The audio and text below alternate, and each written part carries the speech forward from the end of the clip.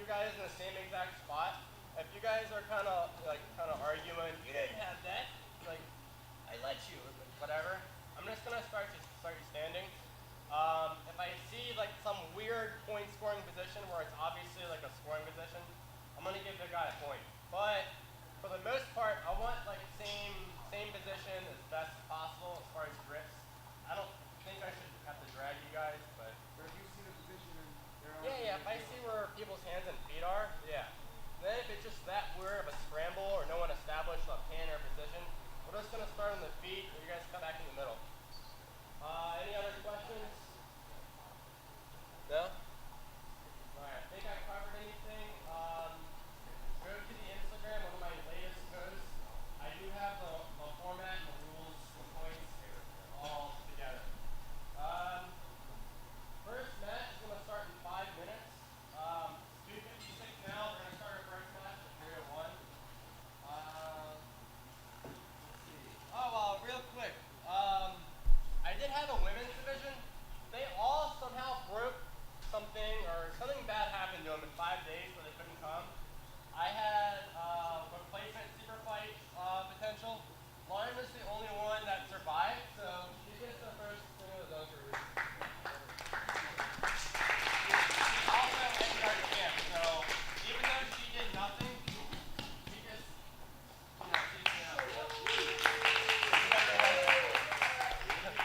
Alright guys, warm up, 5 minutes, we're gonna go.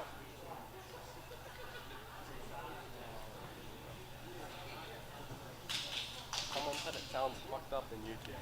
Alright. Yo, Ellis.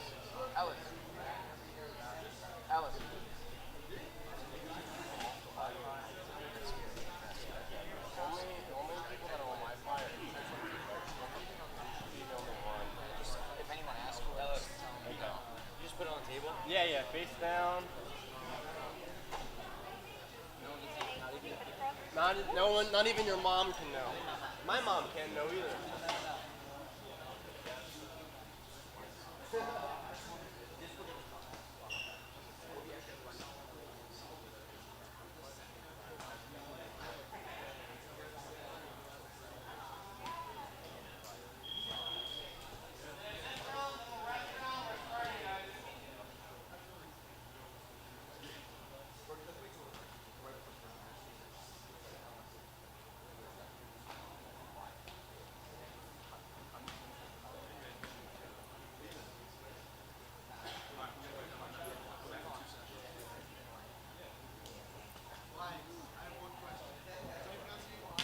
Seriously, guys, no curl off the go. No finger curl off the go. Yeah.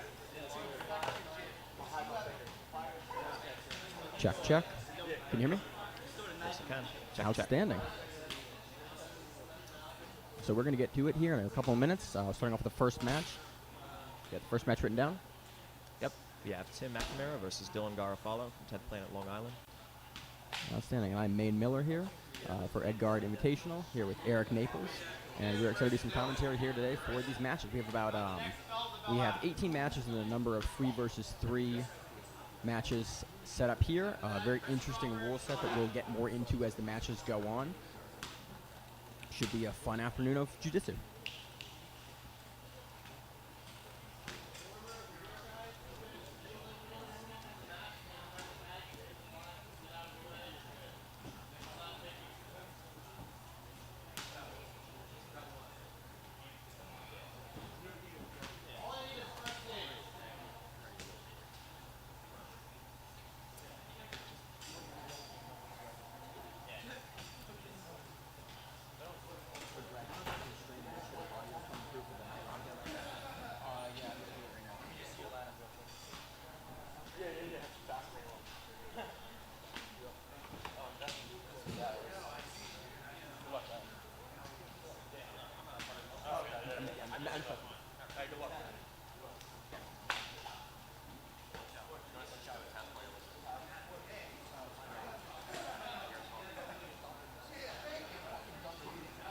Can you hear us, Brad? Everything good?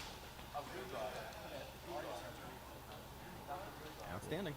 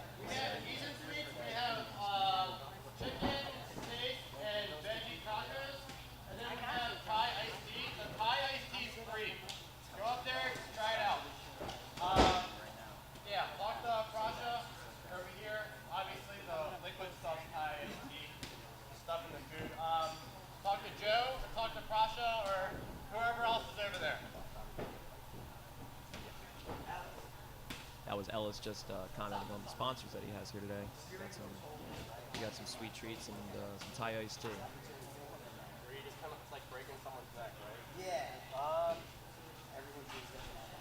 That's fine as far as... You're just not looking for this. Well, yeah. As long as it's not like straight up like prison and you're looking thing. Like, that's fine. Yeah. As long as it's not like... Yeah. As long as like the foot's starting to bend like a taco, it's fine. You don't want like the heel coming up and around. Yeah. Some places don't allow that. Okay, I got 2 of these.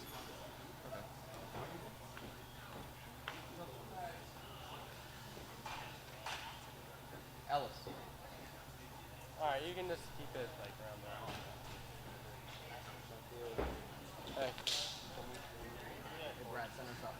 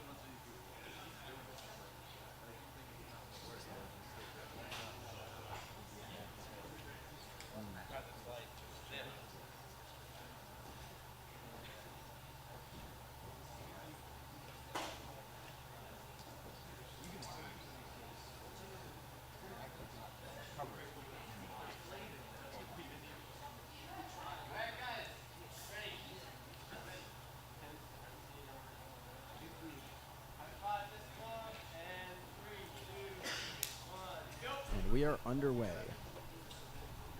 Dylan Garofalo likes to sit.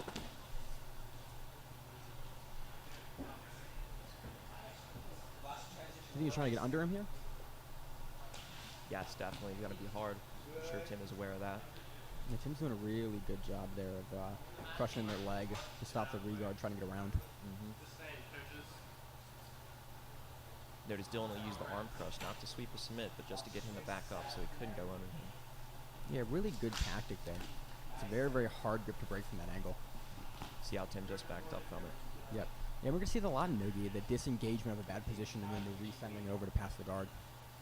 Nice heavy shoulder pressure there, directly over the top. Doing a really good job of stapling that lower leg in order to stop the re-guard and avoid getting the knee line back underneath the body. Nice monkey mount transition right over into a dominant top position. Knees nice and high in the armpits. That's going to really help him out to isolate an arm if he's going to go for either an arm bar or even step over into a triangle here. Absolutely. And that was a great transition. If you would go back and watch what Tim did with his left leg, instead of going around the left side of the guard, put it back through and went in between Dylan's knees to get them out. Very, very slick here. I can't quite see what he's got in the upper body there, but he's moving over to the knee on belly. Now, in the Egg Guard Invitational, there are no points for a knee on belly, so he's using that strictly as a control position here. He's not actually looking to score points off of it. Now, I'm curious to see if he's going to get rescored here as it goes off to the side control and then back into the mount.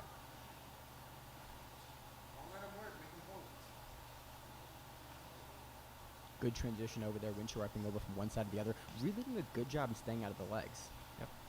And right when you said that, Dylan inverts. Yeah, really good folding himself over in order to get underneath and get out of that bad spot. Watch your arm too, Tim.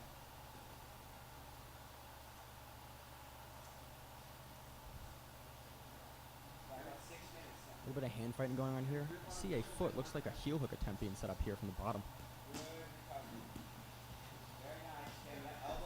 Another clean pass by Tim. Yep, and he has that arm wrapped around. He had that arm wrapped around. I was curious to see who's going to go for an arm there. Nice control. He got his hips nice and wide, really flattening out the shoulders there and eliminating the bridge off of the shoulder blades. Tim's going for a wrist lock. Yep, and that cross side, far side wrist lock. It's actually in our notes here. Tim said that one of his best submissions, or one of his most favorite submissions, are wrist locks. Yeah, from that position, it's a really, really good position. You don't have to give up a lot of control, and you can throw it repeatedly without really needing to adjust your position a ton. Right, it's very low risk.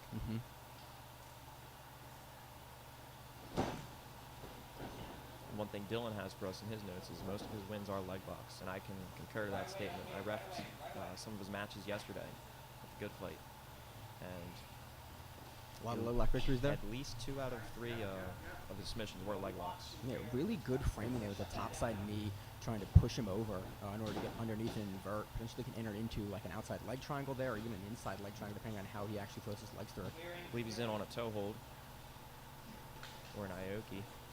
Yep, it was an Aoki. Yeah, the Aoki lock is a little different than the standard Estima lock. We're starting to see it much more in competition recently because that involves that lower foot control. Yeah.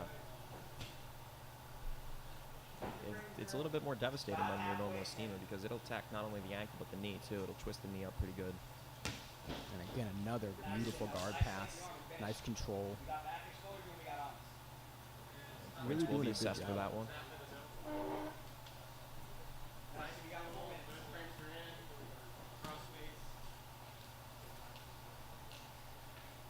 And we're going to reset into the center of the mat.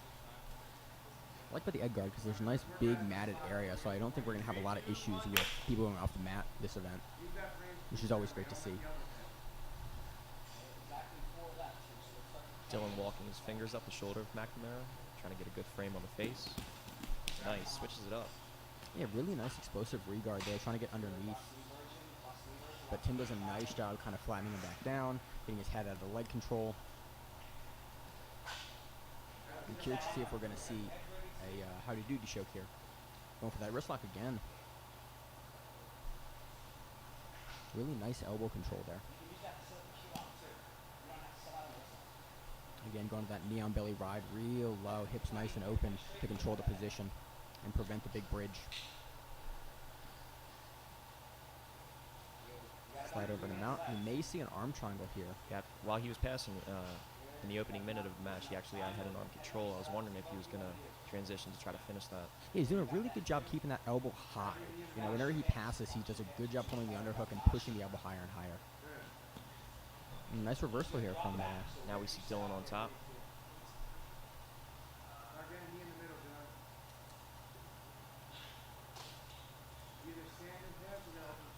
Tim's guard is high right now. Let's see if Dylan can give him the walking down close to the hips. Potentially walk over to a triangle or like a teepee.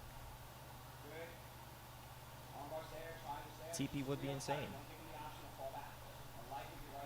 I'm actually ended up blocking up the body triangle here from the bottom and then using it to sweep. I'm always wary of body triangle from closed guard, so I can't imagine there's a whole lot of offense, but It's typically not an offensive position, but doing a great job here of walking over with that arm. Yeah. Going to use it to potentially sweep at the pendulum in the combination of the arm.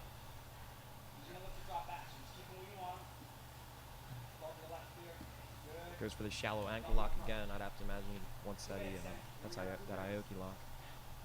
Yeah, it looks like he set it up. That seems to be what he's going to favor. As he inverts, he seems to grab that low ankle on the hip there.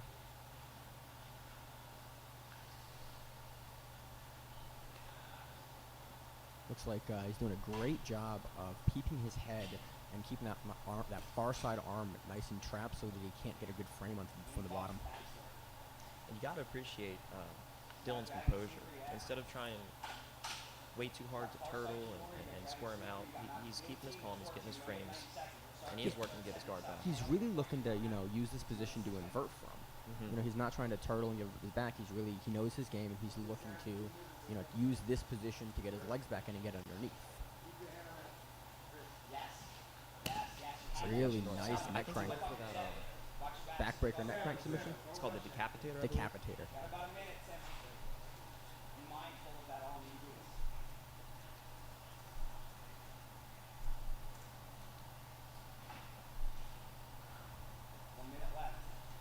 We have a minute left in this match. So we've hit our 7-minute mark. Dylan in a great spot. He can defend this leg entry from Tim. Really nice crossface there. Yeah. Hand all the way under in front of the face and on the far side shoulder. Really good position to crowbar and really change to a nice dominant top position if you want it. Or to go to the back.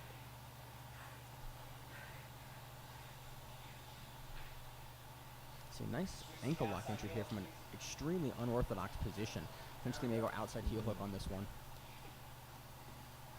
Yep, Dylan's got to look to counter here. Yep. Doing a good job folding under, going underneath. Tim's doing a great job maintaining the pressure.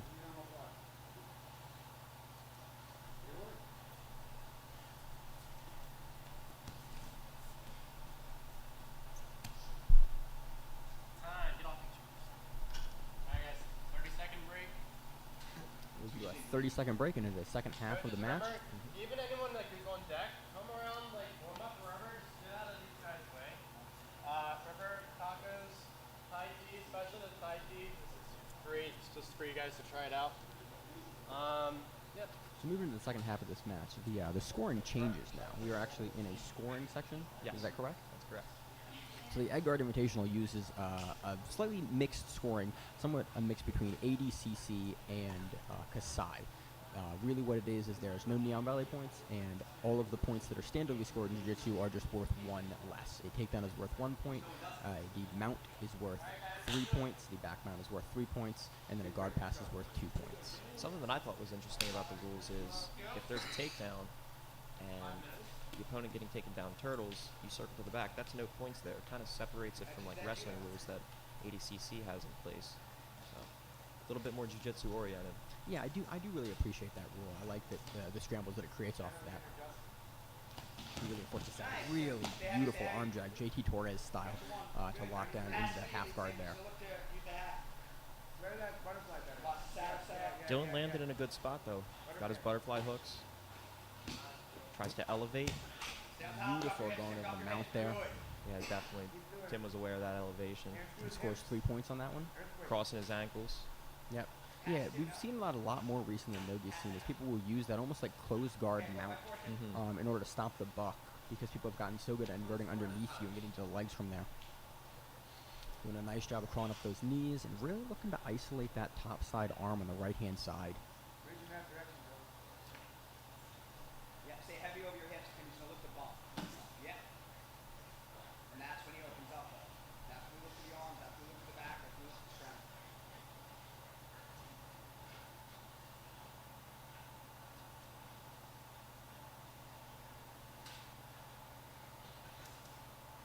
You got north south set up, you got sleeper again. Anything you do it like you do. Yeah. Trying to set up a north-south choke here. Doing a really good job from the bottom and keeping the elbows flared out to try to roll over and get out of the choke. Just tried that reversal again that worked for him in the first period. Yeah, it's such a hard position to hold when someone really decides to swing their hips down like that. Oh yeah. Tim's doing a tactic that I like to use. It's switching from side to side, going from mount, side control, north south, the other side control, to open up the arms. You got to imagine he wants an upper body submission by doing this. Yeah, he's really working really nicely in combination here. Both doing very, very good positional work, but also looking for the sub consistently. You got about 3 minutes left.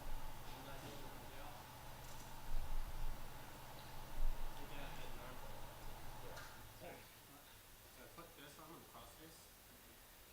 Yeah, there. 3, 2, 1, go. You get past points there. You pass smash. It's like Tim wasn't happy about that reset. Yeah, but he seemed to got the position back that he was looking for. No points you do on belly 10. So mount back. 2.5. Watch. I was just going to say right before he attempted that Dars, people watching at home, don't think that Dylan is just complacent in these positions. This is his style. He's looking to invert, looking to counter like you just saw right there with that Dars attempt. Yeah, Tim did a really good job, though, stepping over into the mount again. He's really controlling the positions well here. I'm curious to see if we'll see him elect to go to the back if Dylan tries to roll out again. Try to time that left knee if you can. If he rolls, you lock up the triangle. You got 2 minutes left. Tim's corner saying to go to the triangle if he has the opportunity. Patience. Drop your head. Your arms. Good. Really good job riding this top mount here. You know what he wants? He's trying to bump into the knee. That's so you can afford a guard next time you get to the side. Nice crossface pressure. He's going to slide off to the knee on belly. Going to elect to go back to the north-south and try to really settle the position and get an arm off the body. So Dylan missed that last opportunity to roll under. Less than 2 minutes, man. Tim closed his elbows, caught him in his place. Yeah. He's doing a great job using that lower hand to crawl up the body from the north-south position and that like low side control. He's grabbing on the back of the kidneys there and really pulling in. It's letting him get his shoulder almost like cross-facing on the lower rib cage. It's a very, very powerful position because you're locked into your opponent's rib cage, so you're able to pull them back down. Here we go. Good reversal from Dylan. See if he starts to go for a Darce here. Yeah, this is what he's been wanting the whole time. See if he can take the back. Good roll He's for gonna the say escape. take the back and get some points back, but he's going for the sub. Let me appreciate that here at the Ed Guard.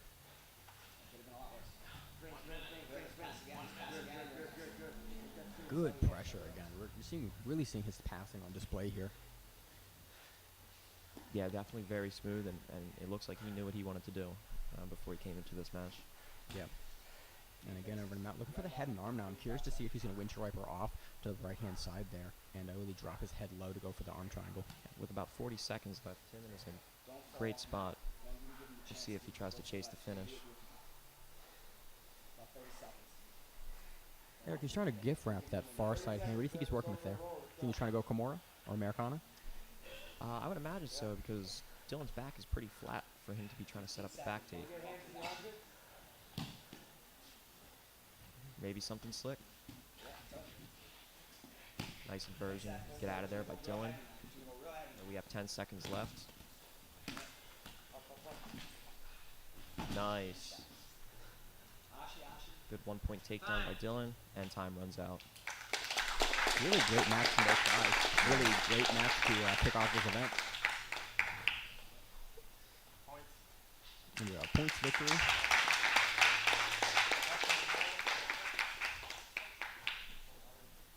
And move on to our next match. Alright, we should have Next Sean match will be Ashley and Chris Crawford. Sean Ashley, Chris Crawford.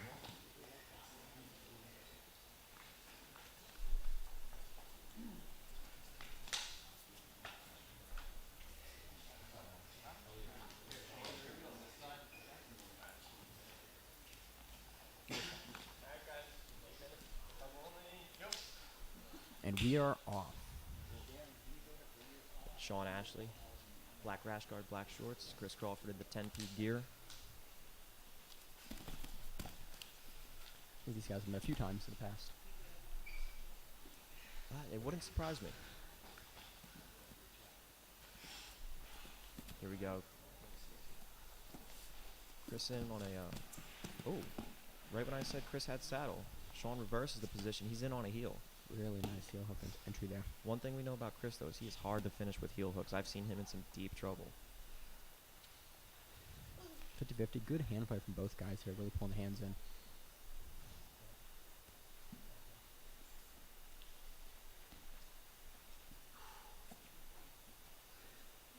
Chris Crawford really started to compete a whole lot more on the East Coast scene.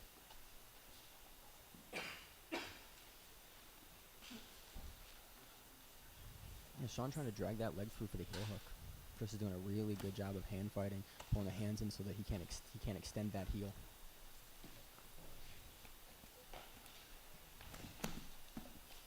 Yeah, Sean has a great bite now, but what's saving him is the is that Chris's knee wasn't really extended. His leg was kind of bent the whole time. It's hard for Sean to get a bridge on that.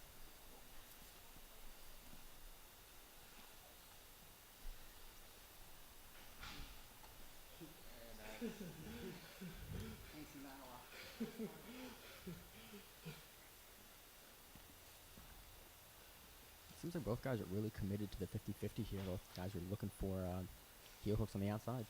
Before the match started, I was actually going to comment that Chris is more than happy to play in 50-50. It's a position that he's very confident in. And they escape the position. And right back into it with a nice daily heel hook inversion up underneath into the outside heel hook position. And moving into a single leg X and then back into 50-50.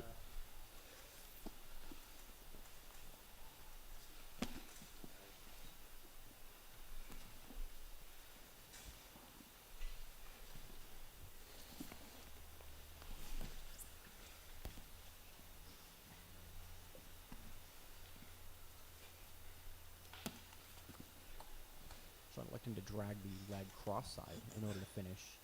Really get the foot off the hip line. Nice foot separation by Sean. He passes it over the outside Ashi. Does that foot on the shoulder position to kind of lock it in place so that you can continue to pull the knee line through with your own hips. Yeah, against a guy like Crawford, you're going to need to have a little bit extra control instead of starting to dig for the heel right away after you get some separation. And Crawford in our heel hook. Very extended. That was a very deep heel hook. And Ash does a really good job getting his heel to the mat and turning into it and relieving some of that pressure. And Ashley on a heel hook of his own. Yep. Really Now deep, it's pushing Sean's away turn. at the hip. Crawford does a really good job getting to his knees and getting up there. Good hand press from both guys.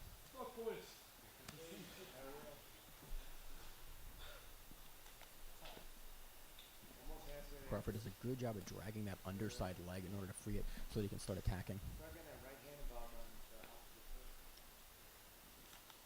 When the legs are body triangled like that, or triangled like that, it's so difficult in order to free the heels. Both guys are doing a really good job of making these entries happen. Sometimes when you triangle the legs, you expose that that free leg toe hold. I don't think these guys want a toe hold finish. They're twisting each other's knees up with these heel hooks. That's what it looks like. Another good entry from Ashley. Yep, he briefly had saddle. Just finds a way out. And we're going to reset. Really, it's a game of who's going to pull first. Yeah, with no points in play, it would be smart to pull. Wow. Really nice. That was a great attempt by Sean Ashley. He was Flying looking for triangle that over the flying guard triangle.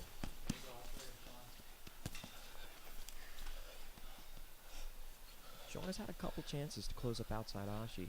He chooses not to. Gotta wonder if he could work in other positions like this X guard right here. Nice. Really nice X guard sweep there. Whenever you guys are ready, high five. Let's go.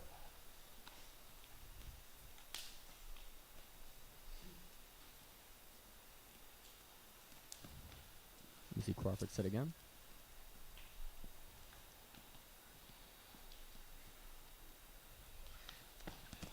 Having trained with Sean, I know that he's very hard to get under when he's in a standing position.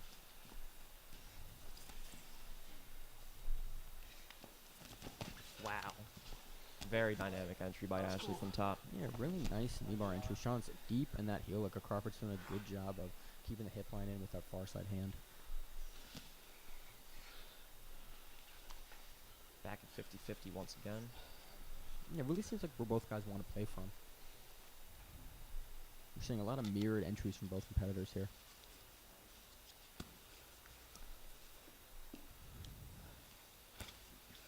You see both guys kind of trading collar ties there on the 50-50.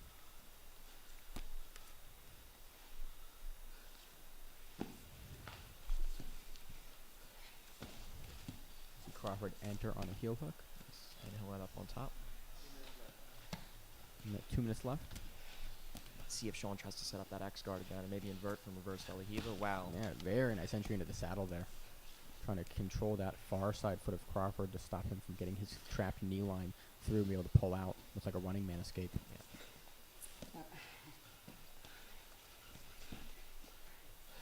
Crawford going on a straight ankle here.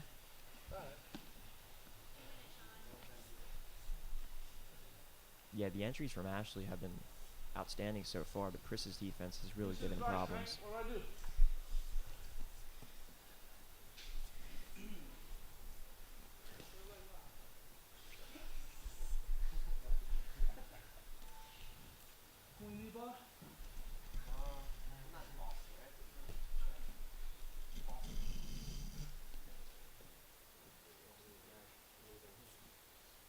In the 50-50 with more handwriting here. Grabbing on the wrist in order to stop the outside pull.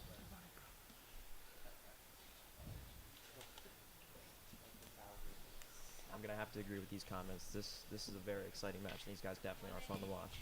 Yeah, both guys are really just putting on the line and trying to play their A game here. Potentially going to see a calf slicer attempt. Nope.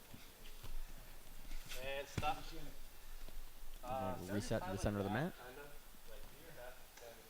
Or just make seated on your side. reset with about 50 seconds left in the no points period.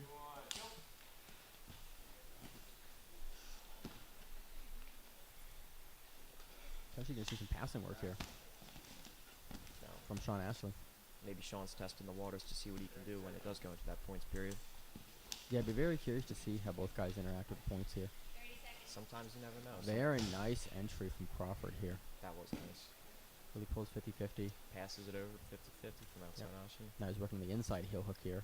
But Ashley's doing a really good job foot fighting, getting that top side leg that doesn't have the knee line control. Yeah, before he on even top. started digging, Sean was already feeding that other leg through. Nice lateral knee bar entry Yeah. from Chris Crawford. Chris had a grip on the toes there. Those can get bad sometimes.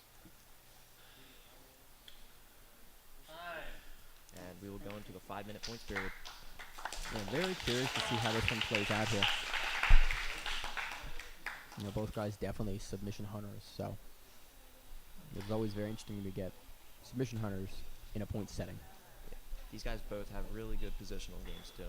Chris Crawford is an MMA fighter, and Sean Ashley has been training forever. So these guys are veterans. They know how the system works. Eric, have these guys met before? These two? Yeah. Have they fought Don't before? believe so. This is actually a match that I wouldn't have thought to make. It was pretty interesting seeing them go against each other now. Definitely. Very, very similar games. You know, but definitely they're both looking for the same thing, but the entries and the way that both guys are entering into the heel hook exchanges here is different, which is nice to see. They definitely have a different style of leg locking. I'm not sure what I would call Sean's leg locking style. It's like a little mix of everything. It's nice, sort of, you know, we're seeing a lot more modern leg lock entries from guys that are not just sticking to one style of entry. They'll kind of pick the style that suits their body type and their personality. Definitely. You could say the same for Chris, too. You'll see him do Imanari rolls. Crazy transitions from saddle, 50-50. And nice. I'm curious to see if we're going to see Sean looking to pass here and really just, you know, put some points on the board before going for his subs. Especially, we have a calf slicer attempt from Chris Crawford on the bottom there. Yeah, that was real for a second. Yeah, but Sean does a really good job of changing the angle to get out of it.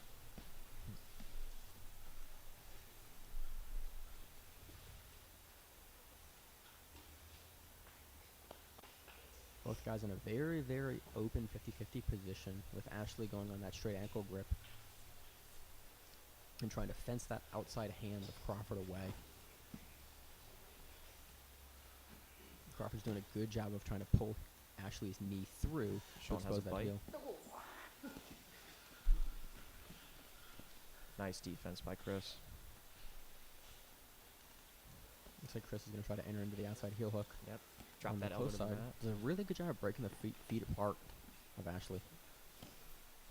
One thing I like is Chris uses the top side, almost like a top side toe hold grip in order to free the feet.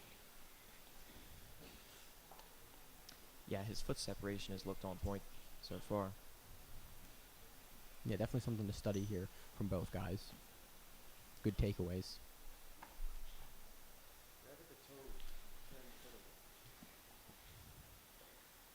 You see here Chris grabs the top of the heel, and he's going to look to slide the foot off of the leg triangle there and enter. I do notice, though, how most of the foot separation happening by Chris is done with one hand. Yeah, that is really interesting. He's not, you know, he's fencing out with the top side hand and then only using the one hand, but he's using that toe control, so he's further down the foot and he gets a little more leverage there. It's a really interesting technique. We have Sean bouncing up a single leg on that cross side there. Interesting position here. Looks like he's got both of Chris's legs trapped. Yeah. Chris is doing a good job of trying to basically stop the control by pulling Sean's outside leg over his body so that Sean can get his hips involved in the two legs that he has trapped. Paper cutter attempt by Chris. Those are very real, even on the free leg. Ashley's going to invert, and then Crawford does a really good job of eating that space up to stop the inversion.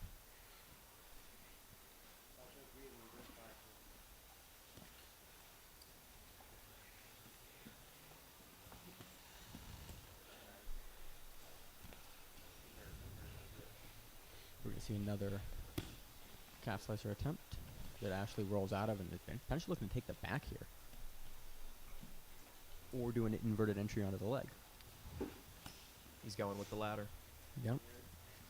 Nice. Great heel slip by Chris right there. Really great work. And then a counterattack by Crawford ends up coming on top. And then we're back into the mirrored 50-50 position. Have any points been assessed for like 50-50 sweeps so far? It doesn't look like Doesn't believe so, because I don't believe either guy has actually settled, been able to fully settle a position in order to score points. And still great work from both guys. And if you're the ref and someone does come up on top for the sweep, it's hard to remember who sat down first. Right.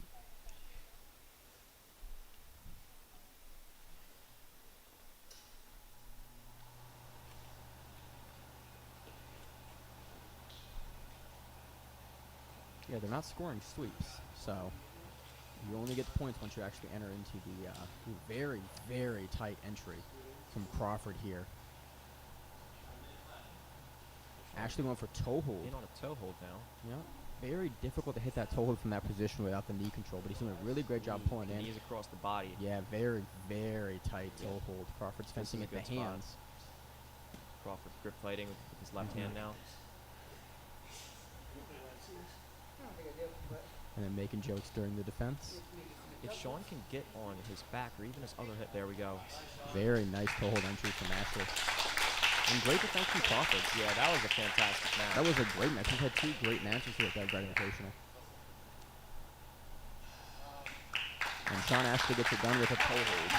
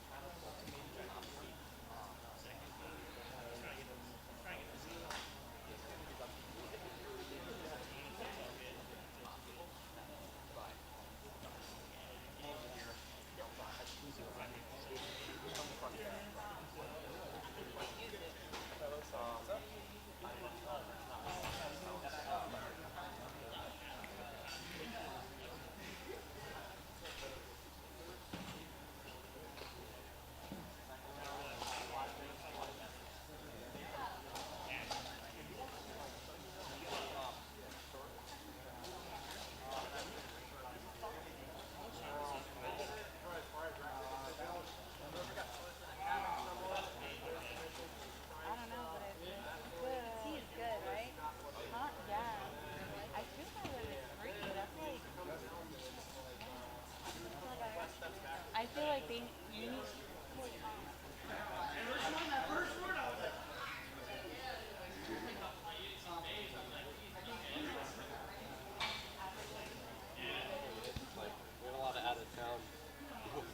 I know, but Yeah. And then it'll be web versus Bancho. yeah.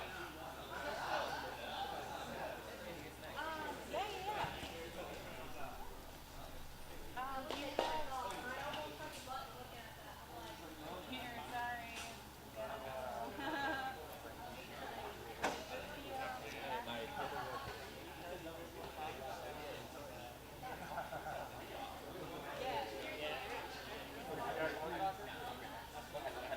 Like a wave or something.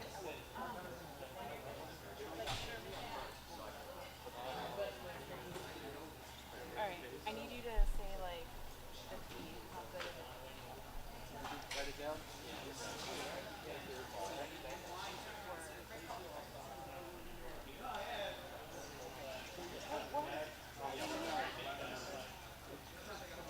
Oh man. Alright.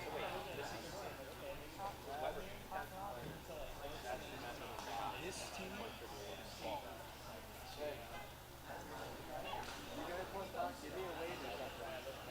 Give me a wave and you guys will see. I'll bring it to you. Right now? Yo, and if you suggestions. Like 160 episodes. I'm worried about crickets. So it's just like, that's like a day. That's like a walk in the park. For like 10 seconds. 10 seconds is We like do it for 3 years, every week. I missed a week. This side? I didn't do it the second one. We're going to do it going forward. Yeah. I was gonna say some chest. Maybe it was a fight. Yeah. Because I thought. You're gonna put people in shit. Yeah. I told him that.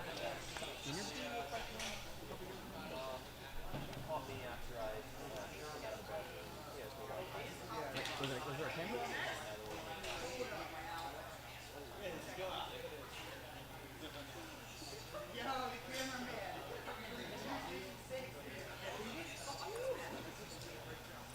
I can't find their. I'm also gonna shout you out on this. On the web.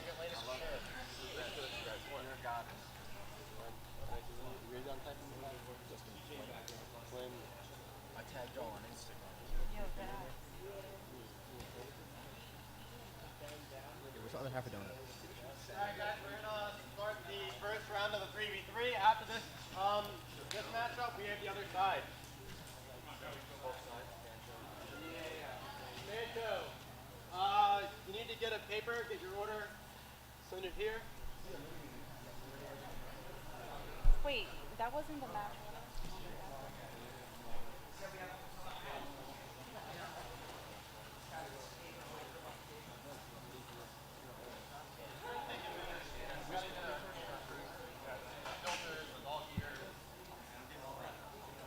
No, they just took it. Alright, no more touching each other. That's a nice question. I'm not sure. Yeah. You have a pen, right?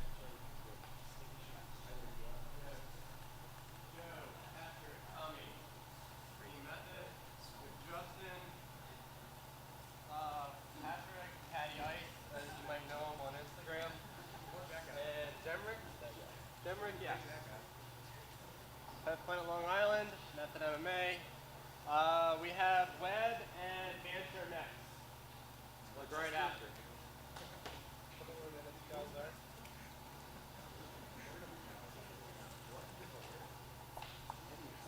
For real though, give me a holler and one talk to me. First and last name. No, same thing. I mean, the first person up is second. No, all on one card. So like, split everyone's name and then like that. We are beginning the first round, first match of our 3v3 tournament. Right now? Alright, how many, 2? Yes, Eric, are you familiar with how this is going to work? I understand that it's a hybrid.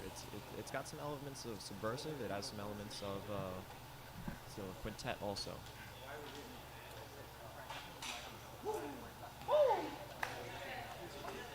Just stop about that. It's in the front of his face.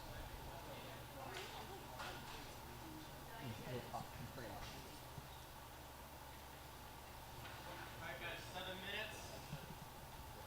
You guys know the rules. You got 7 minutes on the clock for this one. We have Justin Whiteclaw Flynn versus Joe. This beat. Go. 7 minutes. Go, Joe. And take note that every team consists of 1 white belt, 1 blue belt, 1 purple belt, with a combined weight of 515 pounds. Yeah, really aggressive collar ties here. We see a bit of a size difference as well from both guys. Do you happen to have what both guys weighed in at, Eric? No, we don't have the individual weights. Yeah, but just overall, the team has to weigh about 500. Has to weigh under 515 pounds. Great go behind to the back here. Beautiful takedown from DePizzo. Inverted Pyatoshi. He's caught it. Guillotine attempt. Potentially going to roll under. Potentially enter into a knee bar from the bottom there. Really great control. DePizzo in on a knee bar. That's straight. Yep. Great job escaping the knee bar there. That was very, very deep. Yeah, it was. Looks like a Potentially going on straight ankle, and he gets him. great stuff by DePizzo. He kept chaining those submissions together. Fought out of the guillotine, and from there it was just leg lock after leg lock. Yeah, really great work, really quick. 1 minute rest, and we're going to go again.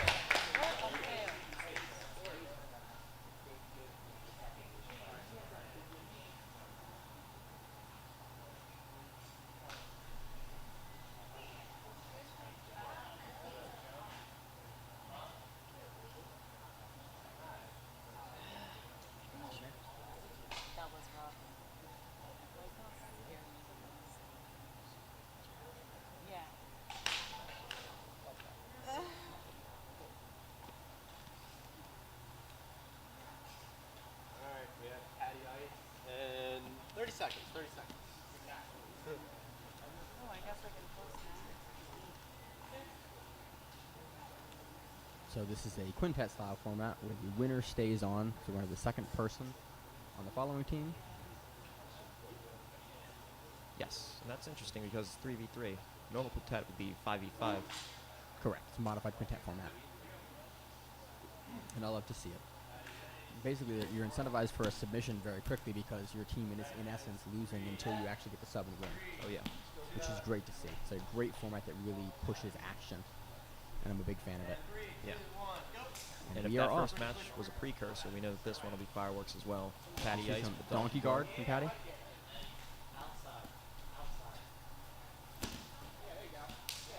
Pizzo passes with Patty's in on a leg. Really nice. Patty's looking to invert and take the leg. Goes to the outside position. Enters into the heel hook. Attacking the secondary leg. Now that leg is extremely hard to get because you don't have knee line control, although there are a couple of submissions that you can get in free space. Just overall, folks will typically opt to take that initially to force a defense and then go to the trapped leg, especially from this inside leg triangle position. Right, we saw him go for an Aoki right there, but Yep. Joe's leg was past the midline of his body. And it looks like Joe is going to... No, he's back in saddle. Yep. He's doing a good job here fighting the hands. But Patty is looking to invert into that heel hook while Joe's looking to push on the butt and push out and clear the knee line. Go back to feet. Shangoli is calling for donkey guard again from Ice. Another entry typically seen to enter into a toe hold or into a leg triangle position. He thought about it.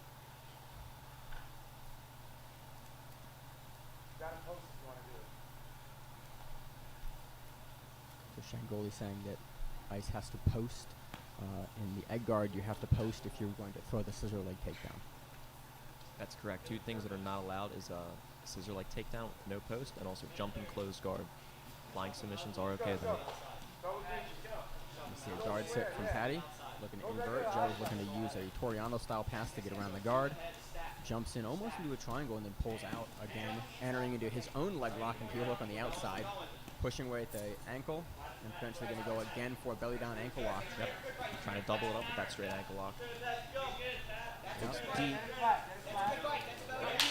Gets the tap, belly down ankle lock once again. Joe gets it done 2 matches in a row by ankle lock. Yeah, good stuff from Joe. He fought out of some pretty tough positions that Shigoli had him in. And now he has a 1-minute break. And then we are on to the next match. So we're in the third member of Team Shangoli. It's looking good. It's just the last part, like when he goes racing. Is this the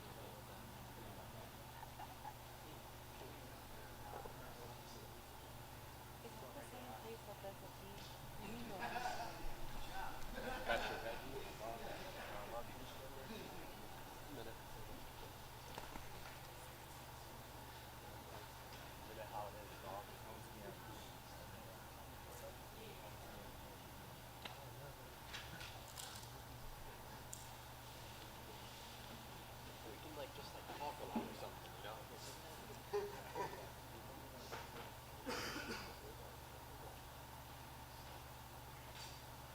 Joe DePizzo staying in all 3 rounds this first round. Yeah, this is 3v3. potentially rounds are going to get harder and harder because you get a little more tired. You know, your defense isn't quite as fresh as it was in your first match or even in your second match. Very Going against true. a fresh opponent, it's extremely hard, you know, to go through 2 and 3 guys in a row, especially when they've had rest and you have not had any rest. It's one of the things that really makes this team battle format so exciting. It adds a whole lot of X factors to how the matches play out. Very similar size between the 2.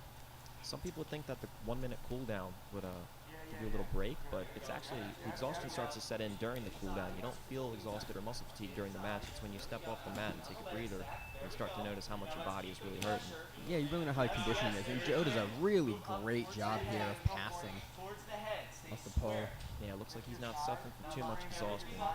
No, really nice shoulders to the mat. He's really keeping Jason's shoulders nice and flat to the mat. He's trying to push up his far side arm, potentially going to go arm triangle here or into the north-south off of that. Yep, right down in the north-south position. He's going to slide low. I cannot see what he's doing with his outside hands, but it looks extremely tight for Jason. They're connected. He can walk backwards and be able to steer this finish. He gives up on it. Yeah. You see a nice guillotine entry from Jason. Yeah, Emmerich came up on top very nicely after fighting his way out of that.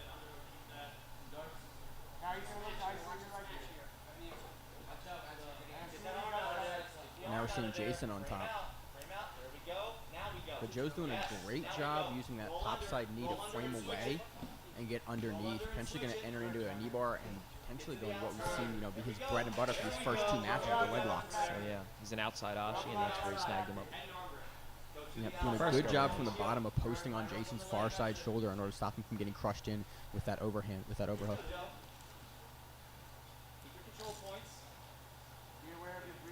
So Emmerich stacked the first leg lock attempt. Let's see if he looks for some passing or maybe even sits back on a leg of his own.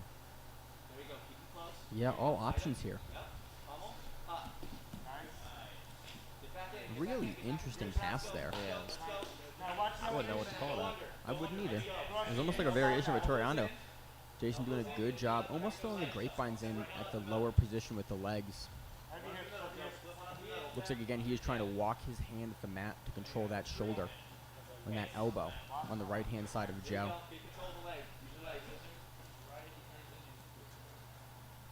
Potentially going to slide that under here and look for a Darce. Have a cross-side Kimura. Going to actually into the crucifix now. This is going to be extremely difficult for Joe to defend if Jason is able to roll him over. If Joe is unable to pop his head out of here. Actually going to crucifix now. Yeah, real crucifix position. This is going to be very tough for Joe to work out of this. Jason's doing a really good job of keeping his head nice and high. Gets it done. I'm guessing rear naked choke is a little difficult to see from our side. I couldn't tell if it was the one-handed choke or if it was the arm lock. Emmerich gets the submission, takes Joe DiPizzo out. So we move on to the second member of Team Method. Now we know that Andrew Ruff is injured. He's in our notes, but he's not competing today.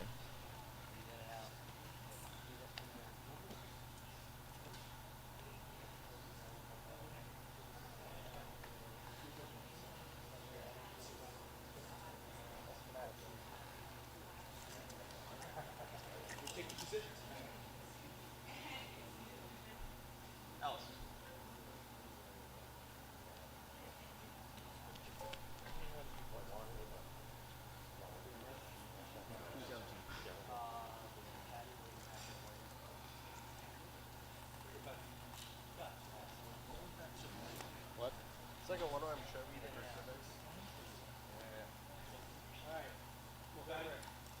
Yeah, so we just got confirmation that that was a one-arm choke, not the arm lock, the crucifix position for Emmerich.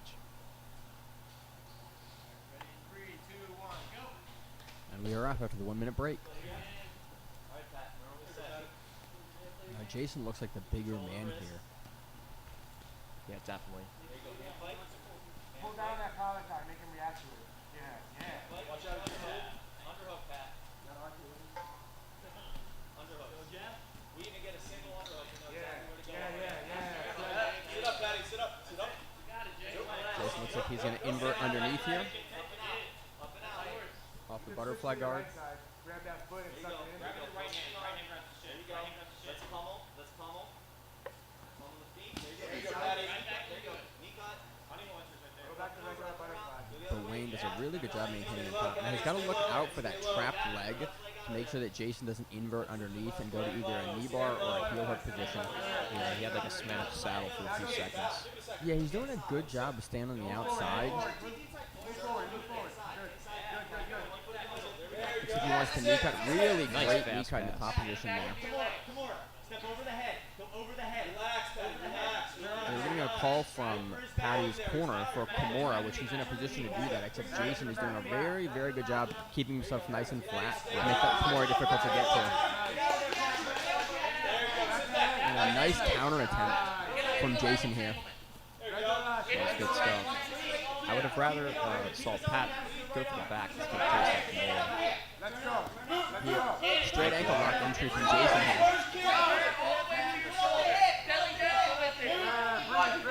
And he gets it done. Jason Emmerich makes it 2 in a row.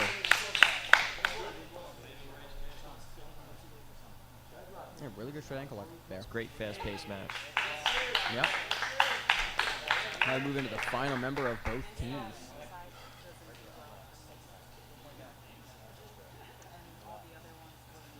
And we're going to have Jason versus Tommy Hortonfield I'll let you after a brief 1-minute break. know. No, it's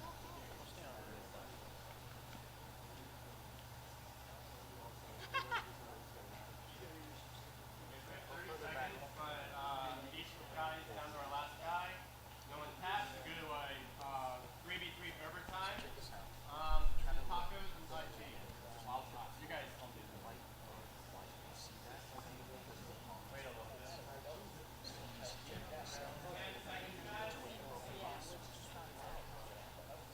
We are back on in 10 seconds here.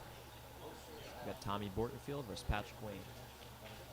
That guy's time. Or no, I'm sorry. Tommy Bortonfield versus Jason Emmerich. He's looking to make it 3 wins in a row for 10 Planet.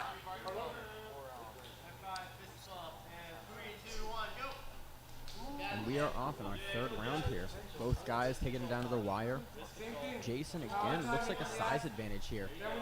And you see he has a very aggressive style in the pole here. Looks to enter into a butterfly guard. Using a nice collar tie there. Jason's going to go Straight again ankle. quickly on that straight ankle lock. Goes belly down, slips out of it. This time. Yep, and Tommy's looking to enter into his own leg lock here. But Jason has the overhook on that leg, and again, going to go belly down, straight ankle. Tommy's trying to fight the hand, but it's going to be very difficult in that position with that style of defense to get out. Ooh. Frames on the face with his foot so he can get the extension. And Tommy's out.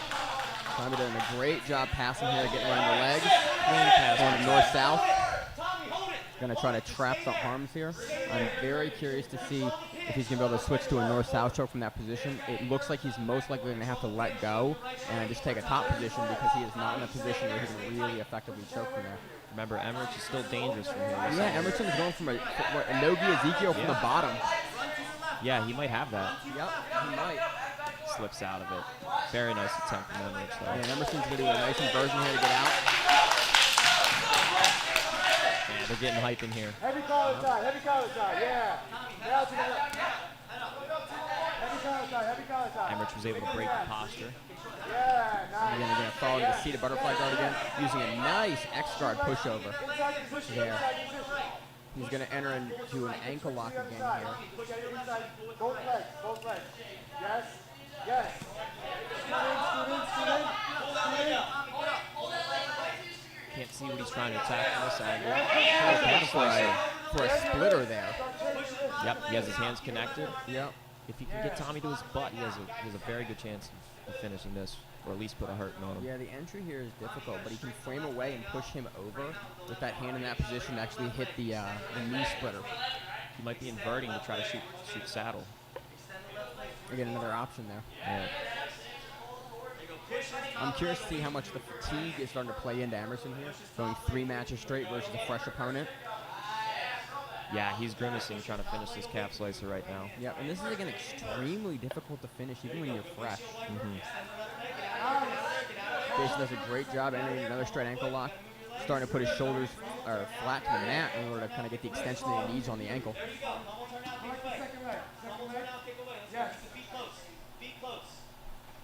Emmerich's coach is calling for control of the second leg. Yep. We have a interesting leg entanglement here from the top. Yeah, Looks like a it's like a smash cap slicer. Yep. There we go. Tommy creates space and disengages. Now he's back in his guard.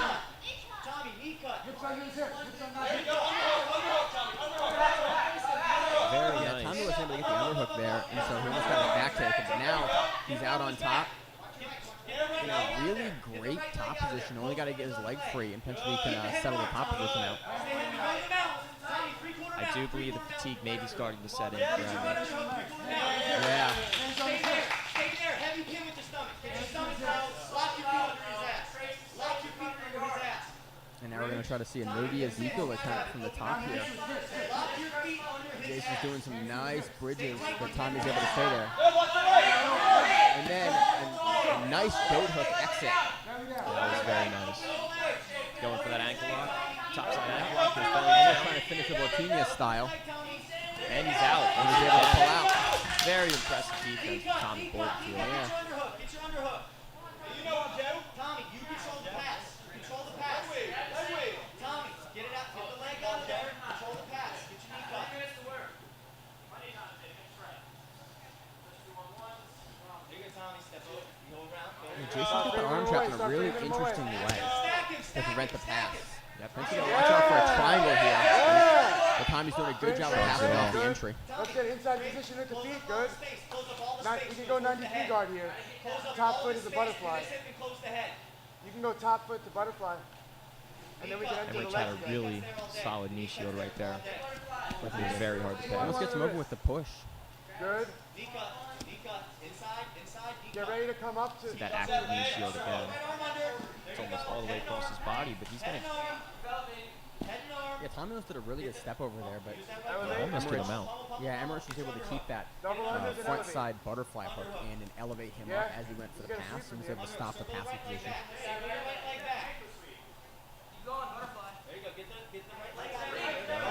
Let's go. One more. Almost in the mouth. Loses it. He's right back in You got plenty of that time. half guard where he Yeah, started. there we go. Straight ankle. Straight Emmerich has ankle. a Really reach nice now. entry of Jason again. You can sit up inside the doctor. Yeah, second leg. Stand up and get your foot out. Push with the right, pull with the left. Disengage the feet. Grab the Go second past the leg. guard. You got 130. Let's go, Tommy. Tommy, you got this. Stand up and knee cut. Knee cut. And we have about 1 minute and 20 seconds left. Yep. Knee cut to your right with an underhook. Tommy's corner's calling for the knee cut and pass. Get the head out of there.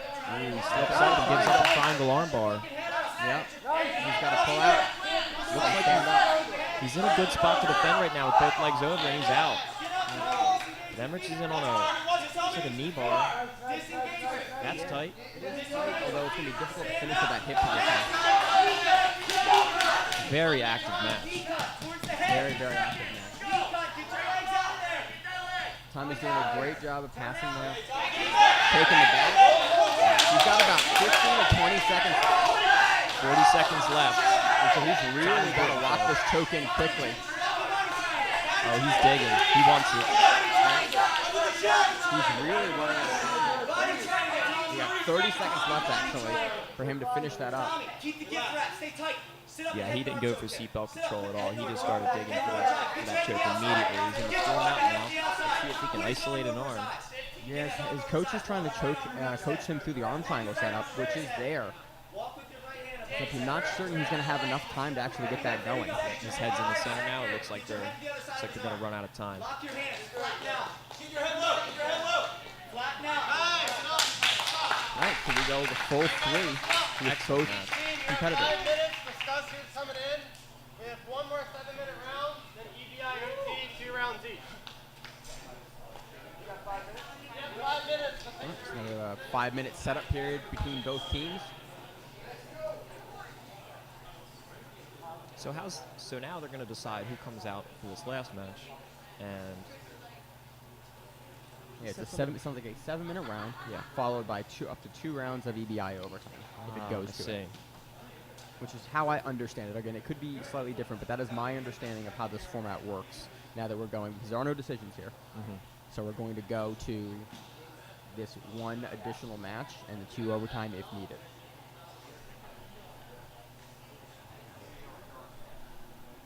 Someone told me to stop walking in front of the camera because they can't see. Okay, I will.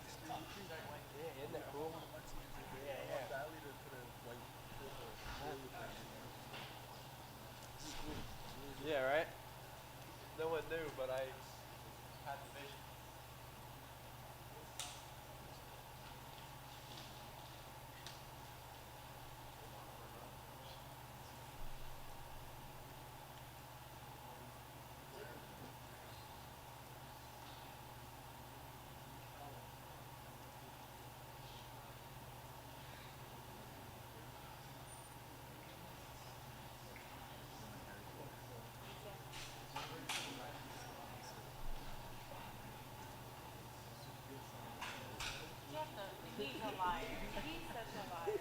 Like, he's such a liar.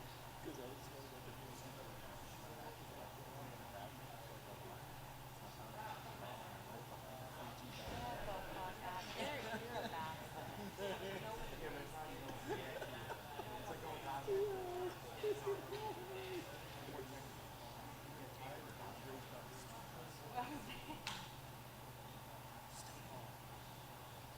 Okay, guys, if you like the production of your live stream, please follow Brad. Oh, it's backwards. I'll post it. Follow Brad L. Bar. The Bar. That's all it is. Brad L. Bar. Please find him on Facebook, YouTube, Instagram. He will produce your shit.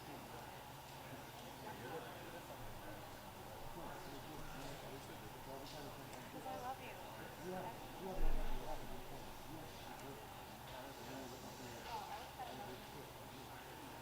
I don't like it. No, absolutely. Someone?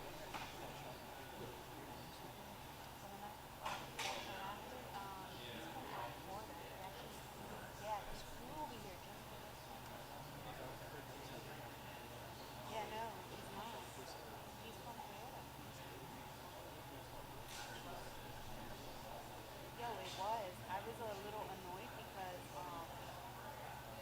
my camera was dying, so I was like, fuck, I want to get everything.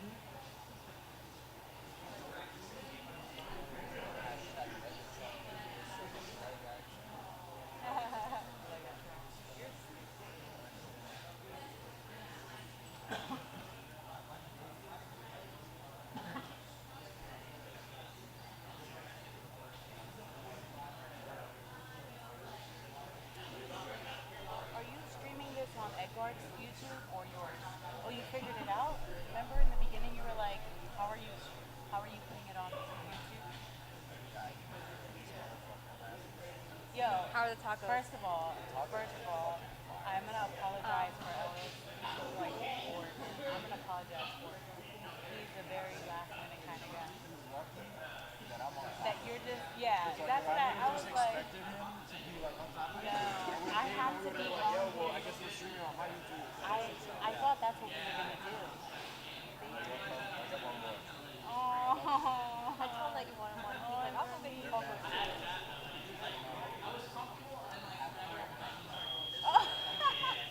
They're good, right? I went over there and I was like, I'll take them. And they were like, oh, you're the first customer. And I was like, so good. The campers are busy. By the way, great Brad was goodness. able to Yo. get this off stream. So, I learned if you're not watching, watch now on Edgard. I don't even know what it is, but it's in the bio. And, you know, If you need her to buy it, so the proceeds from the shirt go to her. So every time I wear it, I'm like, $5. Alright. Can you put this down next to Brad's water?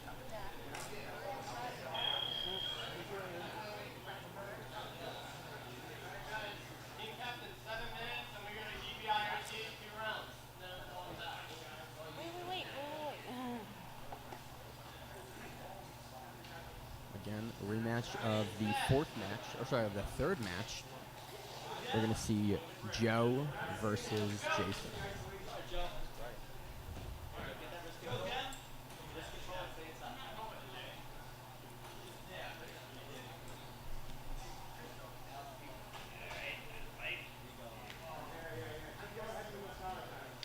Commentators in. Both guys have now had 3 matches. 2 submissions for each guy.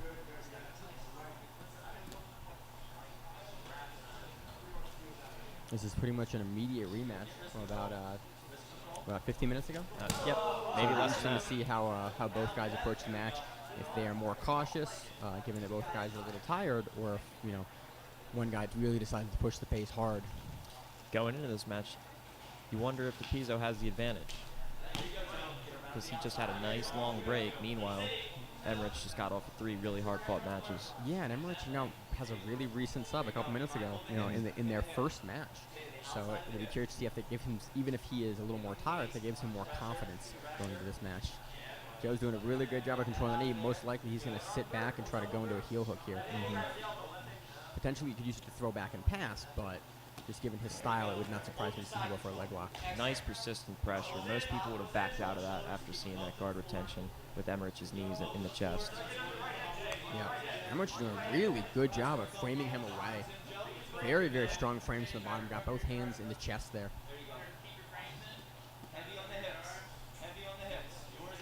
Joe's going to a Darce. Very, very nice Darce entry that ends up into the north-south position. With both arms trapped, potentially could go Kimura here. Or he could just decide to go back to the top side control.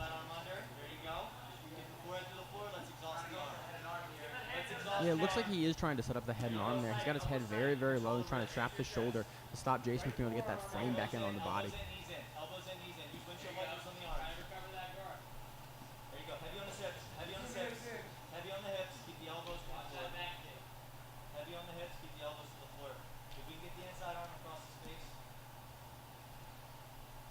He's doing a good job staying hip to hip to be able to follow Jason when Jason removes his top hip. Everybody plays their top side control a little bit differently, and I noticed that Joe kind of splays his legs out and puts the pressure coming from his toes from the mat. Yeah, he really likes to drive in and force guys onto their side a little bit. We also see him, he tends to wrap his lower side hip arm underneath the body a lot in order to pull in and basically continue to frame the person over into the mat. He's trying to isolate the arm by putting his right knee over it. He looks like he's going to go Kimura here or back take. He has Yeah. a very, very strong Kimura grip here.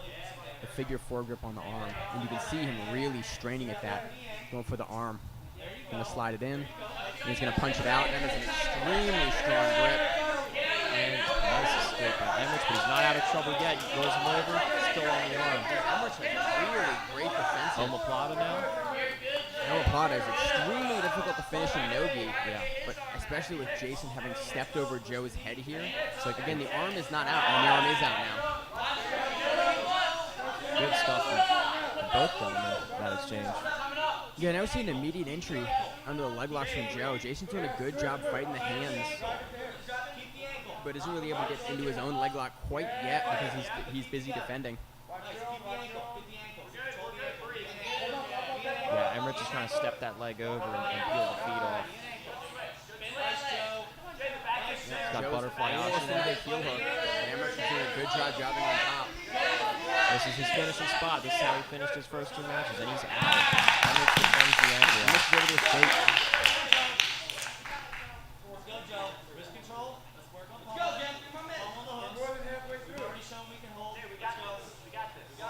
Really exciting match for both guys here. Yeah, we have about 3 minutes left. Clean pass. Very interesting pass there. And again, we're going to go back into the back mount. See, this is where I thought he was going to go with that Kimura the first time around. Yeah, the control was good, but he was a little high the first time, so now with his shoulders being a little lower, he's able to get on the back. Not able to lock up the body triangle yet here, but I'm curious to see if he's going to start to pummel that choke. Emmerich is doing a good job forcing his back flat to the mat. Having him out here. Yep, potentially has the head and arm there, like he was working on earlier, trying to fatigue the arm with his head, keeping that shoulder nice and high to make Jason forced to kind of defend that and pull the arm in consistently. Especially with Jason having had 4 matches, and 4 recent matches, fatigue could definitely be playing a factor here. Again, Joe has also had 3 matches, and this is his 4th match going into this matchup. Regardless of the outcome, Jason Emmerich has definitely put on a great performance thus far. I really think both guys have, for sure. We're seeing some really great top pressure work from him. Joe is really trying to force Jason's back again, but Jason is doing a very good job keeping the back flat to the mat. Again, we see Joe on that Kimura again. He's in on that. Same armbar position. Gotta separate the hands. Joe needs to go higher up, yeah, like on the wrist, like he just did there. Now that arm is free, but he's attacking the other arm. Yeah, he's trying to keep the grip broken, so when he goes to the arm, it's more difficult for Jason to defend. He's got a lot of time here. He has about 1 minute and 20 seconds left to finish this. Yeah, and this is a very difficult position. Now, Joe's done a really great job of locking his shoulder when he gets there. Joe DiPizzo gets the win for Method MMA in the first round of the 3v3 tournament. Very, very fun match. Both guys really brought it. And this was an outstanding match to watch. I'm happy we got to see two of them. Sick first round for the 3v3. So both guys are now 1-1 on the day against each other. Yeah. All right, let's do 3-minute rest, and we're going to have the other round of the 3v3. All right, brief intermission, and we're coming back with Team Webb versus Bancho MMA. We have our second round, guys.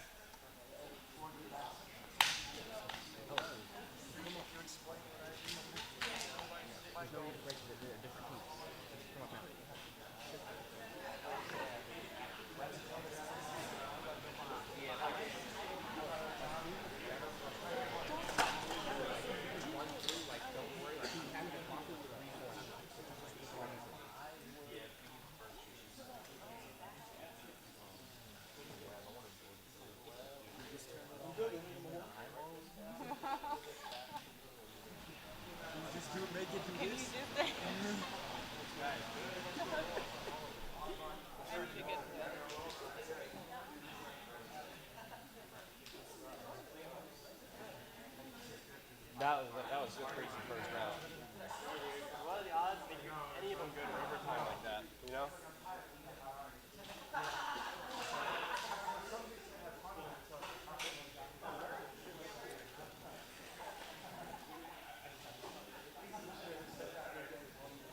You guys have everything down?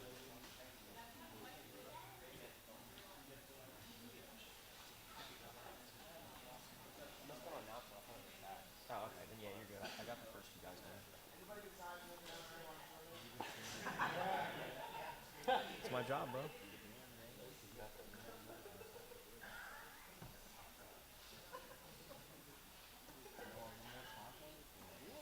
I go get one before?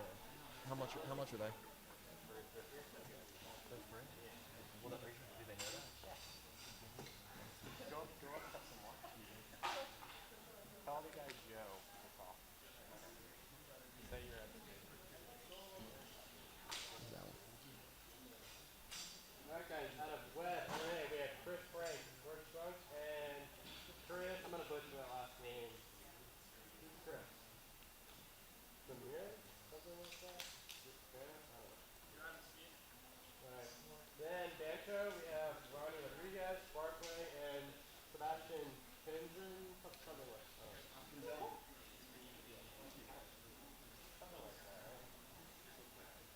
Alright, so we have Ronnie and Chris.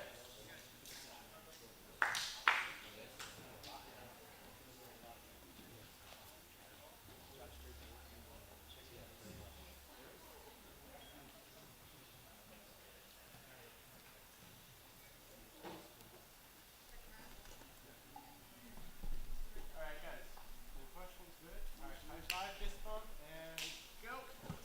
Moving to the second round here immediately with a blast double off the bat.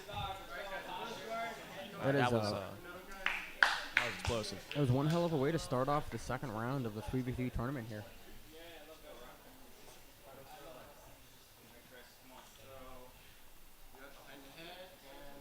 So you have Team Bancho MMA versus Team Webb.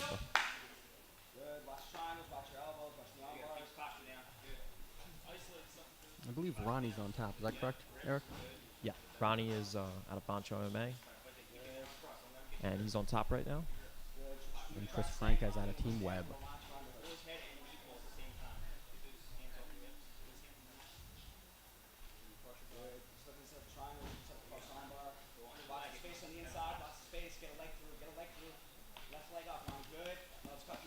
See Ronnie's try to pass out here. Looking for actually like a palm-to-palm Darce grip here.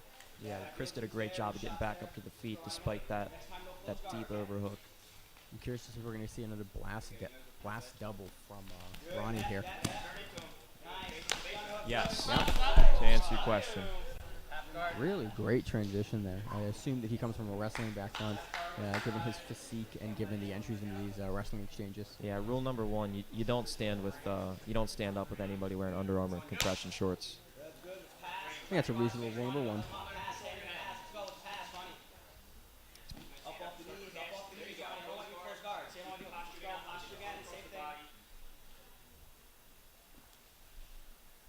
I'm curious to see what we're going to see Chris do from this close guard position. Doing a really good job keeping the posture down of Ronnie. Really trying to drag him down at the elbows. I noticed that he's switching up from wrist control to elbows. Yeah. Definitely going to see Ronnie enter into a leg there, the way that he basketed the leg. Potentially go to a nice front headlock here. Yeah, he tried to get up the same way he did the first time, but this time Ronnie recognized it. I think we're going to see an arm-in guillotine or a guillotine setup here. I can't exactly see where the hands are being pummeled, but very, very aggressive chest-to-back pressure from Remember, Ronnie he was here. looking for the Darce the first time, so could possibly favor that Darce. Yeah, it looks like he likes to lock his hands together and go for this. There we go.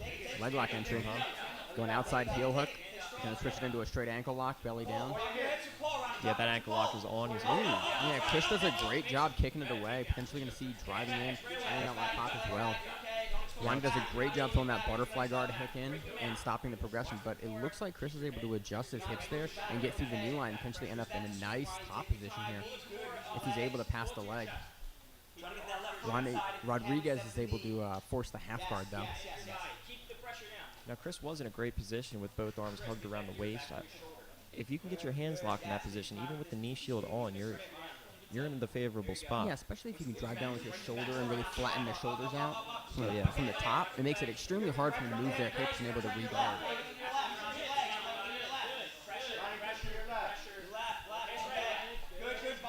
And you see a double ankle sweep from Rodriguez. I'm curious to see why Frank decided to come in so heavy with the hips forward like that. Chris tries to press forward once again. Controlling the posture very well with two hands.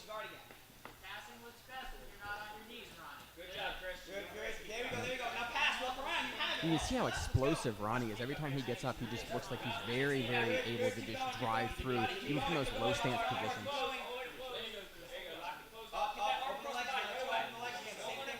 Now back into close guard. Yeah, we've seen Chris in the closed guard position a lot. Yeah, it seems like he definitely wants to favor that position, which again, versus a very explosive wrestler, is potentially a very, very good position. You eliminate some of the dynamism of the passing, if that's a problem, and you're able to lock them down, potentially look to actually work from the closed guard, which is a lot less dynamic of a position. Thanks, buddy. Ronnie, guard's open. Stand up. Grab both legs. Stand up, Ronnie. Guard's open. Don't worry about that. We know Brad wanted the veggie tacos, but I couldn't tell you which one is which. Very nice guillotine entry from Rodriguez here. Rolling over into the mount. Hands are locked. And he elects to let go of the head control, but still has an extremely high mount. There's an arm being isolated. His arm is trapped right now? Ooh, arm is not trapped right now. Eventually he can end up in a triangle here. Nice. Great job defending that triangle.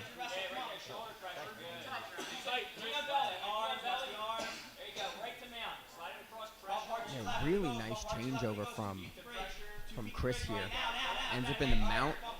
He's got a nice low mount. He's trying to open up Rodriguez's legs a little bit in order to stop him from being able to bridge as aggressively as he wants to.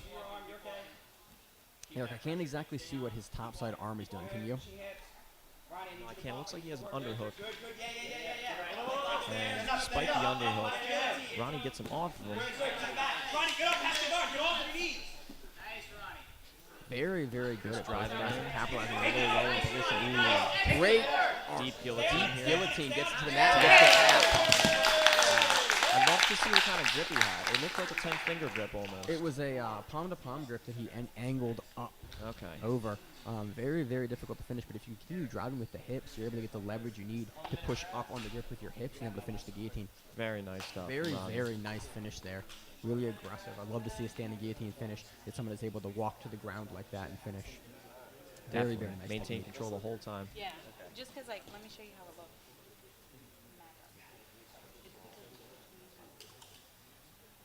I trust.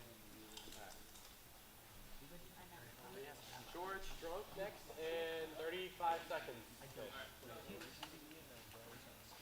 He's healing them for me. How do you know which one's better? You gotta look at it, and then you gotta taste it. You got heat.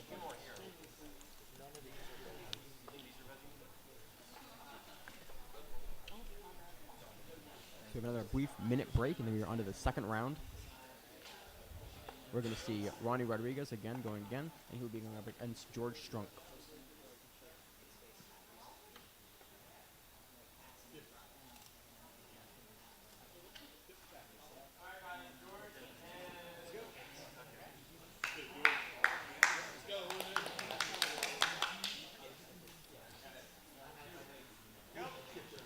And we are off. Second round of the 3v3.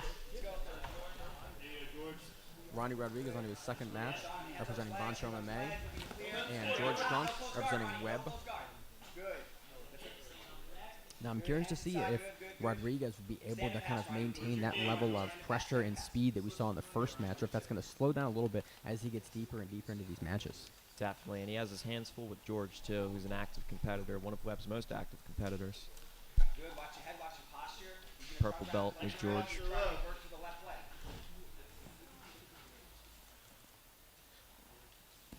Looks like he's trying to enter underneath Rodriguez. Potentially going to enter into a leg lock in that position. Yeah, you see he wants that left butterfly hook, too, with that half guard. Yeah. George doing a good job of framing on the outside shoulder to get underneath and not letting Rodriguez get nice and close to him. George is trying to shoot saddle. Yep. It's a little smashed right now. Let's see if he can get him on the other hip. Nope. Rodriguez has done a really good job maintaining that balance there, not getting taken over. Really trying to back out of the exchange, but not back out of the exchange in order to get taken over. Very good first stage defense from Ronnie. Yeah.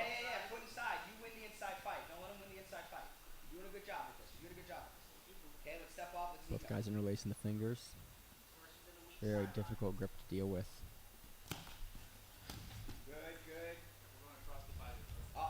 George is definitely trying to shoot that left side saddle position. Right hand in front of his knee. Your right arm in front Really of his trying to do entry. You see Craig Jones do a lot where you loop underneath the cross-side leg and kick them over, and then you're able to enter as they're taken over. Now, given Rodriguez's hips here, I'm curious to see how effective that's going to be, because he seems to be able to settle his hips very, very well and get low in order to stop the inversion. Yeah, it will not be easy by any means. Unless he can catch Ronnie maybe standing up straight on both feet, walking around like he is now. I believe that would be George's best shot at getting in deep on a leg. Yeah, we're seeing Ronnie very active with the hand fight as soon as George starts to enter. Good. Same thing. Don't hang out here, though. Up and pass. You can reset on your knees, but then let's stand and pass. Do that new passing Yeah, Ronnie's doing a good job here, entering into his own leg lock. So here we go. Yeah, Ronnie's sat down. You really want to play with Strunk.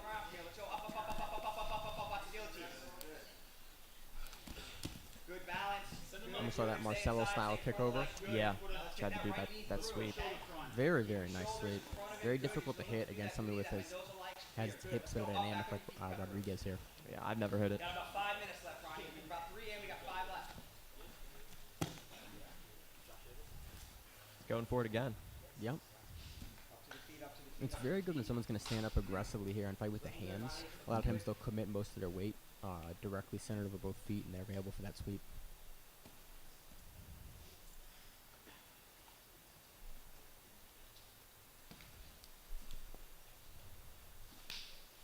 Clearing. Turn your right. Clear the portal. George doing a good job entering on that ankle lock. Yep. He's in a seated ledge position. Yep. Landing on that ankle. Yeah, if I'm George, I would definitely hold on to that ankle lock grip. Yep. Is he in a bear trap now? Yeah, he is. Yeah. Very, very difficult leg position to escape here because your leg is forced behind you now. Ronnie George made the can come up and take mistake. the back. Ronnie made the mistake of putting his arm over George's head. So now George has a look at the back now if this doesn't work. Yeah, and you can still get the position there. And he takes the sweep. Knees in. George has to walk over that hook of Ronnie. And I'm curious to see if Ronnie will attack up. Very nice guillotine entry from Strunk here. Oh, he's feeling that. Yeah. Gets out. Good scramble. Yeah, nice defense from Ronnie, but that was definitely the most offensive point of the match for George. Very nice transitions. Yeah, 2 really deep attempts there. Once on the choke And then on the bear trap there, Yeah. back take. We have about 2.5 minutes left. Yep. George is doing a really good job every time Rodriguez starts to knee cut. Looks like we have an incidental eye poke there. You pick. And we are back at it. Hand-to-hand grip.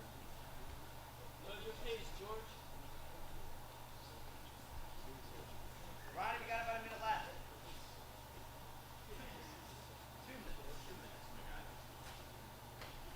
From your feet, Ronnie. Sorry, we got 2 minutes left. From your feet, Ronnie. From your feet, Ronnie. Good. Good. Keep clearing that. Good. Keep clearing that. Up, up, up, up. Watch the jump. A nice entry from Rodriguez here, going belly down on the ankle lock. Gonna roll through. Strunk is doing a great job standing up here. Potentially to enter into his own leg lock position here. He's gonna re-drag the leg and go back. But Ronnie's doing a great job framing away Strunk from the bottom here, and able to maintain that leg grip. Ronnie, get up if it's not in. Get up if it's not in. Okay, good. That's how we're gonna do this then. Attack the leg, pass the guard. Attack the leg, pass the guard. 90 seconds, bro. Let's go. Work some. So now we see Ronnie up on top, this knee shield position. But George has been looking for that butterfly hook from half guard. Yeah, we've seen that really most of the match. This is sort of the dynamic that's played out. Watch your arms. Watch your arms. And I believe potentially we may see a double elimination here. Worry about the off bounce. You gotta Very possible. Yeah, we have 1 more minute left in the match.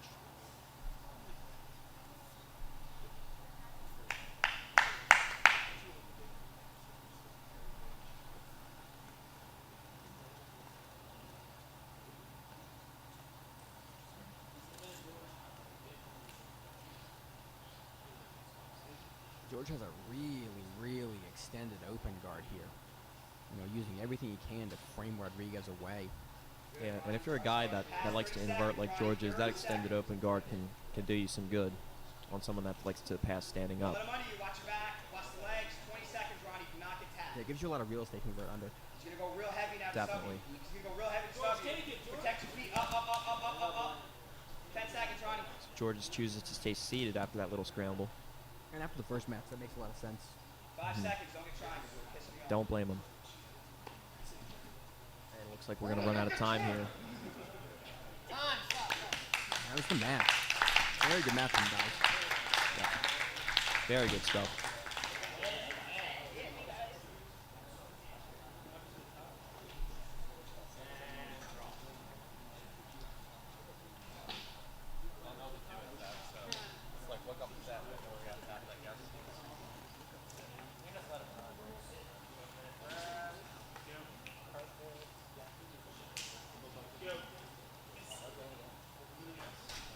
So when is the intermission, like the long one?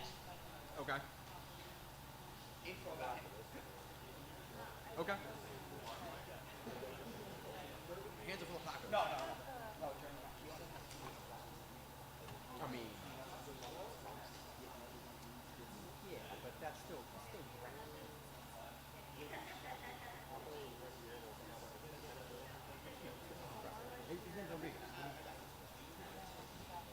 Oh, I see.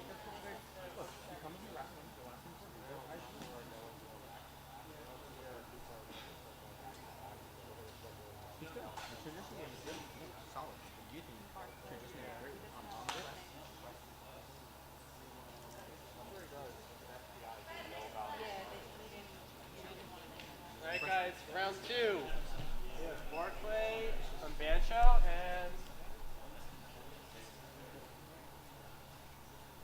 Chris. Any questions, guys? Alright guys, high five, fist bump. Go. You first, Barkley, don't wait. I'm moving in to the second round, or sorry, the third round of the 3-on-3. Lift his feet up, start fast. There you go. Right to it, Chris. Watch your legs, keep them safe, keep going right into it. Back step back, Barkley. Watch your back, Barkley. Watch your back. Right to the back. Good. Get that foot back inside. Good. Good. Take your time. There you go. Good. Stay on top. Nice, Chris. Good. You gotta get your left foot on the hip, Barkley. Come up. No, that's fine. That's fine where it is. Your left foot.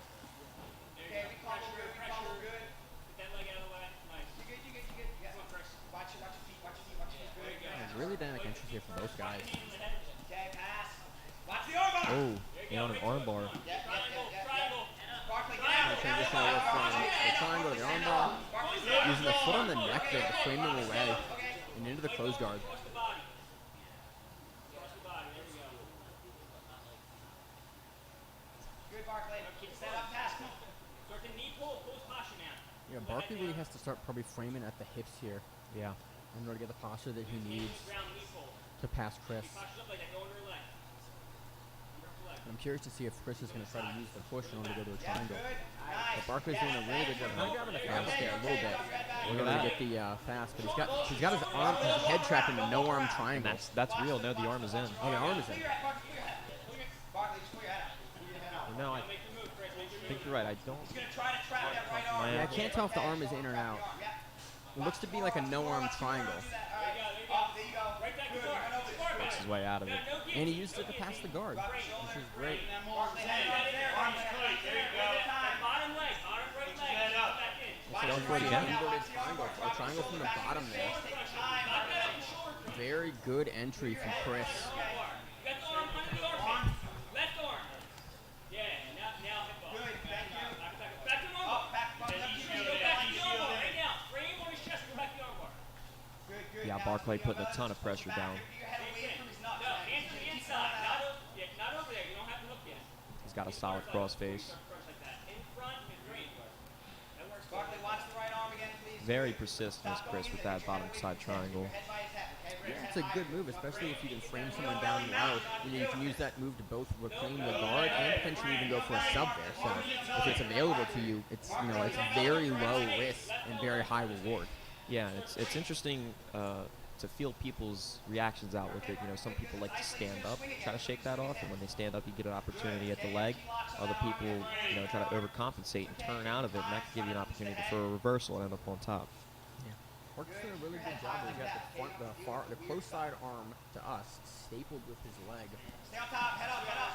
But Chris is actually able to use that to lift him over. We got a couple minutes left, Barkley. Let's keep going. Control his legs. He's gonna try to get under Looks like you. Chris Watch your legs. is thinking about playing bottom again. There you go, Chris. We're takedown. Are you sitting? And Barkley sits. Nice. Watch yourself when you land. Yeah.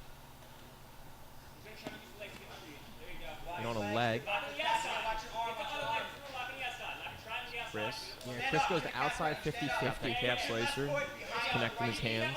Yeah, that is difficult to hit from that position, especially when you have when Barkley has control of the head like that. You really need to be able to push them away, and so Barkley's doing the right thing there, holding into it. Although it is going to be extremely hard to pass from that position.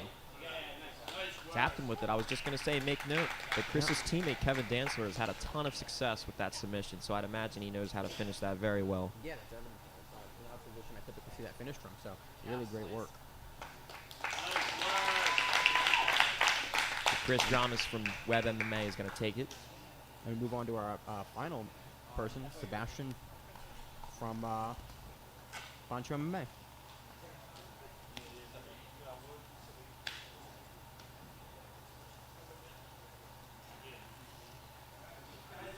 After a 1 minute break. Who we got left? Chris and Sebastian.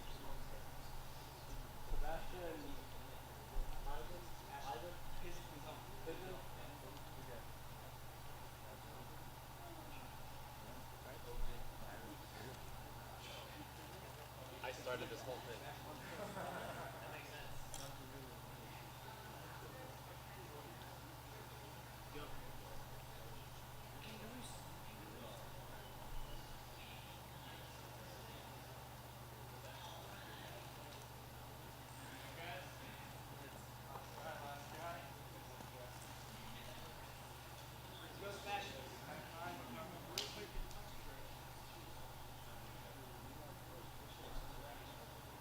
Really interesting that Chris has elected to do the cotton shirt and the gi pants versus a rash guard or nogi shorts.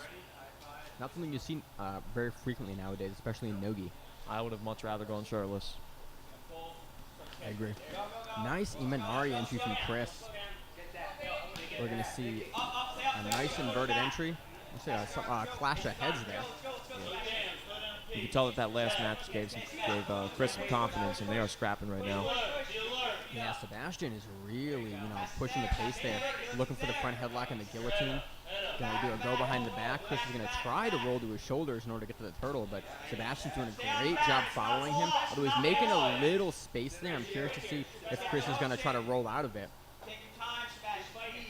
But Sebastian's in a very good position as long as he settles his shoulders down flat on Chris. There's the first hook, and the second hook comes in. Yeah, he's digging for a choke right now. Yep. And Sebastian has that arm over. If he's able to lock his hands up, he's got the choke. He's going to the body triangle. And the top side. That top side body triangle is very, very hard to get out of. Chris is still trying to get the arm to spin and get free, but Sebastian's doing a great job pummeling to the neck. Now they're on the weak side of the body triangle, but Sebastian is continuing to dig for that choke.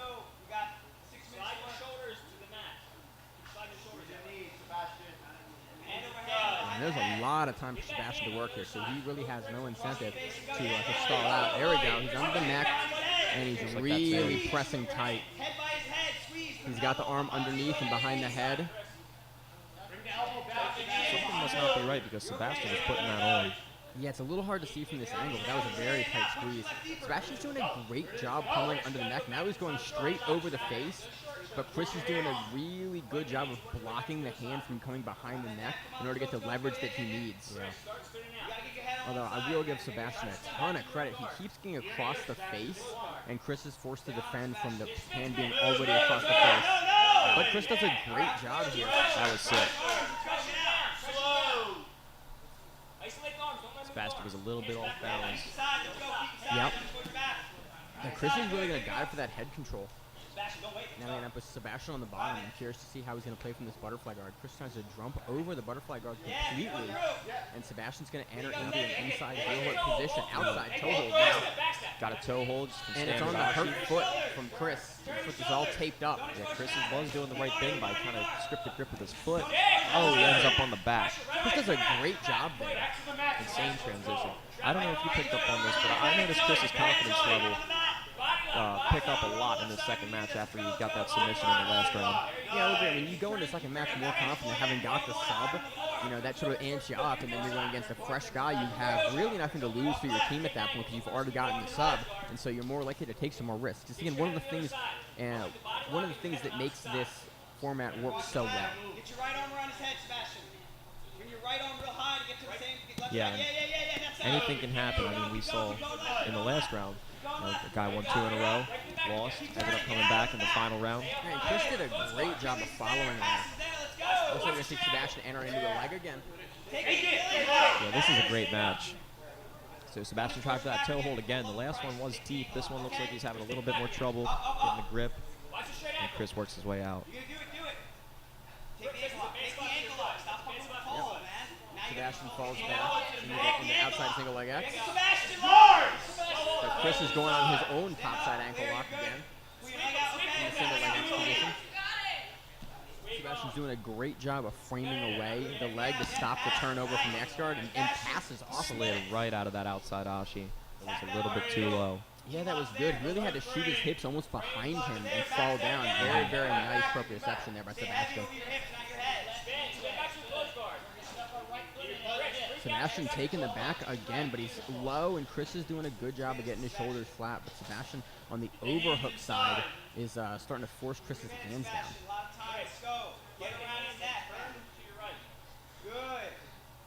Sebastian's on the face again. He's got good back control, though Chris is a little bit lower on Sebastian's chest. This is going to be pretty hard to finish from this position. Unless he gets his hand behind the head. If he gets his hand a little bit more behind Chris's head, he may be in trouble here. Yeah, Sebastian did a good job here. He's pulling Chris up a little higher so he can go head-to-head on him. It's very difficult to finish the chokes and the cranks when someone's head is on your chest, so Sebastian's trying to pull him up higher in order to get good head position so that when he throws the hand through, he can get the leverage that he needs. Chris is doing a good job trying to walk his body nice and low because it's so much harder to finish from those positions. Put your head next to his head, not behind it. 2 minutes, guys. 2 minutes. We've got 2 minutes left Sebastian's doing a really nice job of using that outside motorcycle grip on Chris's hand to fold him down and stop the second arm that's posted on the mat now from defending the hands. Yeah, it's a great grip. Sets up a lot of different... Yeah, and you're very, very strong from that position as the person that's on the back, and it's very difficult mechanically for the person's muscles to push against you on that grip, because you can force their hand down much stronger than they can force their hand up.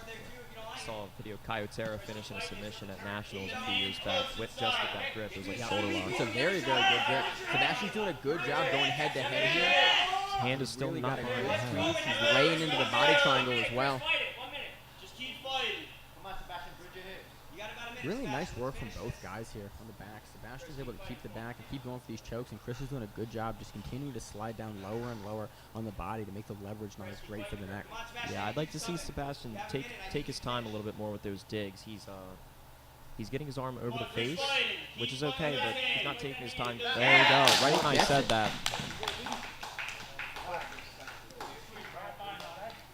It's almost as if you read my mind. Yeah, really great match between both guys. Finishes the face crush, just that grip. Yeah, I'd love to see a face crush. You know, everything above the neck is the neck, and so it's completely legal. And we're starting to see guys more frequently just going for the control that they're able to have, and less need to fight under the neck.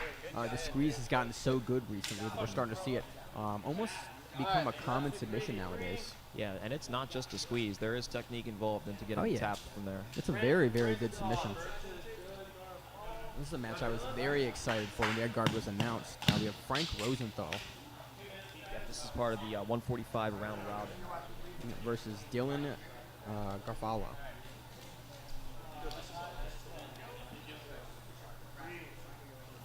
Frank in the all white, Dylan in the rubber guard rash guard. Both guys definitely going to look to enter for the legs.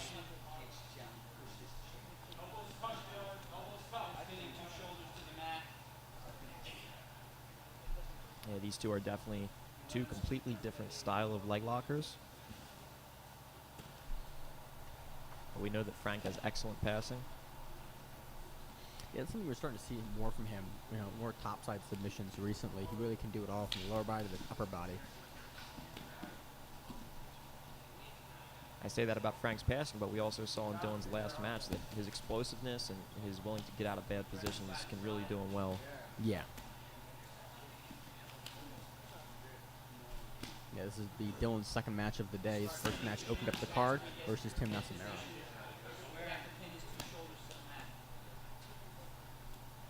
Dylan's doing a great job of slowing Frank's passing down here using that hand on the heel grip. Yeah. It's very, very hard in conjunction with putting your foot in front to rip that grip out, because you have pressure both on the front of the shin and behind the shin with the hand.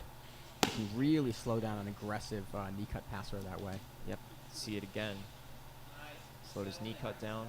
Now Dylan is, it's almost in like a waiter position, but Frank put his foot back down to the mat. And it's the second time Frank tried to like sprint out of that control.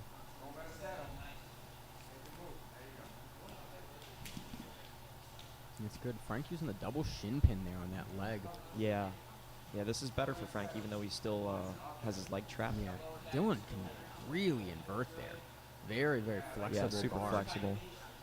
Frank's going to definitely have a difficulty passing just due to the mechanics of his legs. Most people, especially most men, can't have their legs that high. So had Frank not sprawled his hips and shot his legs way back, Dylan may have been able to get some sort of entry off of an inversion, but Frank knew exactly what to do from that position. And now we get to see if Dylan can keep it up with the explosiveness and those escapes to get in on an entry of his own. Yeah, doing good bumps here, but Frank has nice top pressure. I'm curious to see if Frank can look to settle this position more or start to lock up an arm or a neck. You know, we actually have seen Frank in previous matches enter from the legs here, but although it's more common to see him attack upper body. I'm curious to see if he's going to try to snatch a Kimura here with that elbow grip from that control. That would be my guess. Very hard when Dylan's doing a good job of keeping his elbows in and keeping his back flat on the mat. Yeah, although Frankie is keeping his left leg very far forward in that position, and his weight's really committed over top. It's not a control that I'm as familiar with seeing. Most guys will typically elect to keep control with the shoulders. Very nice transition from Frank.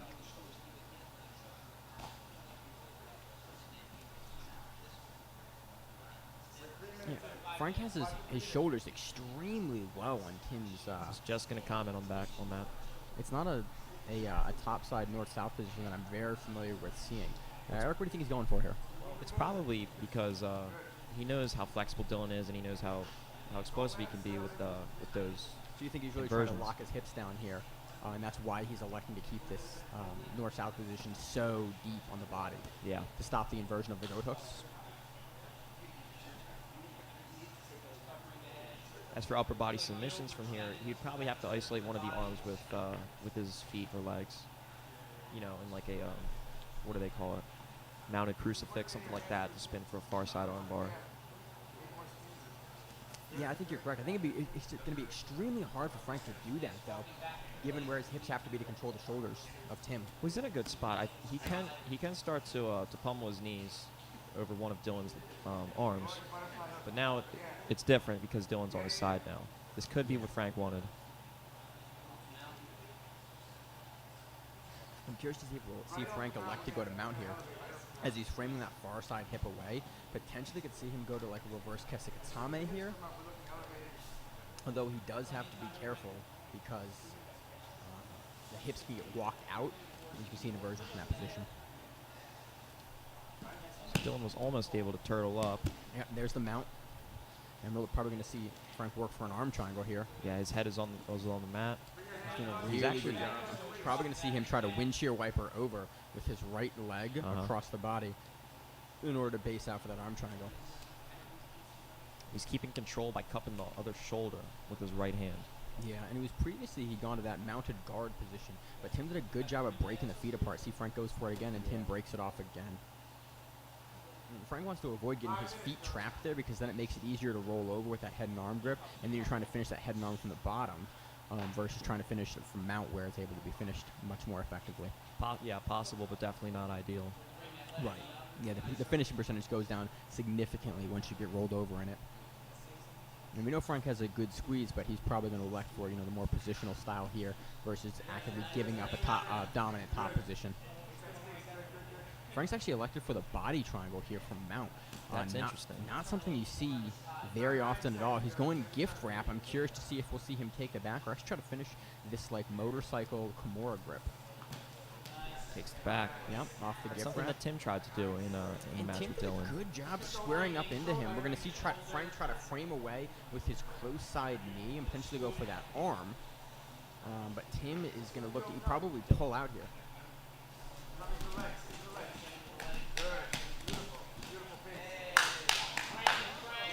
So not gets Tim, the Dylan. reversal. Watch your breathing. There's no rush here.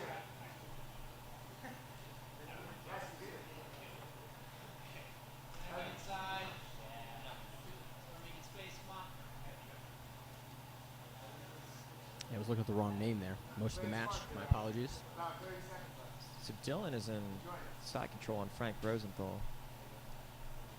I'd love to see what kind of upper body submissions he's going to look to set up here. Yeah, he spent a lot of time, in a not great position, so I'm curious to see if he's going to catch his breath here, or if we're going to see him immediately start kind of firing a few subs. He has about a minute to work, so it's not a ton of time. I'm curious to see if Frank will just stay diligent, keep his arms in, or if we're going to see Frank actively look to get out of this position, or if he's going to look here to just conserve his energy for the overtime. So Dylan's pressure is held up so far. Keeping Frank's hips on the mat, and every time he goes to turn away, he's on top. He's on top, addressing it. And he's doing a good job. Again, using that underhook super low on the hip line. Sliding his knees to wedge where he needs to. Yep, to sort of force Frank to turtle up and to turn over.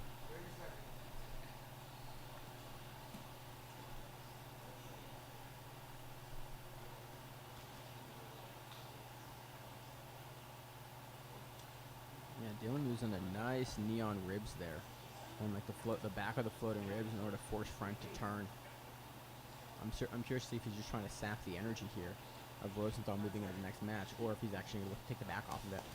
And he does. With the back take. Can he get his oh? Yeah, Frank really gets his hips down there very nicely and quickly. Yeah, that was good stuff. Potentially going to see.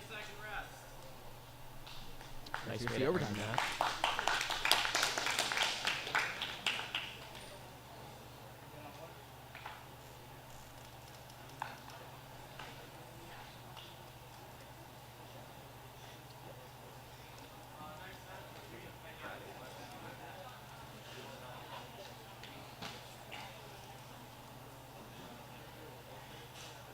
So yeah, we are going to go into the 5-minute points period.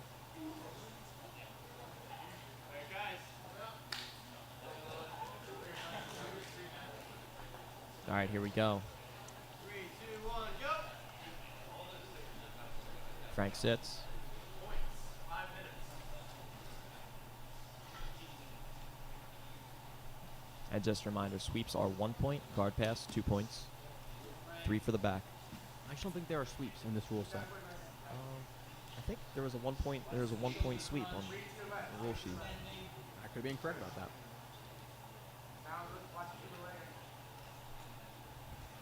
Take down or sweep. Thank you. Yep, 1 point. Thanks for clarifying that. Yeah, we're going to see Frank go for that nice waiter sweep armbar combo. Not waiter sweep, pendulum sweep. Yeah, he had combo. a great angle on that, but Dylan's elbow was basically on the mat. Yeah, and Dylan's got a really long torso, which makes that more difficult to do because there's just more space that you can make with your torso.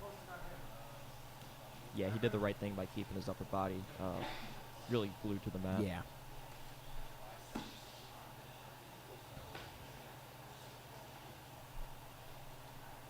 Now it looks like Dylan's aiming to sort of just like pull out of this, although this violent arm lock position is very, very difficult to escape that way. You're kind of damned if you do, damned if you don't with either coming in or out of this position. It's such a strong position that the grip is very hard to fight. You sort of just got to disincentivize it by just maintaining consistent pressure like he's able to do there. Frank is going to come up, which should be a 1 point sweep. Yep. It is. He's on the board now with points. And it didn't seem like Dylan was hesitating on dropping back on that leg.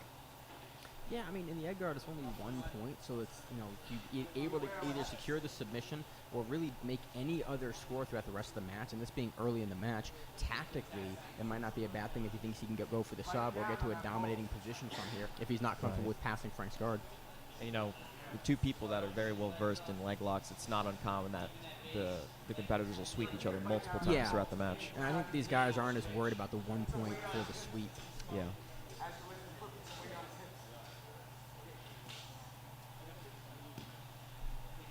I'm impressed with how well Dylan can invert. Yeah, even when Frank's foot is pretty much stuck to the mat.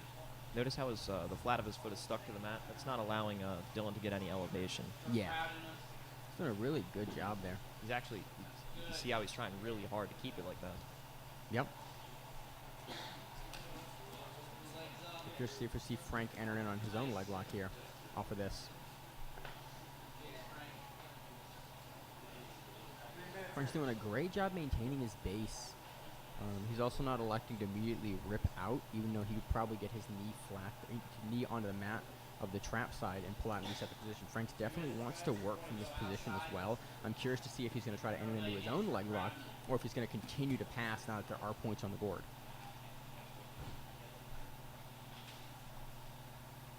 Like, what do you think Frank's looking for here? I'm not sure. We know that he's keeping a really nice base.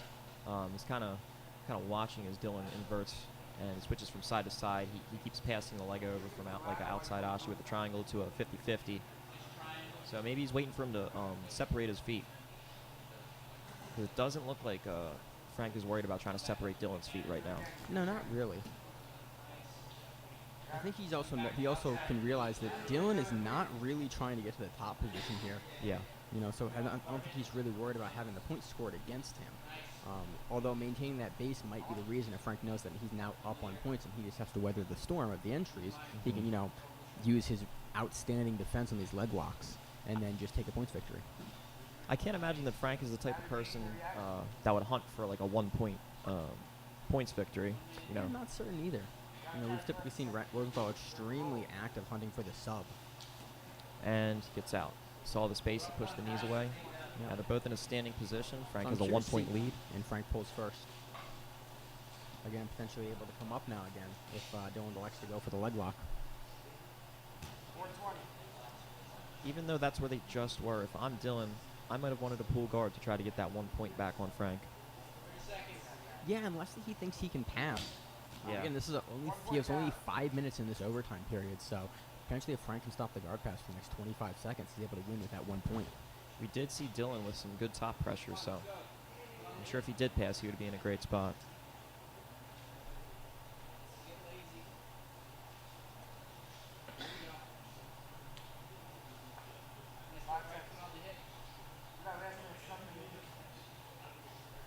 I'm curious to see if we're going to see Frank. Yep, there's time. Frank will take it. Oh, really good gamesmanship there. You know, does what he needs to do off the one sweep and gets the victory. And you know what? This says a lot about Dylan, too, because he's just starting to show his face more in these more high-profile matches.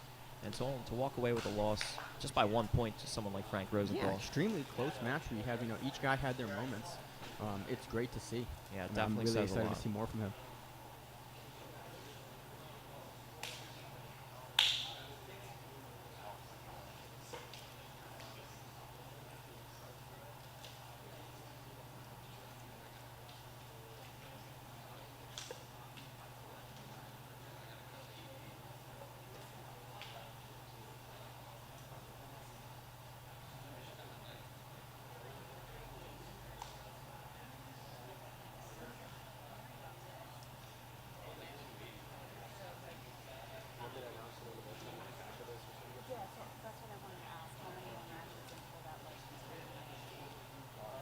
So now we have Chris Crawford versus Tim McNamara. We saw Tim go against Sean Ashley earlier, and Tim, who had the match with Dylan Garofalo to open things up. Now this is a rematch. These two met previously on a Finishers, it was actually Finishers Open last November. Chris walked away with the victory in regulation by armbar. They've both been pretty active since then, so it's interesting to see how this rematch will play out.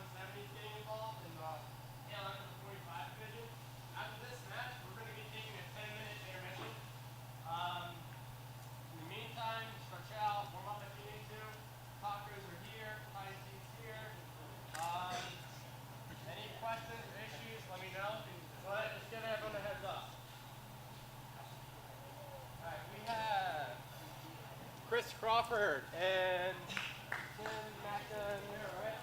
That's good. Any questions, guys? Good. What's it like? 8 minutes, right? 8 minutes, 30-second rest. None of these 145 matches should disappoint.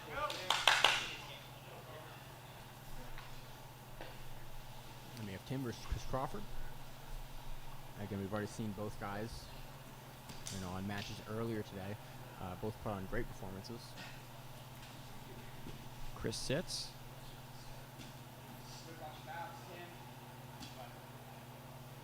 Tim with his pressure once again. He has a body lock now. Can't tell if he's in half guard or... I still think he's in half guard here. I think he's not quite gotten over Chris's far side butterfly hook. I can't tell if the far side leg is stapled or if he's just stepped over it. Well, now it's a little bit different because he's tripoding up. He's trying that back step. It's not quite working. Chris has a butterfly hook with his right leg. Yeah. And now he's back into the he's in completely into the half guard on the one side, and he's pummeled the butterfly guard hook back in.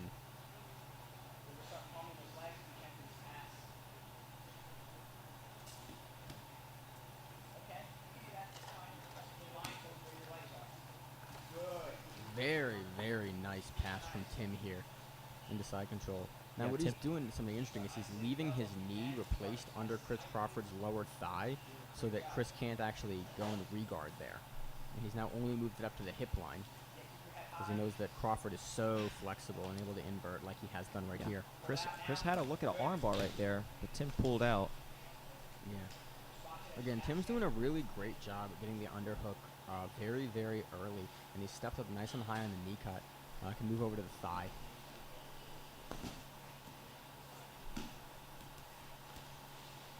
Good retention from Chris with that post on the hip. Yeah, both guys are doing a really nice job.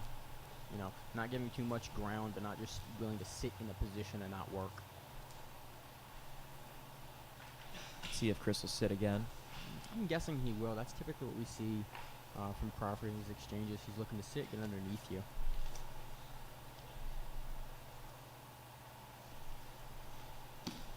And there it is. Yeah. Again, sits into that kind of butterfly guard, half guard. You know, I'm curious to see what his preferred sweep is here. Tim's doing a really good job making sure that Crawford is not able to get his hips involved and get up into the thighs in order to off-balance him to sweep.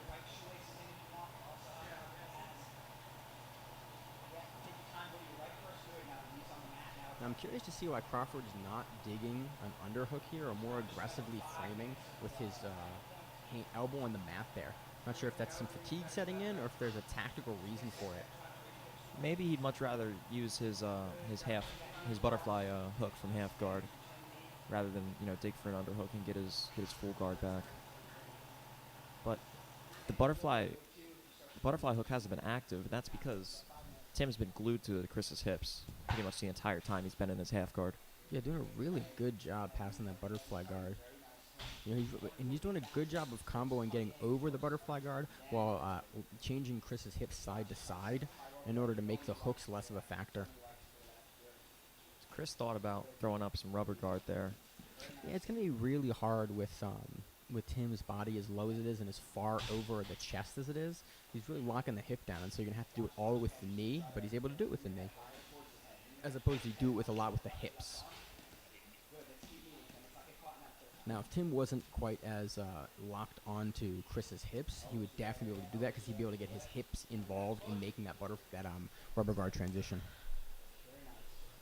Tim's a really good job getting to that monkey mount position. I'm curious to see if he's going to keep that shin across the hip line or if he's actually going to come over all the way into the mount. He might actually elect to sit here for longer so that he doesn't open up the transition from Crawford on either side of the entry from the mount. And his hips are over that arm. It looks like he might be trying to set up a triangle. Yeah, I think that's what he has to set up for now because he can't make the spin to the armbar very, very easily. He's going to have to cover a lot of distance to do that, and Crawford will most likely be able to slip out the back as he does that. So he's most likely going to go to arm or omoplata here. And he does, and then he combos it into a leg lock entry. Yeah, Chris fought out of that really well. He did a really good job of staying patient, staying diligent with where he had his body positioned. Chris is stacking him right now. See if he can windshield wipe around Tim's legs. Now he's in a butterfly half. Yep. I'm curious to see if we see Tim shoot that leg through and enter into single leg X or into like an outside saddle position. And the way that Chris leg locks, he likes to drop back from people's guards. So look for that too if he ends up in Tim's guard again. Now he's getting a look at the back. Yeah, I'm curious to see if Tim's going to invert here and use that far side hook under the leg in order to open up Crawford. You know, get him to really have to stand to defend the sweep. Mm-hmm. We'll see how Tim deals with the pressure here. Looks like Chris has a nice cross face, trying to get his shoulders to the mat.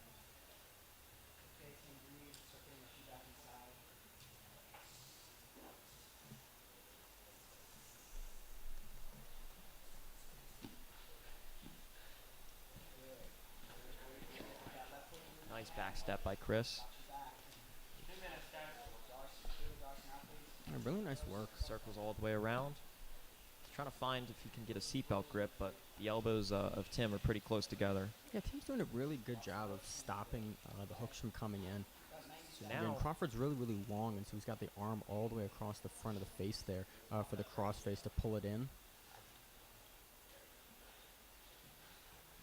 But Tim's doing a good job getting that hip up and active whenever he's able to and not letting it get completely smashed over.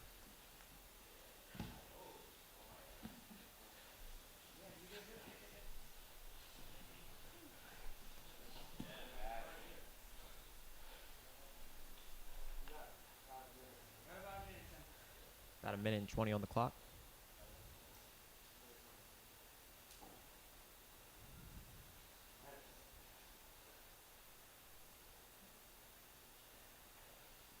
So we've seen both guys work their top game in this match.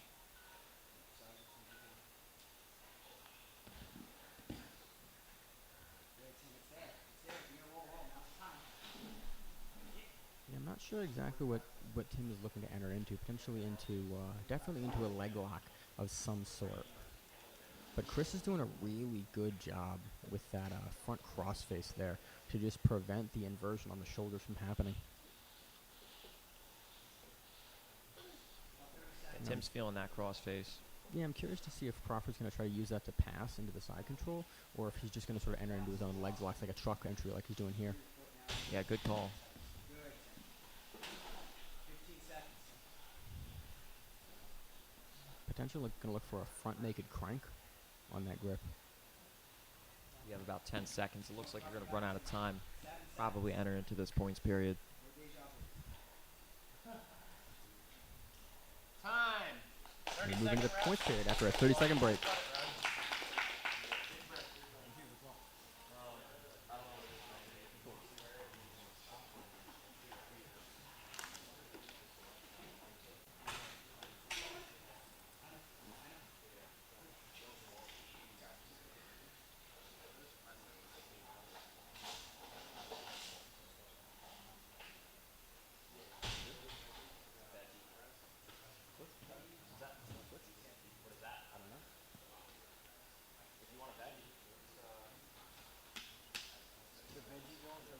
Alright guys, come back out.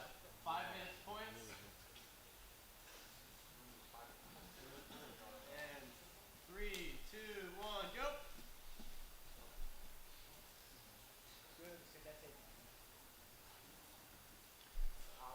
Will somebody score first, or is somebody going to sit? Looks like Chris is trying to wrestle. And you know Tim is more than happy to. He's a 2-time judo state champion. Yeah, really interesting change of dynamic here. I would have really expected Crawford to pull again. I'm curious if both guys are looking to score standing. You know, it's only the 1 point for the takedown, but if they, you know, we've seen matches here at the Ed Guard come down to that single point. And you see Crawford pull directly into the rubber guard there. Keep that right shoulder real forward, Tim. Keep that right shoulder forward. Okay, good. Right shoulder forward. If you can posture great, you know, and isolate that right shoulder. Bring your head to the other side if you can. Good. I'm curious if we're going to see a no-arm choke coming here.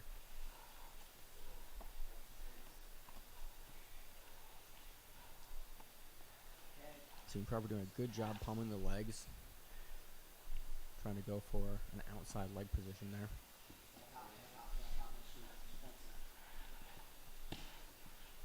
So now Chris, or Tim, excuse me, has a body lock. Yeah, well, the body lock passing is really coming to vogue, and we're seeing a lot more grapplers implementing it. Tim's done a great job of blocking the foot of Chris for a second there. Yeah, and I like how Chris just checked the knee of Tim. He was trying to step over his right leg. Yep. But, you know, stepping over the knee with a rubber guard that's pretty deep like this is going to be hard. It's going to be extremely difficult, especially if Chris can keep his heel and arm on the top of the shoulder there. So Chris has wrist control. Nope. Potentially going to see a go-go Fana entry here. Yeah, against a guy who keeps his shoulders pretty square, I think I would rather take a meat hook than go for the go-go right from just normal mission control. Especially because the passing is going to be there if you kind of start to commit for it. Yeah, and the meat hook, because it keeps the shoulders in check. It's easy to stop the passing, but only for so long. Once you get past the knee, you know, there's not much you can do. Exactly.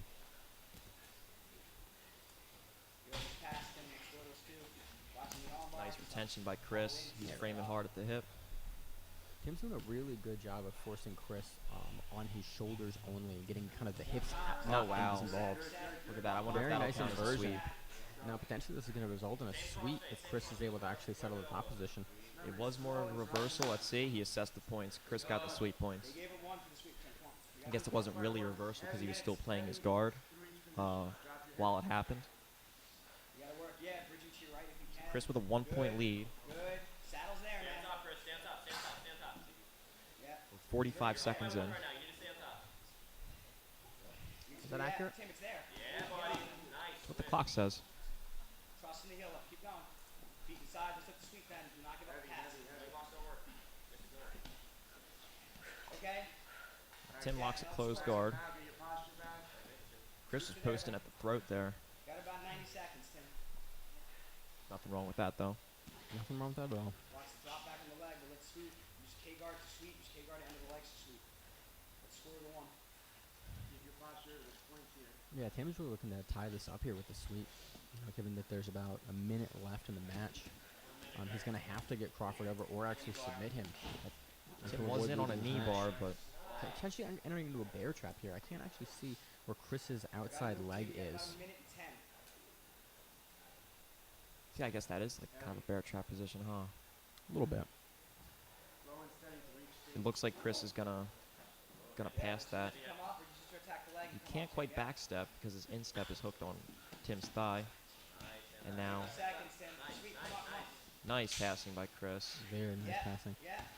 Yeah, I like how he's really got to Hail Mary this leg lock, but Crawford's doing a great job of opening his hips wide and trying to free the knee. Look at the flexibility on his legs there. Yeah. To get out of that. And how about the flexibility of Tim to just be able to put his shoulders to the mat, get his head under there, and lift his hips up to invert. Yeah. It's good stuff. That's more than once he defended the back takes with that. Very fast. Yep, he's really going to drive to get a top position. He's got to really get around that in order to come up. Yeah, Chris is really going to lock this position down with 10 seconds left and prevent a sweep. And that was it.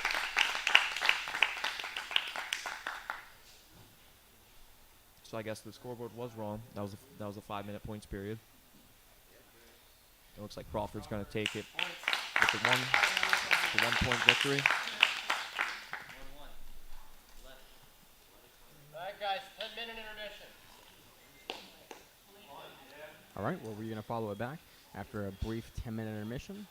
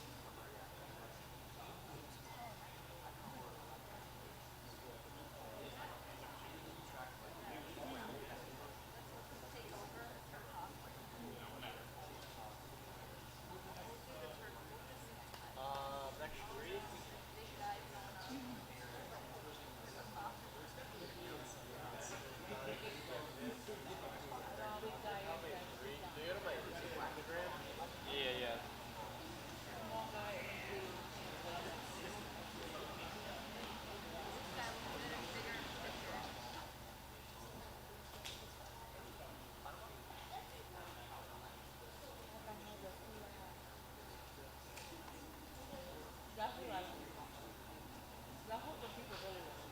Yeah. Like, focus on different.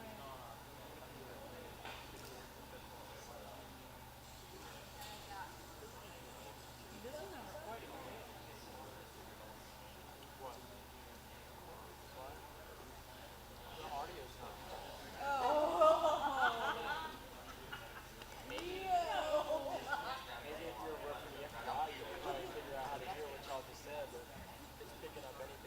I was just talking about Bigfoot.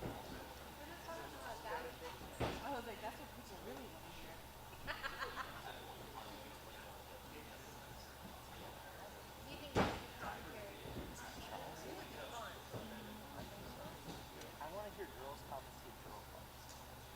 No, I want to be like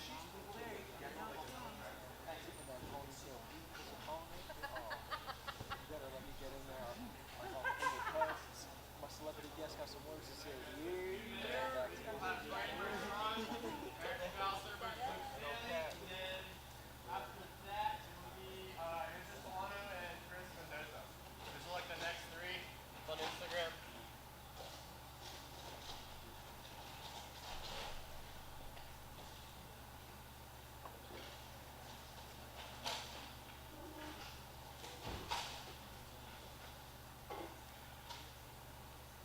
So, my battery's dead.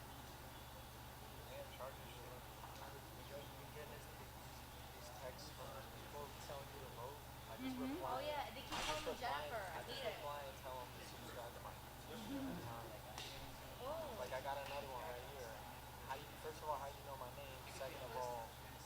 They don't got the name right. First off. But I want to know how they are legally illegal.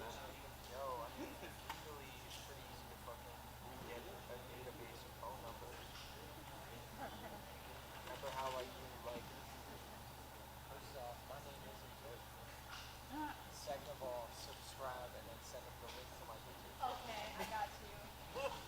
Second off. Congrats, my YouTube. Are you up on subscription?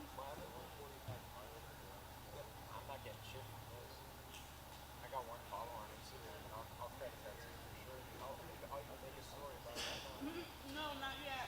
That's kind of lame. Like, oh, hey, one follower. I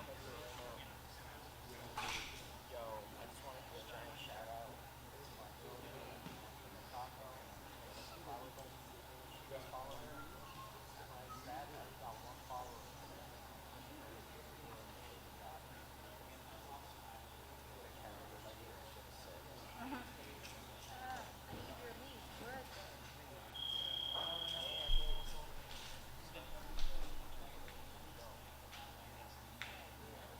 Rest around 30 seconds. We're hopping on. Video.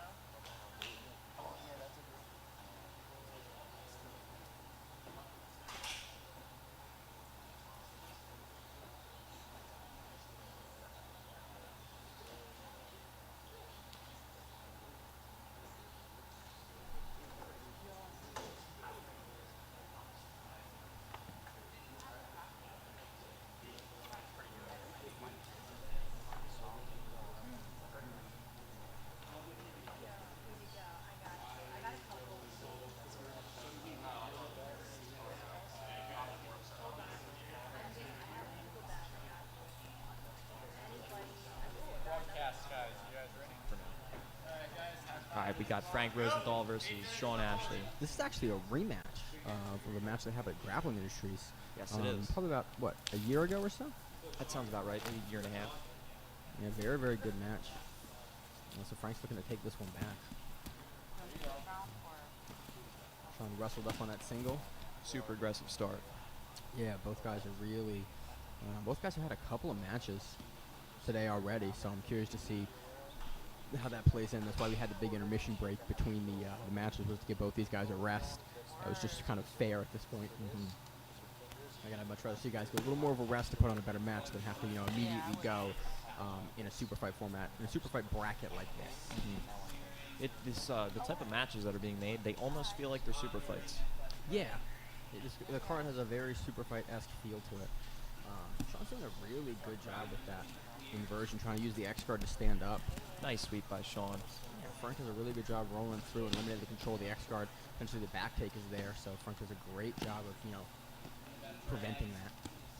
Yeah, and everybody knows Frank has a really, really good base from top. So Sean was very smart in putting the leg up on his shoulder and standing up. Yeah, we've seen Sean use that that X guard sweep a couple of times in a couple of different matches today. It seems to really a bread and butter sweep for him. He uses long legs and just pushes out the far side leg and forces you to sort of hop on the post as you stand up.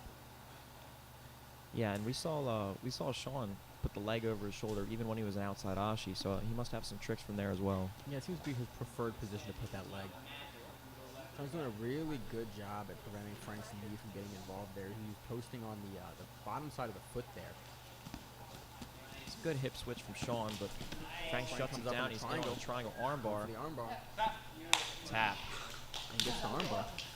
Extremely fast transition. Frank Rosenthal to get that armbar.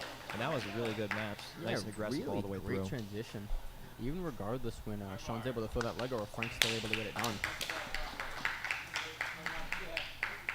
Great way to start off after the intermission. Yeah, again, happy we gave these guys some time to be able to see fun matches like that. Now we have Eric Strausser versus Luke Staley. This is going to be the first. It's going to be the first match of the 170-pound division here.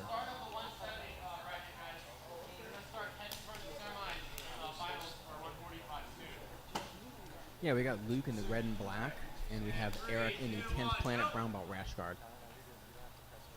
Luke fought on the previous Guard Invitational event. He had a super fight in which he won. Luke, relatively unknown in the competition scene, at least. Yeah, Eric doing a really good job locking up that guillotine again. Luke's fighting the hands down. He's doing a good job. Yeah, Eric is in on a nice guillotine, but Luke's back is straight, so that tells me he's pretty safe for now. Yeah, Eric's got to kind of lift his hands out and he gets it just to the closed guard. As I was saying, Luke has an MMA background, and he's just recently started competing in the local scene, and he's had some amazing results. You know, in some pretty deep divisions at these local tournaments. And seen a double bagger here from Eric, really locking Luke's posture down low. Switches to a, what is that position called, Eric? Right. There's about 5 different ones in like 10 seconds, but we know that this is a really deep triangle. Really deep triangle armbar combo. Luke does a great job of stepping over the head. You know, this is definitely a really nice double threat.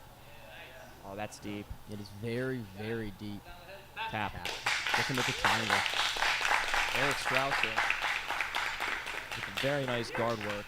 Yeah, gets the really, armbar finish. Really nice transition now with his legs. Very, very smooth. Great triangle. Yeah, it's triangle. It wasn't the triangle armbar it tapped from. Next up, I believe, Andrew Solano and Chris Mendoza. It's kind of fun.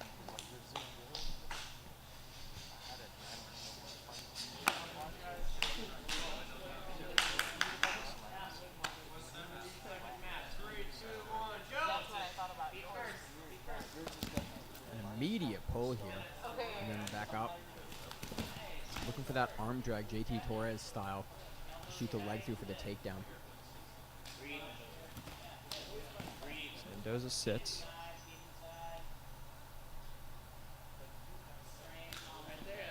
Yeah, but Solano's doing a really good job there of keeping his arms in.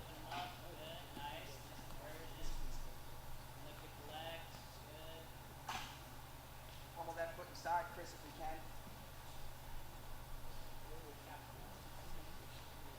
Nice pressure from the top here. Gonna slide that knee out and get the pass.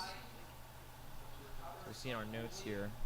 Solano is a JT purple belt, ski player primarily, but his style is that he likes to pass the guard to take the back.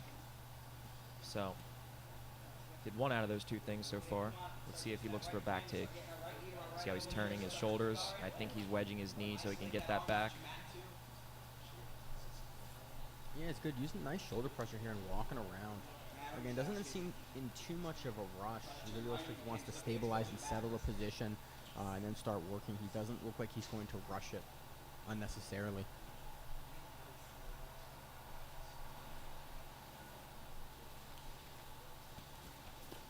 Chris Mendoza said that he doesn't really have a go-to style or move that he really likes to hit every time.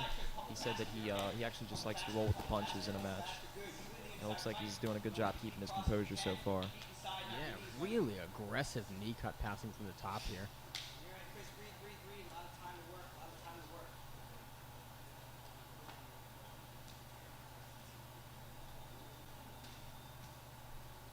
So what do you think Andrew's looking here for? Well, we just saw him shoot his arm. Maybe he wanted the darts to open up the pass a little bit. But I do notice how he has his hand cupped on his hip with his elbow in more towards the midline of his body. So you know he wants that pass on the left side again. Yeah, he looks like he's sort of just trying to hand-to-hand, palm-to-palm grip that and just pull in and sort of just force the pass over. You know, because he has a nice shoulder position already. And if he can really put the pressure down, he has nice dynamic hips. We saw him open his leg earlier to shoot out. And there we go, headed on control. Right to that dynamic little mount. Yeah. His full mount. Don't expose your back. Don't do that. Do not expose your back. Coach is calling for Mendoza not to expose his back here. Which is good advice, you know, really wants to get his shoulders nice and flat. You want to be able to bridge out, but you don't want to over-bridge to give your back up. We've seen that a couple of times today. You know, Mendoza's doing a good job of stopping the stabilization of the mount. Nice. Yeah, very good nice escape. A lot of time to work, Chris. A lot of time to work. No point. If you want to wrestle, you can wrestle. If he throws you, it's okay. Just don't get past him.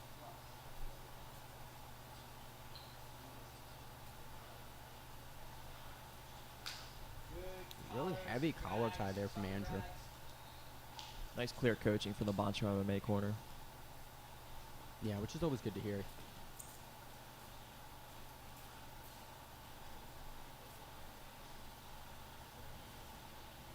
You do something with it. Do something with it. No way, Chris. You do something. Do something. Chris is looking to set up that arm drag there.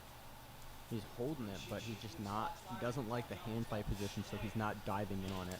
Yeah, he would have to shrug out first. Yeah, really good pull intercept there from Andrew. Just pushing back on the shoulders and messing with the distance. Yeah, Solano's doing some really good work from the single collar tie so far. Yeah, Solano's also nice and long. He's got a bit of a height advantage here that he's really leveraging well in the snap down that actually ended up in this position here.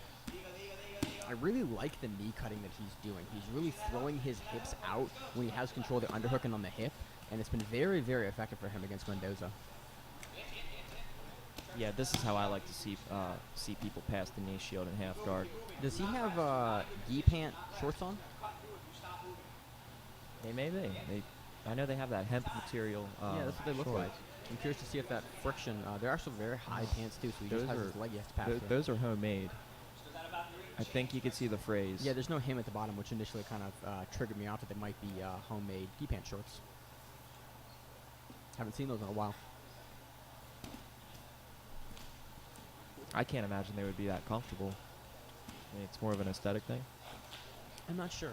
Going for that Darcy grip there. Friction's on your side though, and you like to have that no-gi. Andrew did a good job trying to staple that close side arm to almost end up in a top side crucifix. Yeah, he's got a killer crossface right now, making him look the other way. Yeah. He definitely looks like the taller of the two men, so he's really able to leverage that length in these top positions. He can reach down further than Mendoza can reach up. One thing I picked up on when Solano passed the guard, he had his head up and he was looking up in a way. He wasn't, putting his forehead to the mat or anything. See here, I was kind of, his head's looking up. That tells me he wants to top spin or look to drive his body forward to take the back. He's not trying to be stationary. No, he definitely looks like he's looking to transition over to either the mount or the back. He doesn't look like he wants to just sit in that position and hold it up. He's looking for a Darce here. Yeah, he looks like it's set up. He's going to try to he's come been out to the hunting for side. that.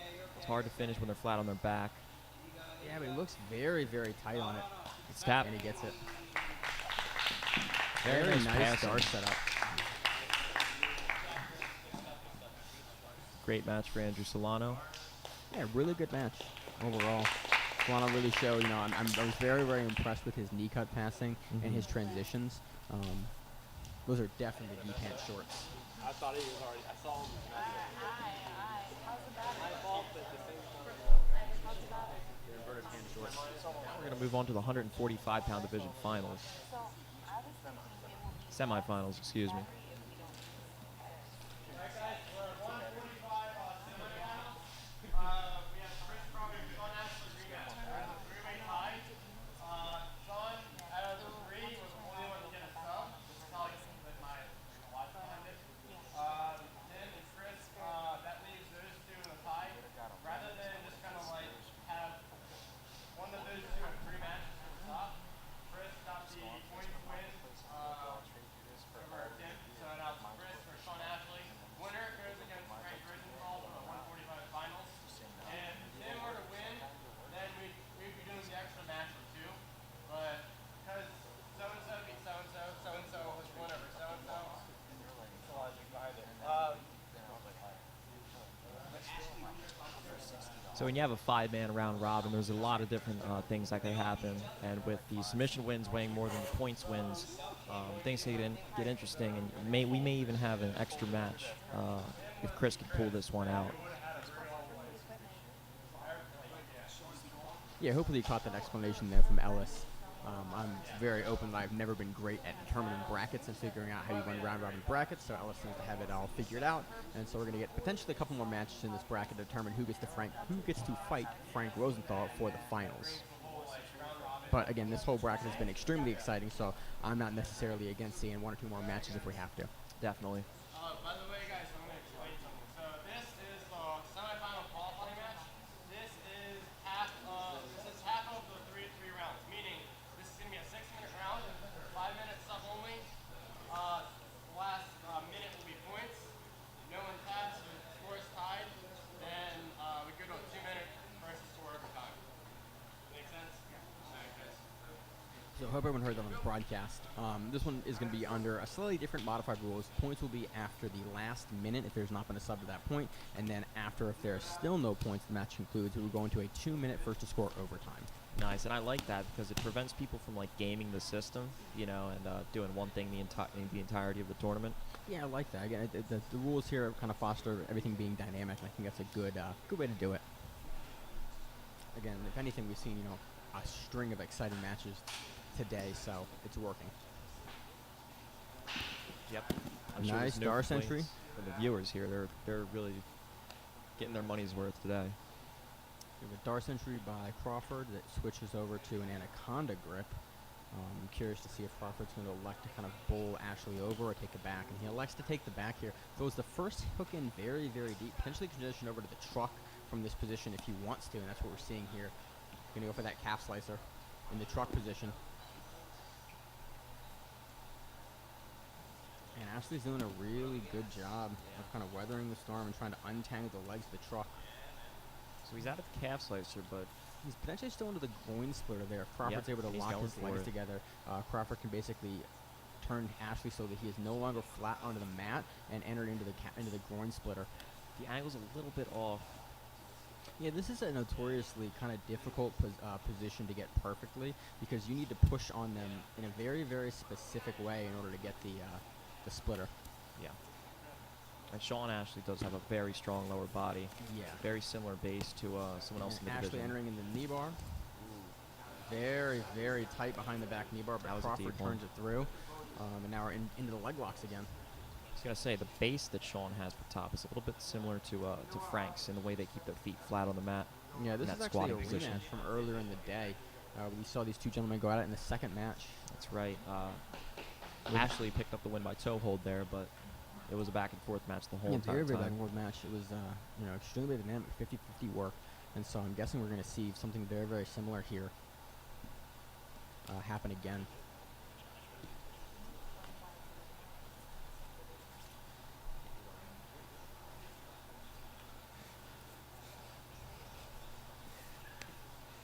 Sean in on a heel hook here. Crawford doing a great job of fighting the hands, trying to peel him off. Ashley's looking to put that foot on Crawford's hip to kick him away. He likes to go back to the body, the leg triangle there. You know, part of the control. Part of Chris's defense is crunching that leg in and not allowing it to get straightened. So even though there's some twisting motion there, there's no bridging action. Yeah, it makes it a lot harder to finish, especially with being so controlled and so close. Yeah. You know, you really need to get the bridge in, especially versus adept leg lockers like both these guys are. You're going to need the additional leverage in those positions to get the tap. Oh, yeah.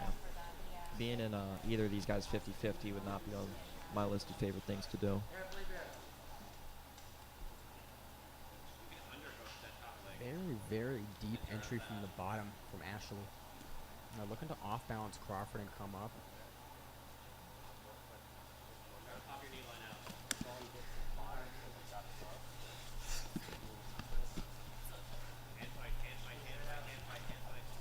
Yeah, very close to the camera, actually bumping the camera a little bit here. Ashley is very deep on a leg, so we don't really want to stop it unless we have to. And We might have guys, to pause it. same position. He had a deep toe hold, and that's what initiated that roll into the camera. Yeah. And we didn't really want to stop that match because the toe hold is actually what ended the first match, so we know that Ashley has a very, very good toe hold. So we're going to restart the match here in the center. You can never make everybody happy with the reset. And that's reasonable. I mean, resets are one of the hardest things to get right in the sport. Yeah. You know, I'm lucky we've seen very few resets today. The mat space is adequate, and that's always a good thing to see. Nice entry from Ashley. Wow. He's in saddle. Yeah. I know he didn't cross his ankles or try to triangle his feet there.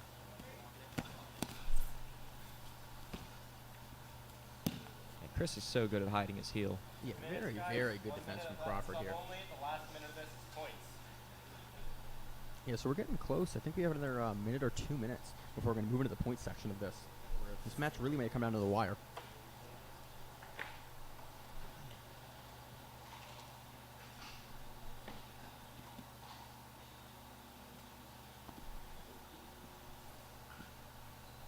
It's cool to see how these guys' styles collide because in all their other previous matches, besides when they went against each other the first time, there was very little 50-50 action.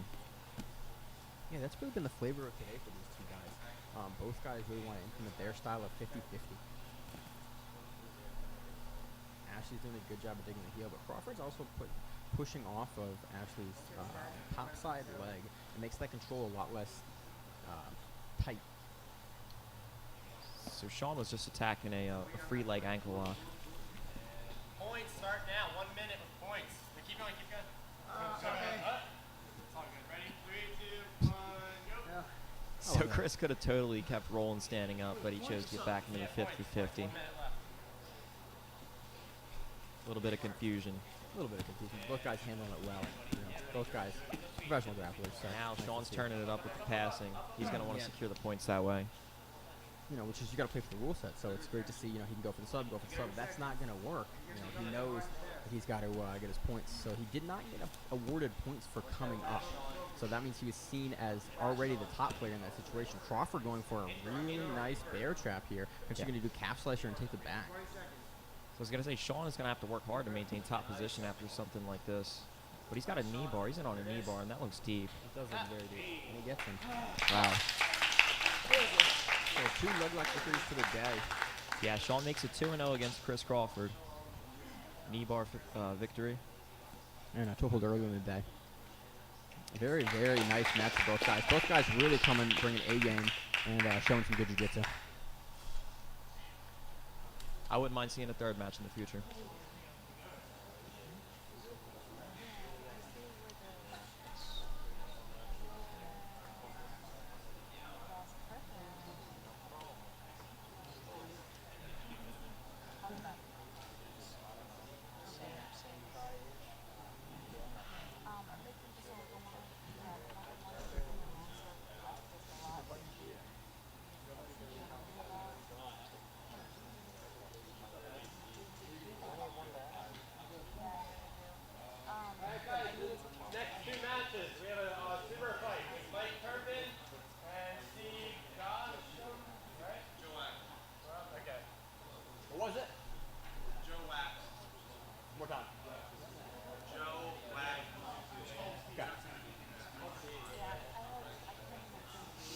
Glad Steve clarified the pronunciation on his last name there. After this match, we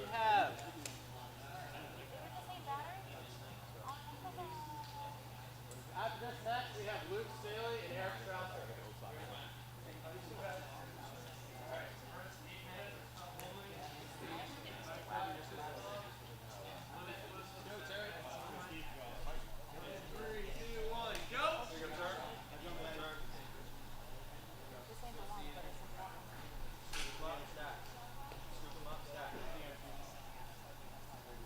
looks to pull here. The Terrapins are coming on top. I think Terrapin weighed at about 230. And Steve's about 205.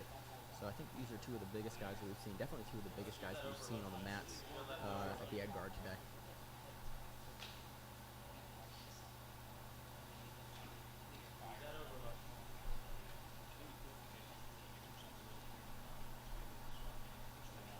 These guys are both purple belts. Steve out of Studio 84.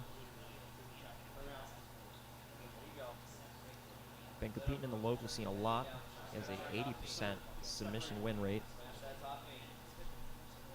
Yeah, really heavy sub rate. That's always good to see at invitations like this. Yeah, Perfect's really trying to smash through the top side of the half guard there. And Steve's entering on a heel hook. Nice. And gets that. That's a beautiful heel hook from Steve. The outside option. Very quick match. Yeah, he's been on a tear.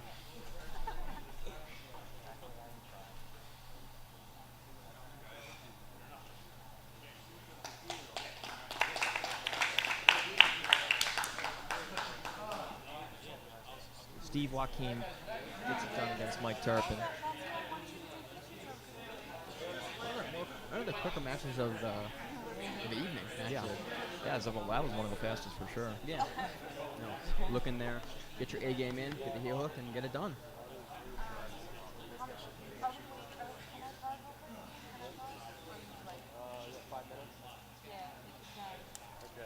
got 5 minutes? Yeah, that's good.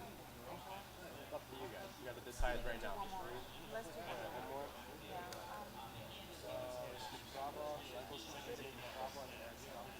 Michael Anthony Castrava and Eric Strasser.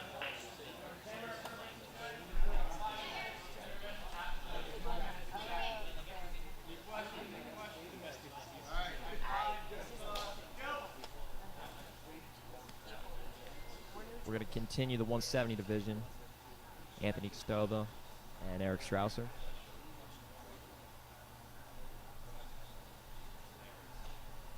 Eric in his first match get a really nice, was it a knee bar win? Now Strausser, Triangle win. yeah, it was the triangle against Luke Staley. Yeah, looked really good in that. Set that up very slickly and finished it with a nice squeeze. Yeah, it was a really nice high guard setup, but he's on top now. So let's see if he's got a passing game.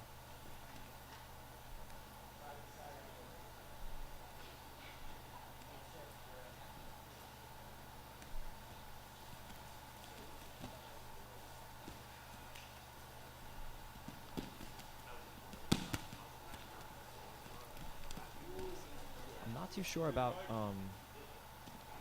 Castrava. I don't have any notes on him. I can't recall seeing him compete on another super fight card or anything. Yeah, it looks good. He just tried to wrestle up there. Yeah.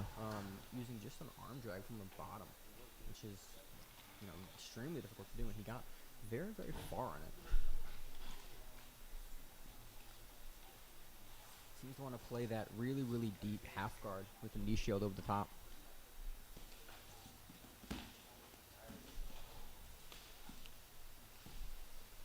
Again, Castrava on the leg, looking to enter in to either a heel hook or a knee bar, and then locks it down. Going to go back into rubber guard like we saw for the first time. I'm curious to see if we're going to see him enter in the same way that he did last time. So he tried to, but Castrava's shoulders were really pressed up against him.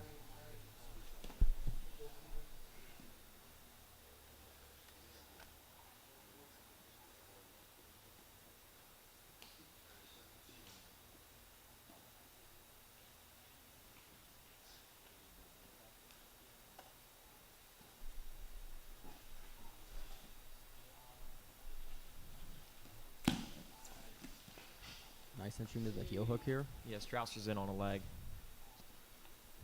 Good job. He's really controlling the knee line. He's triangled from outside Ashi, crosses his ankles. Now Castrava is countering.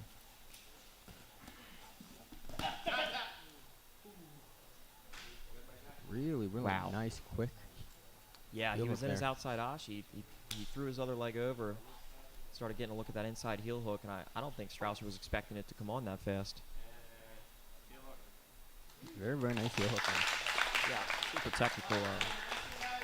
super technical setup on finish. Frank Rosenthal and Sean Ashley. These guys a little bit. So next match, we're going to move into the 145-pound finals between Sean Ashley and Frank Rosenthal. Yeah, they're going to give Sean a little bit of a break right now because he just went against Chris.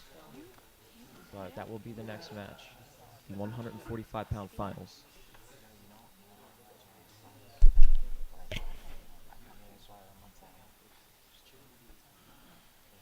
And this will be a rematch too.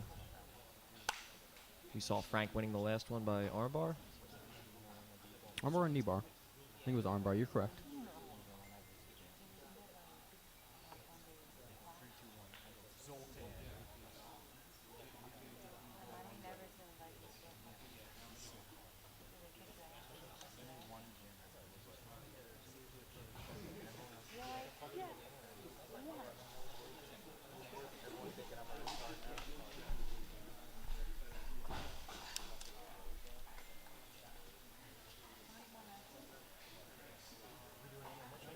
Yeah, 5-minute intermission.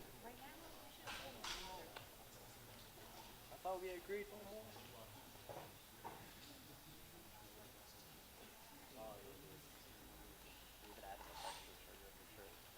That all needs to go. Get an IV down. Nah, dude. Nah, because guy left. You're all mixed now. I mean, yeah.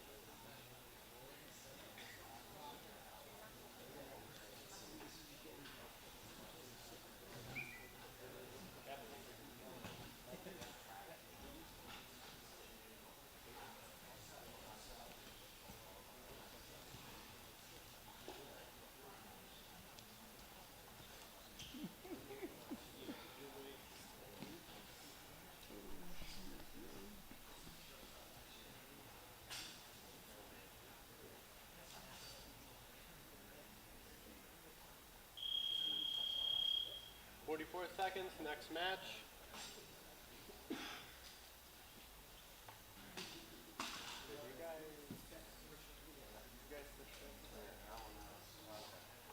I'm okay with it, I just want to.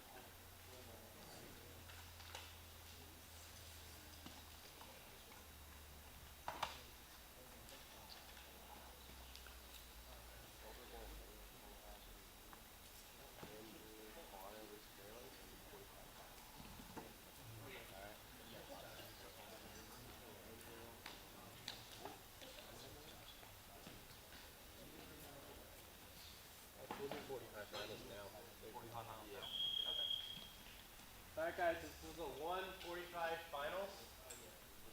Winner of this takes home Dunkaroos, $500. So, this is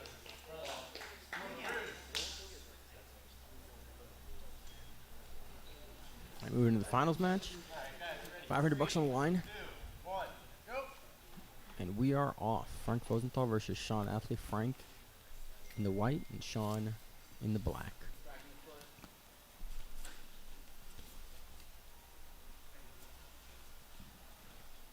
Got to be cool to see if there's a change of game plan for Sean going into this one. Yeah, I'm really curious about that as well. But, you know, what he got caught from the scramble, it wasn't like he was getting positionally dominated or outworked in the legs. Frank, you know, the veteran he is, he caught that armbar off of the scramble and had really good timing. But Sean Russell's up here. Actually looking to pass over. Frank's coming up as well. Again, we're in the no-point section of this finals match. Frank looking to take the back here, but Sean on a leg as well. That was very nice from Frank.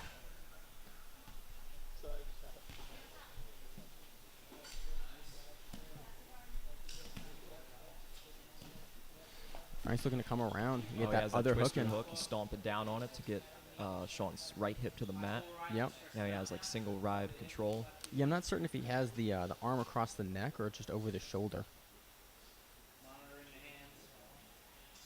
He's got a seatbelt grip with that single hook control. Yeah, I'm curious to see if Frank's going to elect to try to pass in the other hook, or we're just going to want that single leg twister hook control there. So it doesn't look like Sean's hip is pinned. It looks like that left leg of Frank is kind of just hovering over it. I think Sean could be scooting his hips a little bit more.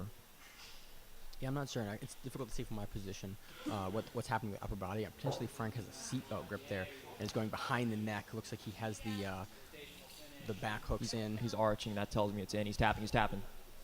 What? I was shaking my hips. I'm sorry. I wasn't trying. My bad. Oh, wow. I like shaking my hips. All right, so professional guys are going to restart, and looks like we're back. Looks like Frank is going to elect to not have the both hooks in. Yeah, respect for Frank for not making a scene about that. Yeah. I would have thought that it was a tap from Ashley the way he was moving, but it makes sense now that he explained he was just trying to shake his hips to loosen the control up. Frank doing a great job here with that one arm choke. He is underneath the arm there. It's going to be very hard to finish. But if Frank can change the position and do it and hand fight over the cross in the front of the face, he potentially can get it done here. Frank's gone to the body triangle with that top foot on the open side so that Ashley can't spin it out. Now Frank also has an underhook on the side that Ashley would need to spin out to get his back flat to the mat. Although Ashley is starting to angle his hips a little out and crawl down Frank's chest in order to get the head off angle so Frank can't be head to head to finish the choke.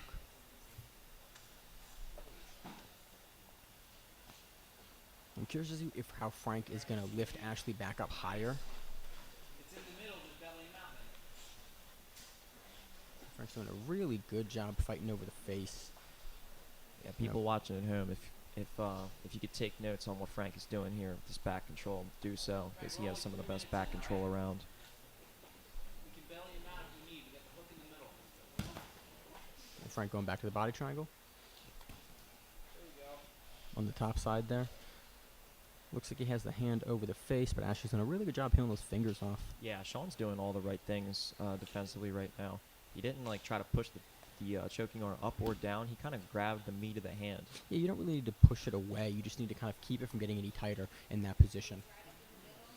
A lot of guys will get overzealous with their movements and leave themselves open. Sean's keeping his hands nice and tight and really forcing both guys to pummel and just hand fight from a very, very small angle right in front of the face, not leaving any big openings with any big extra movements in the hand fight.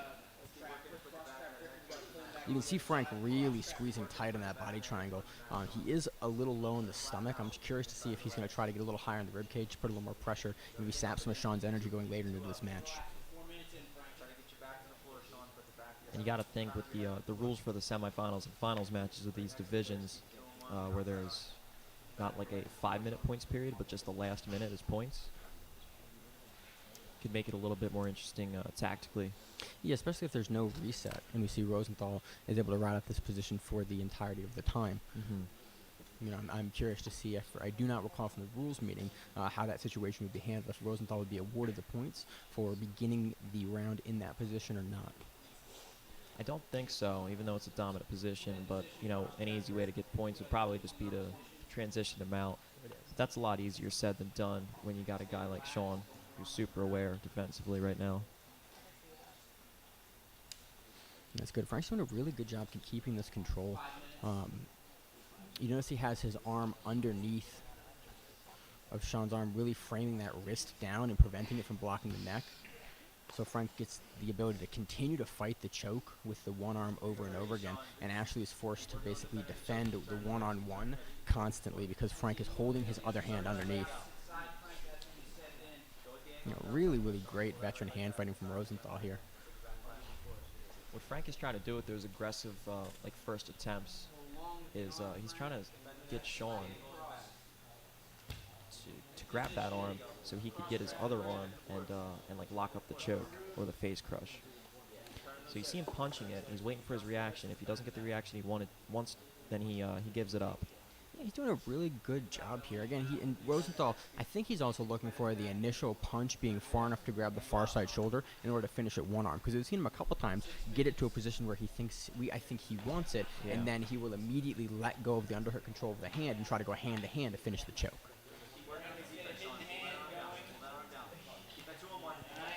Yep, and there he is over the face. Yeah. But he goes hand to hand. Ashley does a really good job, again, of pulling that hand-to-hand grip of Rosenthal down. He never lets Rosenthal fully commit the hand behind the head in order for the squeeze on the choke.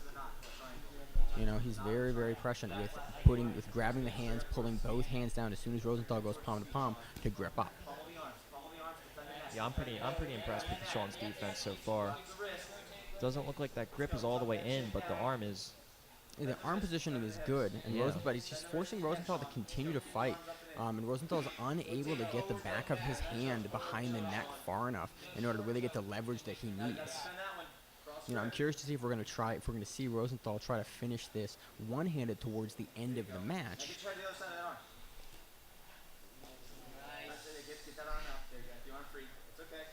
Rosenthal makes a really nice switch on the body triangle so that he doesn't end up with his foot trapped on the mat. And, you know, everybody says that the body triangle is a lot weaker when you get the feet on the mat, like the ones that are like doing the actual locking. Rosenthal makes a nice switch over to the arm.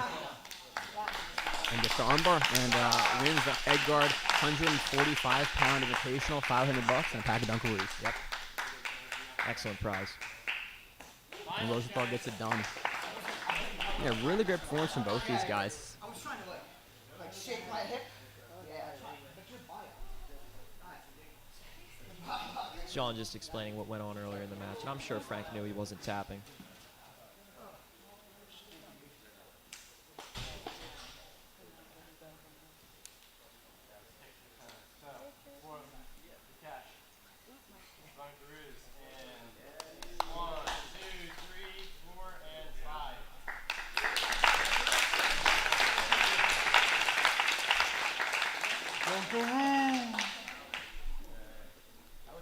Good work from Frank Rosenthal.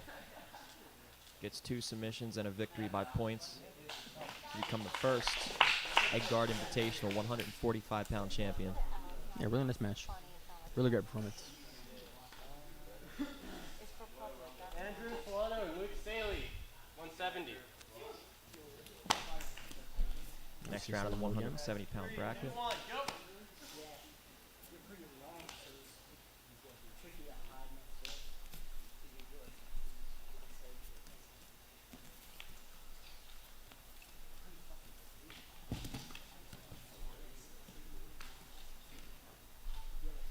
Luke on top here. Now look at Luke's knee. It's not pointed towards his opponent. He's kind of like pointing it off center. Maybe he wants a fast knee cut to that side. But now he's wrapped up in X guard here. Yeah, really good X guard from the bottom here. So frame the foot away. And we saw that knee cut passing really on display during his last match. Yeah, let's see if Solano, he's got that hand on the hip again, dropping his elbow, and he's going to get that knee cut. Really nice go behind on that. Great hips by Solano. And they're really good. I'm curious to see if we're going to see him shoot in for a guillotine or an arm in this position. Staley had a nice sit-through. Looks like we're going to go mounted guillotine on it, potentially back take. He's got back control. He's going to turn in. Can he get his arm to the other side? No. Solano maintains the back. Very nice transition. That transition is extremely difficult to make. Solano likes to stand up. Without the slam, it's very difficult to fight in this position.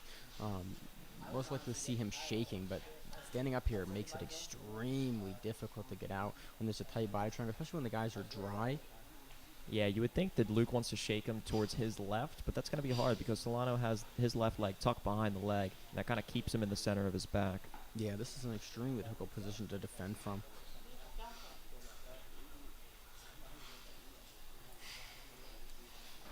He's gonna go right over the chin here. His head is in a good spot.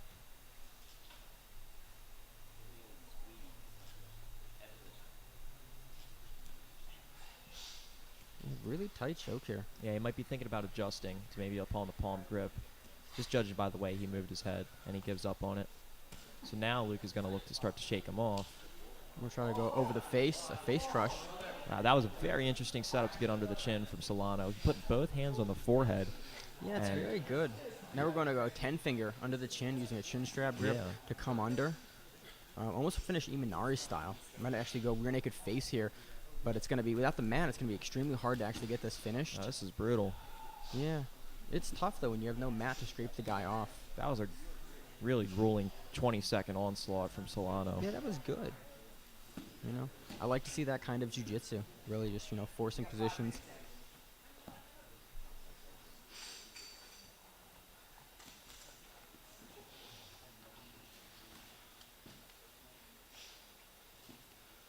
Yeah, Luke did a very good job at staying calm there and defending.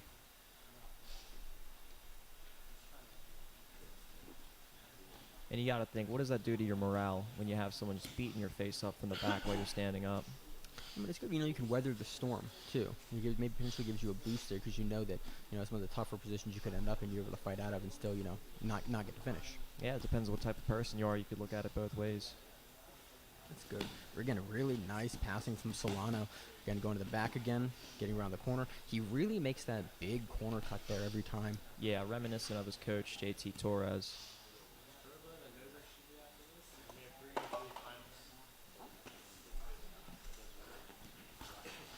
Almost a nice reversal from Staley. But Solano was able to plant his feet at the last second. So they're both up. Hey, good work from both guys. Don't think that either one is going to pull guard. Wow. Made a liar out of me. That's good. Seeing some nice X guard work. Almost like a shin to shin, De La Hiva guard.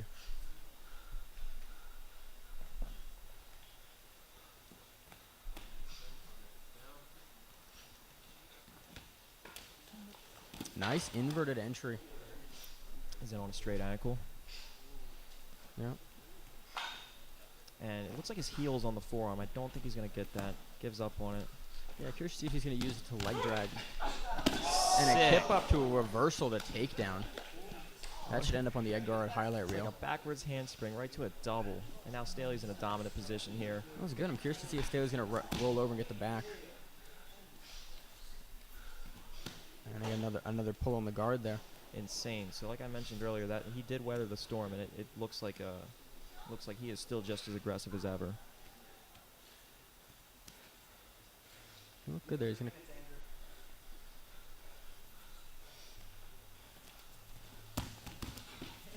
That was a very nice spinning pass attempt. Not too many guys can get that clean, but he did get past the legs. Yeah, it was good.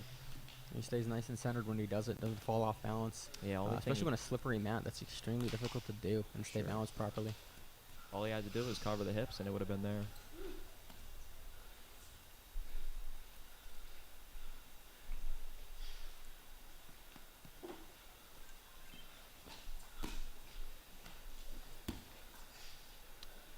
Nice single leg entry. He threads into a saddle position. Yeah, he had a reap and he passed over for saddle. He's grabbing the toes. And for a heel hook. And Staley does a really good job of freeing that knee line. Just kind of stiff arms it and turns the knee and makes the angle he needs to get out. And looking to immediately pass the guard in the same way. Andrew Solano goes again into the outside position. So it looked like Staley was trying for like a paper cut or a toe hold or something momentarily. Solano's entering on this knee bar. Yeah. And then changes it to 50-50, but has the saddle position and now has grabbed the top side leg. I'm curious to see if he is going to try to throw his outside leg over onto the hip to get the leverage he needs, or if he's going to go almost like a cloverleaf finish on this one. Yeah, he's cupping the heel with his right hand. That's to secure it because he wants to... He's looking for that heel hook on the bottom leg. It's going to be really difficult when Staley's foot is in that position because he gets the tap, though. And there it is. That was a great match from both those guys. Yeah. Really dynamic work in the passing on the feet. So Andy Solano's going to get a second victory today.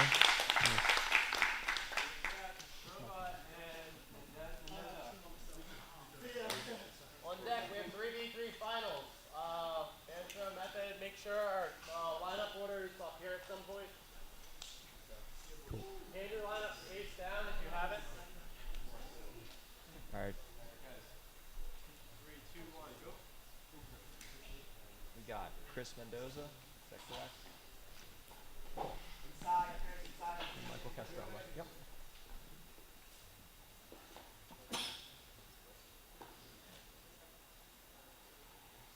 Good, let's get in front of the knees, Chris. Get the elbows and shoulders in front of the knees. Heavy pass or take the leg. Make a decision. Let's work from there. Don't let him get back inside with that top leg, please. Yeah, you don't want to reset. So we got Castroba and Mendoza. We saw in Castroba's last match hit a really nice heel hook to counter the outside ashi of Eric Strausser. Yep, Castroba is on the bottom in the camo shorts, and Mendoza's on the top in the all black inverted gear. Be a little more proactive, Chris. Work a little bit more. A lot of time to work. Okay. Really nice jumping guillotine attempt. Yeah, it was a solid attempt. Mendoza going to the butterfly guard. Castroba looking to get around. Flattened out really, really well on the top end. Ends up in a half guard. Really nice step out from Castroba. Now he's using the staple position. He's going to knee cut over and prevent the quarter guard. Yeah, and he should get that foot out or actually takes it to mount. Yeah, really nice knee cut over into the mount. I'm curious to see if he's going to try to get to the back.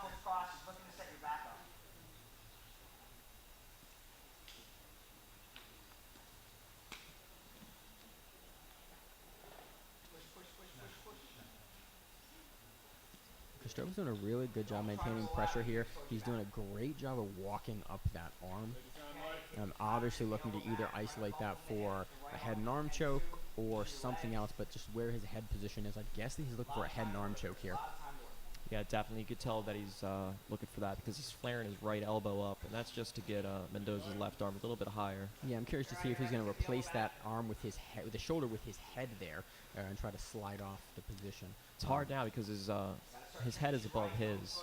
He's going to have to really reach to put his forehead to the mat for that arm triangle, but now it's looking a little bit better. Yeah, he's got the elbow now across the center line. Mendoza's doing a really good job being active, but Castroba's doing a good job keeping his hips nice and flat to stop the buck off. And Mendoza knows what's coming, otherwise he wouldn't have been so... Castroba's doing a really good job. He's not really over-committing on the back, but he is making it available there, and there he goes. So he does get the back.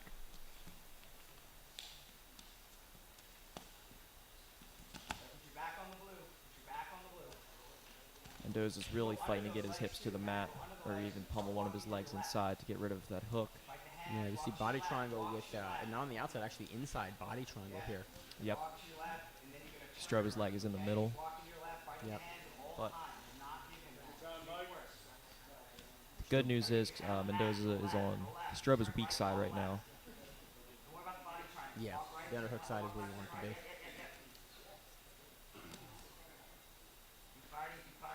I like the amount of movement Mendoza is showing us here. Yeah, he's doing good. He's really getting his hips involved and making Kostoba continue to adjust the body triangle from the inside triangle to the outside triangle. So he's working on both the hand fight and on the hip fight too. So he's making both pieces have to work in conjunction, and you have less time to just do the hand fight because you're having to do both things at the same time. Kostoba's looking really good here. Now he seems to have locked the hips of Mendoza down, and he's starting to punch that choke over. Yeah, it seemed like right when Mendoza stopped moving his hips, like he was doing the whole time, Kostoba got himself fixed in on a choke. Yeah. But now he's back in just your normal seatbelt control. He's got that grip on the meat of the hand. Yeah, and that's really why you want to have that grip in your hand fighting. You know, the top end of the fingers is just such a better grip because it's harder to break off because your fingers themselves are not as strong. Kostoba's doing a really good job of when he starts to lose the neck, when he is far enough over, he's grabbing the chin and the outside of the chin strap to continue to lift Mendoza's neck up to punch that choke. Don't go belly down. That's why I want you to put your back on this one, not your chest. Give him more of your neck. See, now you gotta deal with this. His coach is telling him not to go belly down, but his hips were a little bit off center. I could see how it wouldn't be such a bad idea.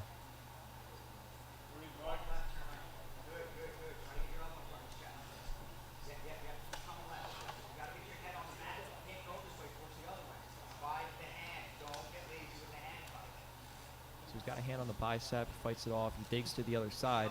Now he's on the chin, the palm to palm. He's gonna be looking to finish this face crush. He's got a hand behind the neck. This is bad. Extremely hard Hit to the tap.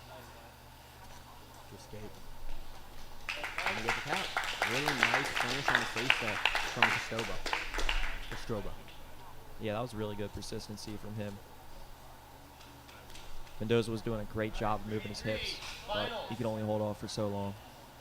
Now we have the quintet finals.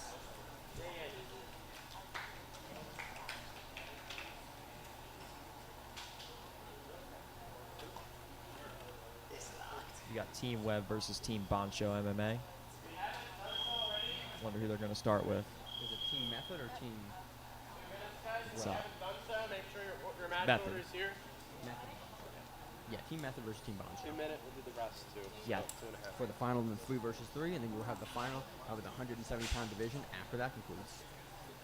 So who's first for Bancho? Final is Coba and Solano. Same thing, no increase, $500.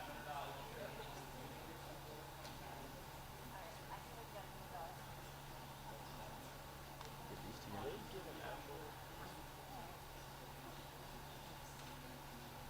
guys are done right back order. Put it up, alright.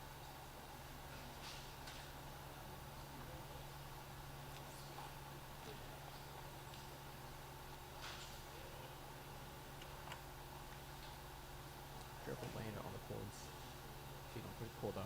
You don't adjust the on the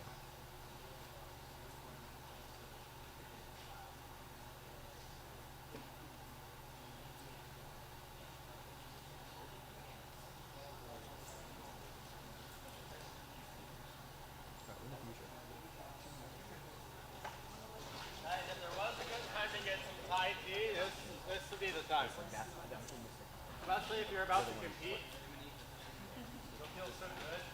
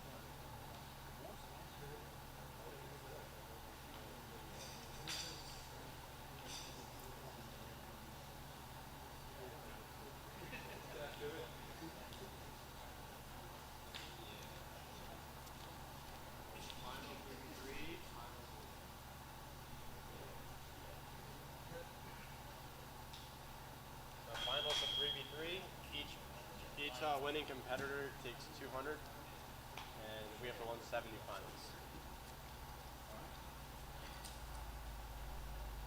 Alright guys, matchup order. Let me see the cards of this.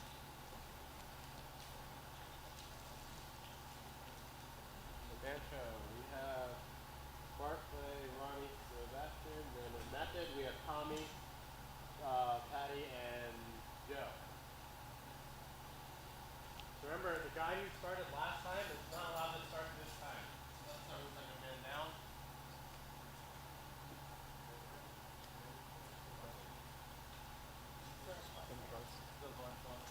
Alright guys, high five, face palm. And go! Alright, so kicking off the final of the 3v3 of Bancho MMA versus Method MMA. And we're going to start with Barclay versus Tommy Bortenfeld. Yep. Establish your grips, don't lose your posture, don't let you hit grips. Go right through. All the stuff, you know. Barclay's tied the hair up to the last time. Inside position. You're good. Underhook and knee cut. Underhook and knee cut, Tom. Outside pass. Underhook and knee cut.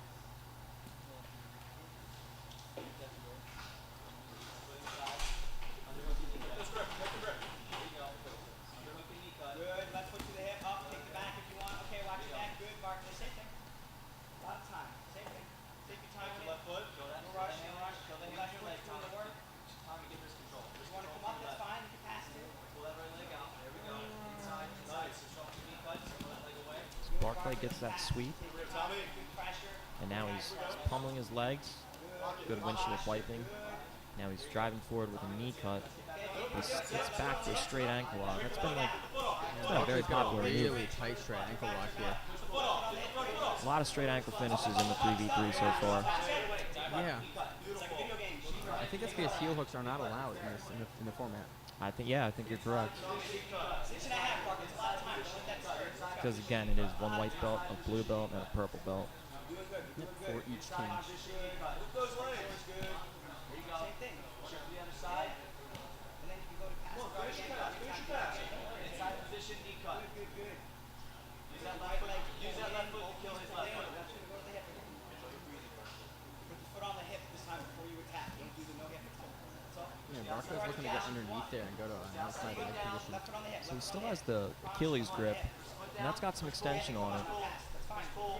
Decided to not use that to finish, but to actually use that to pass. Yeah. Push him up, lock the half guard. Inside switch. Good. Drop your knee to the floor and then drop your hip. Really underhook, Tom. If you're real heavy. The left arm. Your knee's going to drop to the blue and then forward. Underhook to the left side. 6 So minutes. he's got his hand on the ribs and his elbow dropped down past his hips, does Barclay. He's thinking about head and arm control. Yeah, he's kind of sitting deep into that pass. The leg is mostly free. I think probably anytime he wants to slide it out, just like he did. Tommy, you got to move your hips. Get the right knee inside. Let's go.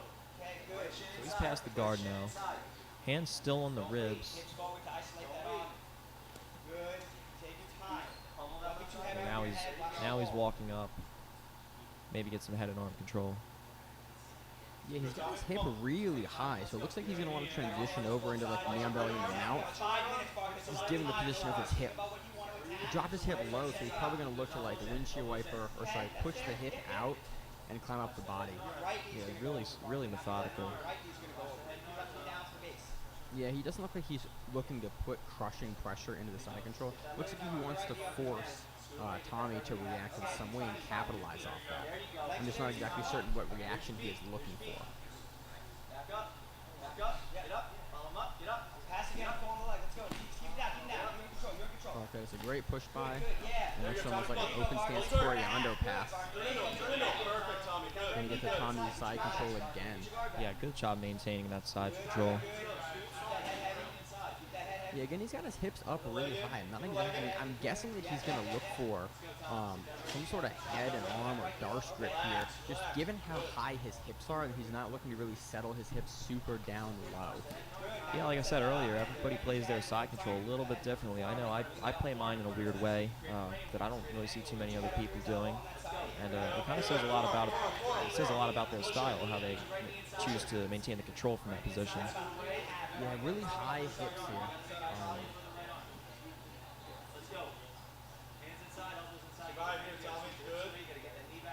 Looks like he's working on that outside arm.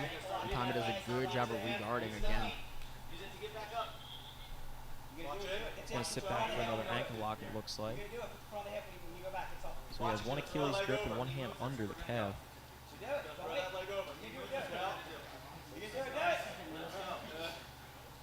Some banter between both competitors here. Yeah, his team was encouraging him to go for that ankle lock. Yeah, he's had to pass a couple times and kind of get into this position. Really nice, tight ankle lock. He gives it up. Get your right knee inside of his. 2 minutes left in this round. Watch it, Tommy. Let's go. Leg weave. Change it. Leg weave. Nice elevation with Barclay. Almost gets that sweep, but he's pretty persistent on that ankle. Yeah, Tommy's fighting the hands, but that's super deep on the foot. Wow. That was super deep. Props to Tommy for staying in that. Hiding your legs. Good. Nice, Tommy. Head control. Head arm. Snap it down. Snap his head down. Minute left to go in this round. Get him off balance. Tommy's not as active as we've seen him before. Run towards the head. Yeah, I'm not sure if that's a little fatigue or the stylistic matchup. Barkley looks to be a little bit of a larger guy and definitely the longer and more experienced guy based on belt rank. But Tommy's doing a good job holding his own here. I'm curious to see in the last minute here if he's going to change it up or if he's just going to look for eliminate both guys in the draw. Foot side, head and arm. Well, they got 1 minute. 1 minute, Tommy. Come on. 1 minute. Push the top knee down. Top knee down. Push the Yeah, you see Tommy hesitating a little bit. Yep, looking for that scissor-like entry. It was a nice sweep from Barclay. 30 seconds left, Barkley. Sebastian lock to do it. Watch it. Sit up. Very tight belly down ankle lock. So Barclay gets the tap, makes it 1-0 for Boncho MMA in this round.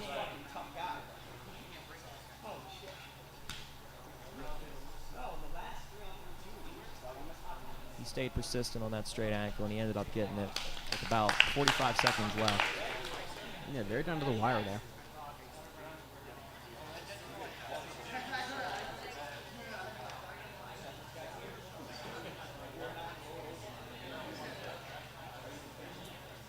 So we have a, I think it's a 30-second break. Then we're under the second group, or the second member of Team Method. And that'll be Patrick Wayne. Yep, versus Barclay again.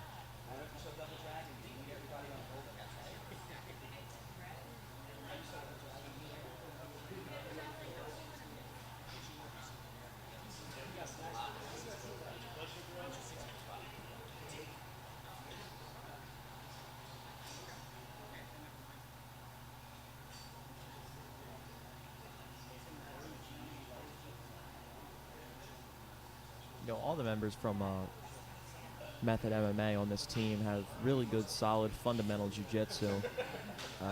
Notice that Boncho, they kind of only, they kind of have their own style. Barclay, more of a guard player, and Ronnie, we saw his really good wrestling and top game. Yep, on to the next match.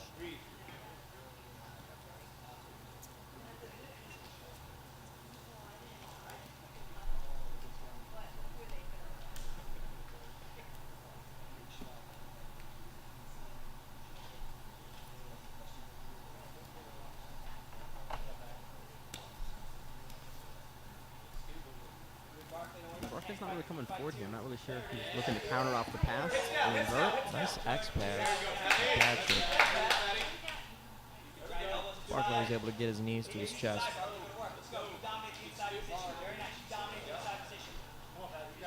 Barclay has two grips on both of Patrick's wrists. That doesn't stop him from still trying to pass. Yeah, he's nice and low. Barclay seems really confident based on the faces that he's making from this open butterfly guard position.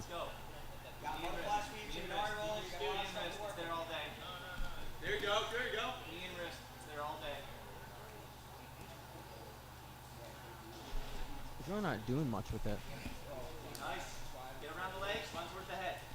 Good. Feet side. Good. Disengage. Get out. Nice. Good change of direction from Patrick, and good guard retention for Barclay. We've seen a really good technical match here. Yeah, it looks like Barclay's definitely resting in this match. You know, he's looking to capitalize off of his opponent coming in. Doesn't really look like he wants to come forward too much. Well, most of his guard retention has been with his legs, Yeah. you know, pummeling in and getting his knees to his chest. Maybe he could have burned out his arms a little bit on those ankle lock attempts. I remember some of them were very deep.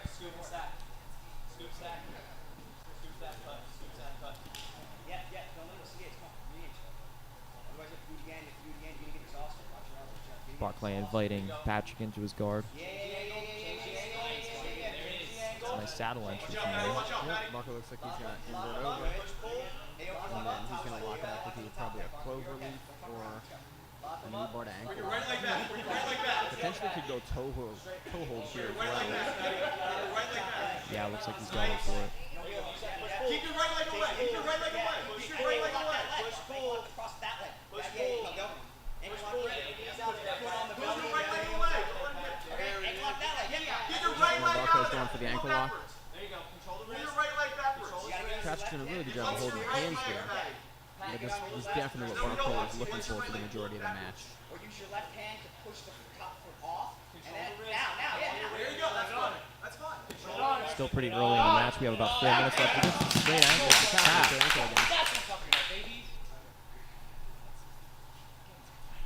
And that does it. That's 2 ankle locks in a row for Barclay.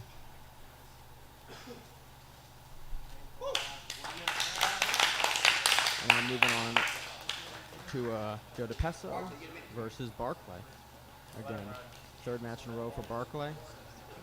For Boncho, and this would be the first match of this round for Joe. Joe previously went all 3 rounds initially in the first round of this versus Team 10th Planet. Yeah, I But he's remember had a nice long rest here.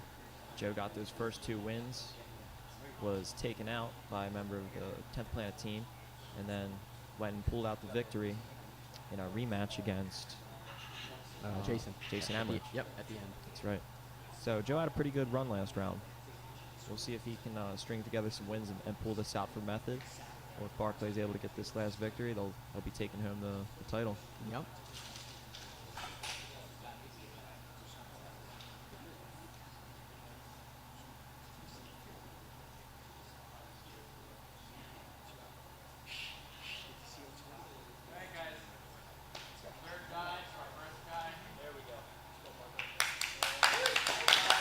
Barclay does not look to be exhausted in the slightest bit. These guys are ready to go. Yep, we're in the finals match. Or potential final match, depending on who takes this. Team Method MMA is on their last grappling. Yeah, that was the second time we've seen Joe hit that pass tonight, where he shrugs the legs like over their head. Really nice pass. And looks to be the bigger grappler in this exchange. Definitely. I'd say probably at least like a 40-pound disparity between the two. That may be a little extreme, but definitely the bigger grappler here. Going to look to implement his weight and his size. But again, all Barclay has to do for this round to win it for his team is to survive. And Joe has to get submissions on the next 2 grapplers if they're even going to tie it up.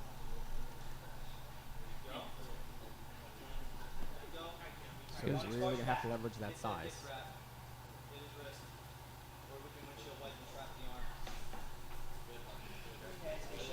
We saw Joe pull it out with a really nice armbar. Yeah, nice job getting his knee in there in that space. Yep, force the legs in. He's walking him down again. And then knee cut. It gets Over. past. Torianda really winning that underhook battle already, getting the knee right onto the hip line and crushing it down into a nice side control position, getting under the head. I'm curious to see if he's going to put some shoulder pressure here and climb into mount. Yeah, Joe had really good knee placement during that pass exchange. Yeah, you can tell that's his A-game passing sequence. He's just very, very calm, and the movement was very, very precise where he needed to get to. You know, controlling the hips just well enough to force the hips of Barclay to come up so he could pass. Joe potentially going to look to either take an arm or take the back. Given the positioning of the leg, I would guess he's going to go for the arm here. Really getting Barclay to turtle to the side there. and try to isolate there. I'm curious to see if he's going to go armbar or Kimura. What do you think, Eric? I'm thinking he takes the Kimura. He's looking to maybe step over the face. That's why he keeps posting that leg up. But it doesn't look like he's able to get the Kimura grip because Barclay's doing a good job at hiding his elbows, keeping them sucked into his chest. Yeah, and then Barclay, really, all Barclay needs to do is defend. That's really, the MO right now. You defend, you win, you bring it to the end of the match. Your team that gets the victory. Yeah. Square him up. Square him up. Nice. Buzz. So 4.5 minutes remain. 2 out in, Barclay. Got about 4 minutes, Barclay.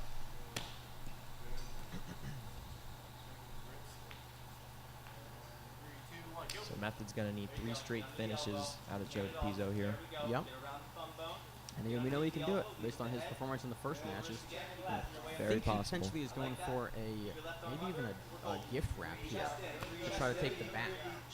Potentially he's even looking for a gift wrap choke. He's got his chest really, really far down. Maybe even looking for a wrist lock at this point.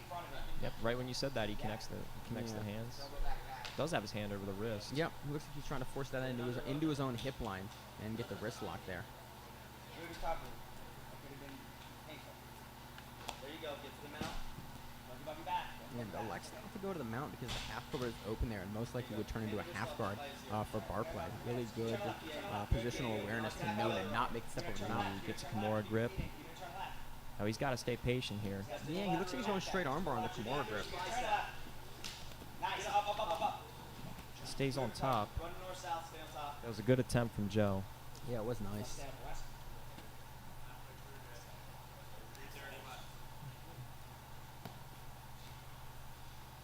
He's got about 3 minutes and 20 seconds to secure a finish here. Inside to go. So far, Barclay's defense is holding up. Yeah. Towards the head. Yeah, right foot in. Yeah. Watch your foot. You're okay. Clearing. And we know that DePizzo has a killer straight ankle lock as well. Watch that. Looks like he's hunting it. Yeah, you don't need to pass the guard again. You can just grab the leg. Potentially an avenue to victory with time getting a little further down. Inside position. Let's go. There you go. Leg lead to the other side. There we go. Run towards the head. In front of you. Good. Just saddle sweep. Or if you have towards the head. Kick back. There we go. Really good dynamic knee cut passing from Joe on the top here. Watch the schema. Good. Clear it. You're okay. Clear it. It was a good step over. No, don't hang out here. That's right over the hurt. Piss me off. Up. Pass. Stand and pass. We got about 2 minutes, Barclay. And now Barclay attempting to pass. Gets past the guard of Joe DePizzo. Yeah, I'm not sure. Joe sort of seemed to have let him pass the guard there. I'm not really certain what he was looking for. Just sort of opened him up. I'm not sure if he's looking to enter under the bottom or what exactly is going on here. So Joe gets in on a leg.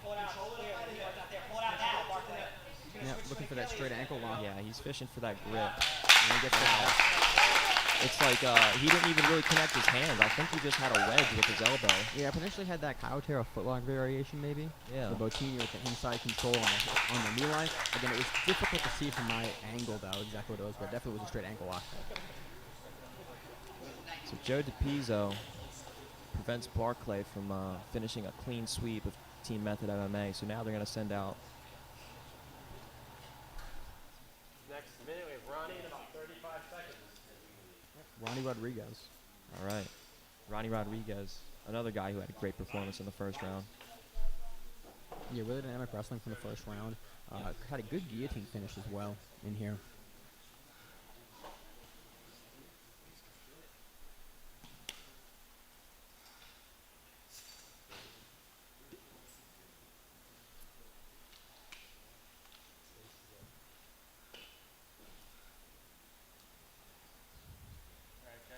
This will be a good matchup too because they both appear to be the powerhouses of their respective teams. I would definitely agree with that. Yes, to reset it. They only have 7 minutes to work, but I'd like to see some wrestling in this one. I definitely think you will see that here in the next 15 seconds.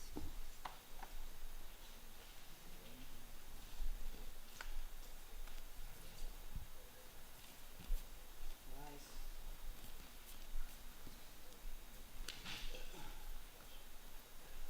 making Joe think with that level change. Yeah, really walking him back in and moving. Inside bicep control, Joe. Stop. Good control, Ronnie. Well, they almost put a hole in the wall. Yeah, I appreciate that because there's a concrete floor right there. I appreciate the referee in there stopping the match. You know, could have had an injury, which would have been not so great to see this far into the event, or even ever. No injuries so far. Don't say that. Ronnie, set it up. Don't rush. Watch the guillotines. There's no wood around me to knock on. Ronnie, keep him moving. Left and right. Good. Left and right. Good. Quick swoops there. Shots there. Snaps are there. Yeah, again, so Joe's still in a position where he's got to push the action. At any point, Ronnie can just take this to decision and then win it for his team.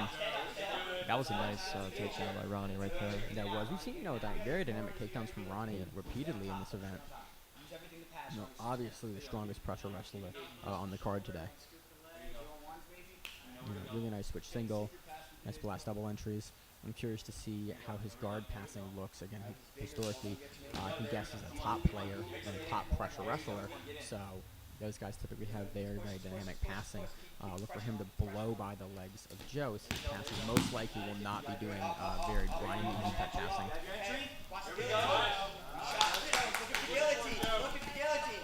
Joe pulls guard. That was a nice pull by Joe. Gets into the butterfly guard, kind of pendulum for a gringo sweeper on the violent arm lock on the side. Oh, it looks like he's in on that. Yeah. He almost got the sweep. Yeah, he looked good there. 5 minutes, Ronnie. Eventually, Ronnie's going to invert underneath. Yeah, what are you thinking that Joe's plan is if he's playing bottom here? I would guess you're going to go for an ankle lock. Again, especially given the background of Ronnie here, definitely you're going to have a difficulty locking in, getting good head control of the wrestler. But locking down the hips is going to be difficult to settle the sweep like we just saw with the butterfly guard. So most likely you want to entangle the legs, really locked on the position that way. That therefore then stops a lot of the hip movement that we're seeing from Ronnie and really slows the match down and kind of leans it towards what Joe's forte is, which is we've seen as the leg locks. And that would be my guess. Joe's breathing a little bit heavy here.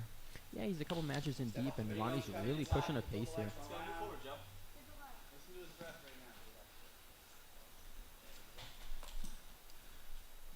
You're trying to stop a really dynamic speed passer. He's going to really take a toll on your guard and your legs.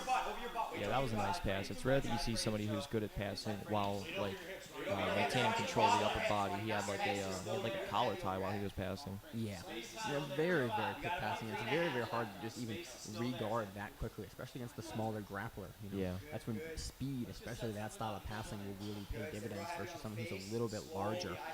You can just get around their legs a little bit easier. So with 3.5 minutes left, Ronnie Rodriguez is in a good spot.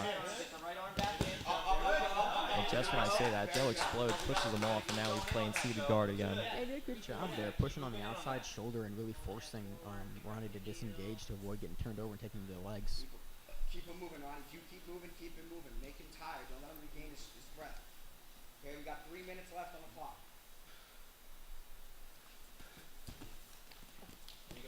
Nice collar tie. Now, it ends up in a half guard here. Ronnie's unable to get around. Joe is going to get under. Looks for almost like a deep half entry, but Ronnie does a really great job posting underneath the armpit and on the shoulder to prevent the underhook there of the leg. Don't get creative. Up, lots of guillotines. Looking for guillotines and leg locks. He's trying to pull you forward to then go through the legs. You don't like it. Yeah, Ronnie's coaching is really, on point here, telling him exactly what he's looking for. The guillotines and the leg locks. Yeah, he's telling him to keep him moving, and you can see visibly he's frustrating Joe here. Yeah, I mean, that constant disengagement when you have so little time to work is definitely, plays against you. If Ronnie can keep it on the outside, that's really his pathway to victory for his team. Joe, in order to get this done, is really going to have to lock up a position quickly, go for the sub. And if you have a person that's playing on the outside and disengaging like this, it's going to be very, very hard to get done.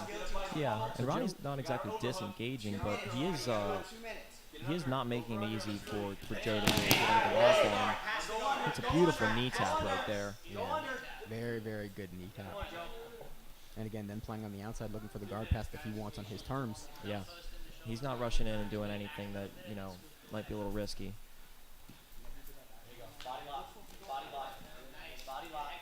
If you keep this up for just under 2 more minutes. Shrug it, shrug it, shrug it. We may see Bancho MMA walk away with the victory. Beautiful Really? foot sweep. Yeah, that was 90 seconds, Ronnie. I forgot the judo name for that takedown. Let's go. Heavy, heavy. Let's cut If again. I'm Ronnie, I'm looking to ignore those posts on the head and try to get in under the legs. Yeah, really the passing sequences that we saw him hitting earlier, the one-around passes and the variation of the Toriando, were paying him dividends before. I would like to see him do that, do exactly what he's doing here. He's playing it relatively safe while not just disengaging. We're seeing repeated takedowns, and then he's looking to only pass on his turns. Again, as the person who's up on the scorecards, that is obviously the correct move to make. So Joe tried a foot sweep of his own. Ronnie was able to keep his base. Yeah, a little high on the ankle there. You can have a hard time dropping that with the base that you see Ronnie have here. Yeah. Still level changing. Are we going to see one more shot? I assume we will be. Joe looks for the arm drag of his own. We got about 45 seconds left. And Joe's going to need a submission to stay in the game and advance Team Method MMA. Joe, go to full guard, full guard, full guard, full guard. Overhook, triangle. Stay heavy, posture back. Got closed guard, 30 seconds to work. And Joe's coach is calling for him to overhook triangle, which is really what he's got at this point. He's going to have a difficulty entering into the legs, and so that's sort of his only path of victory. Ronnie just has to stay present on top, keep fighting the hands to prevent the overhook from coming over from the triangle, and really doing exactly what he's doing. Working for that, looking for the can opener there. Yeah. 10 seconds. And it opened up the guard. The can opener did its job, and now they're back on the feet. Let's go! Go under, grab the leg! Very good balance by Ronnie. Most men would have been swept there. Dive in, let's go! Yeah, really good hip control there. Let's go. Great match. Yeah, that was a great match. So that is it for Team Method MMA. And Ronnie Rodriguez Bancho, come out on the mat. helped secure the victory for Bancho MMA.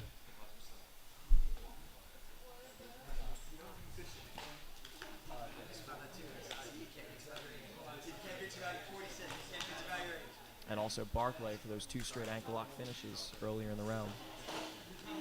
I'm in this. So each man is going to get $200 each, along with their very own pack of Dunkaroos. Yep. And then we move on to the 170-pound final. Should be interesting. Who do we have for that?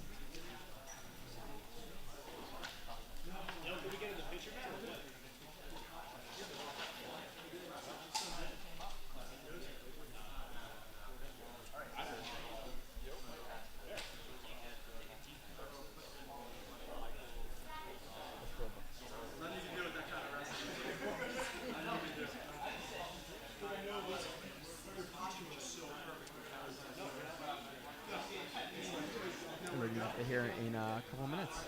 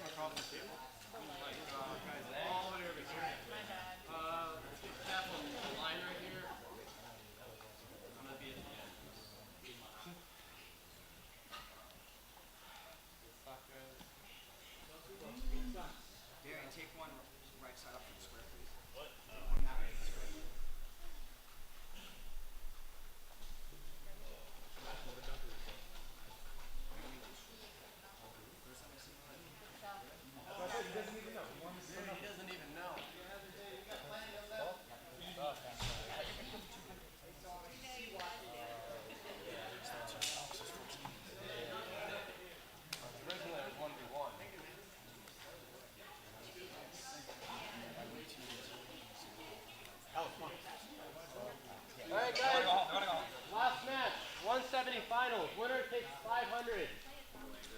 Anthony Coba, Anthony Solano, and 3, 2, 1, go! Alright, into the finals match. Andrew Solano versus Michael Kostroba.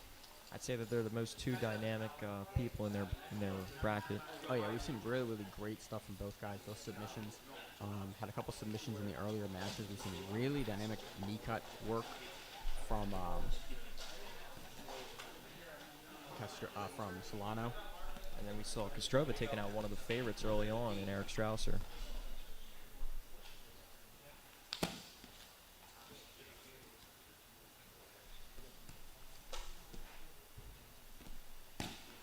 Solano's he's looking for a heel hook. He dropped back for it, but he didn't really have too much control over the leg.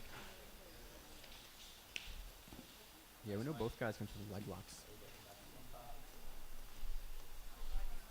Solano definitely the longer man here. Curious to see if he's going to use that to get the double ankle sweep or a variation of the double knee sweep. He's going to bring his outside leg over, potentially look to enter into the saddle position, go heel hook.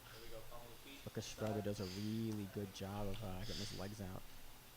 Solano moving into the knee cut passing, which we saw in his previous matches, is definitely his forte here. Get control of the top side of the ankle, and then push on the knee and slide his leg through. Look for him to put his hand over the hip and drop his elbow inside.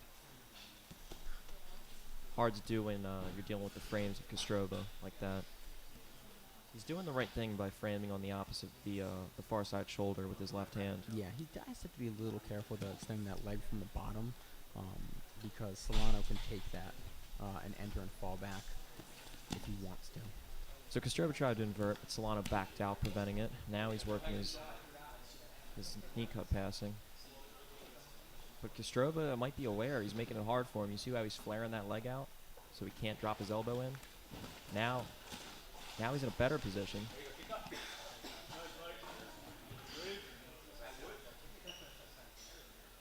Yeah, he's doing a really good job.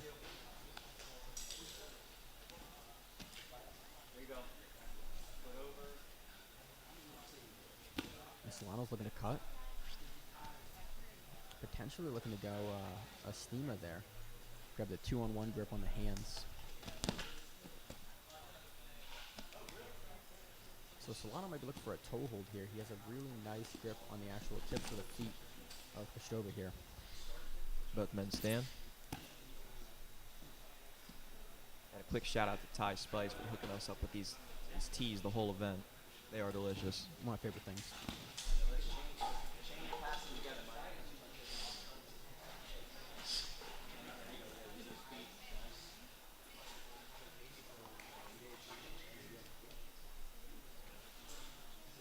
Solano with the shin to shin guard here.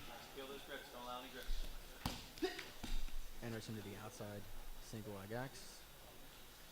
Doesn't have the foot on the hip though. Kostrova's doing a really good job of kind of starting to free that knee line and angle it down. I was doing a good job of grabbing the back of the head. Now we're into 50-50 on the top side. Solano looking to enter into the heel hook. So although Kostrova kind of conceded and sat down, this is some good work from Solano.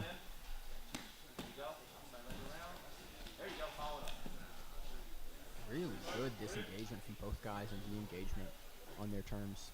Yeah, the guard of Kostrova is held up so far.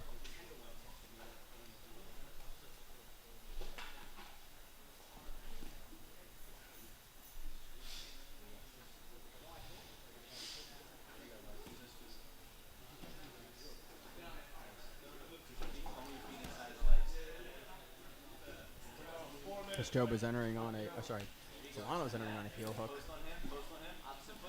Kostrova defends. Ooh, nice X-pass attempt, but the left foot of Kostrova got in the way. Yep.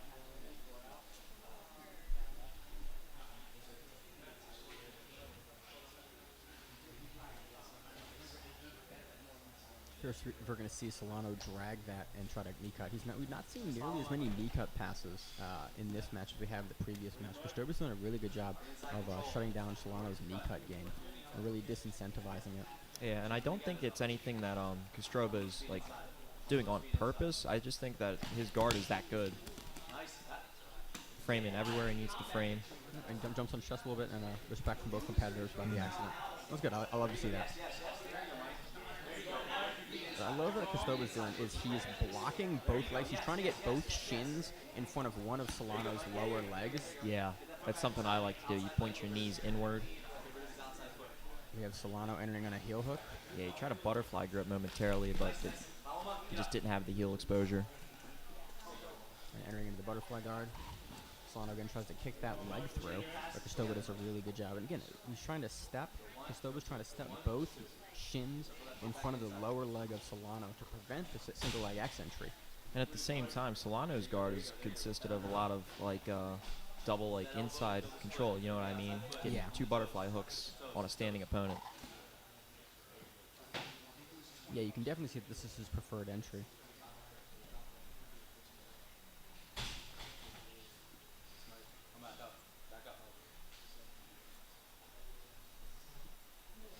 So we got 1 minute and 15 seconds left.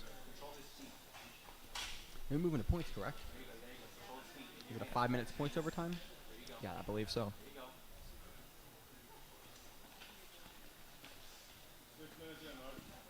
Nice. First entry into the Solano saddle. had a nice bite, but the knee was just free of danger. And Kostrova just pulls his leg out of there. You know, we've seen that I think 3 times this match, where there's a very shallow saddle entry that Kostrova's just pulled out of. Yeah, Kostrova's a big 170-pounder. Yeah. So I'd imagine he has a little bit of a strength advantage, but he's definitely not, you know, overpowering Solano by any means. No, he's doing a really good job. I mean, both guys, he's never letting the entries from the bottom really get nice and locked up on the knee line, and he's always, you know, looking to pass off of the entries, and then when he realizes he can't, he's pulling out his leg with enough time. Has there been any clean passes so far, or has it all been guard work? I don't recall. I think it's been mostly guard work this match. So, nice heel hook entry. Yeah, he had a nice bite, but he was on his knee, so he couldn't really get too much extension or rotation. And Solano spins out. So they're both standing with just under 1 minute.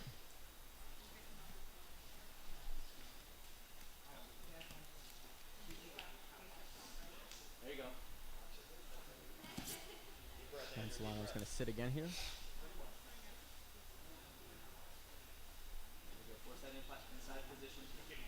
Good pummeling work from Kostrova.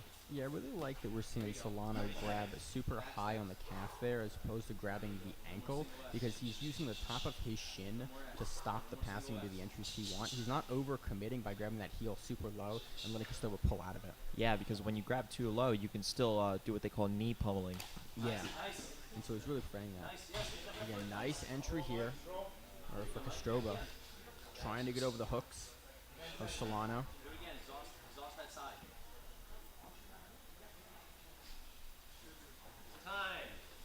And that is time. And then we have a 30-second rest period, followed by 5 minutes of points under the Egg Guard point system. Points for the finals match are 1 point for a sweep, 1 point for a takedown, 2 points for the guard pass, and 3 points for the back and the mount.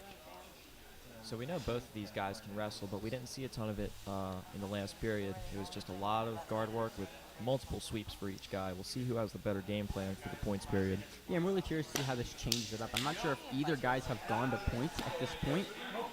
Do you recall, Eric? Solano asking if you would be deducted a point for pulling guard, but as long as you have a grip or contact. Yeah, I think that references the kind of the similarities to the ADCC rule set, Yeah. where the guard pull is -1 point. So Solano want to make sure he doesn't just give up the free point there with by understanding the rules, which is always good to do. I do appreciate the referee is going to let them know in the match as opposed to, you know, not do that, which makes for a better match at this level. Yeah.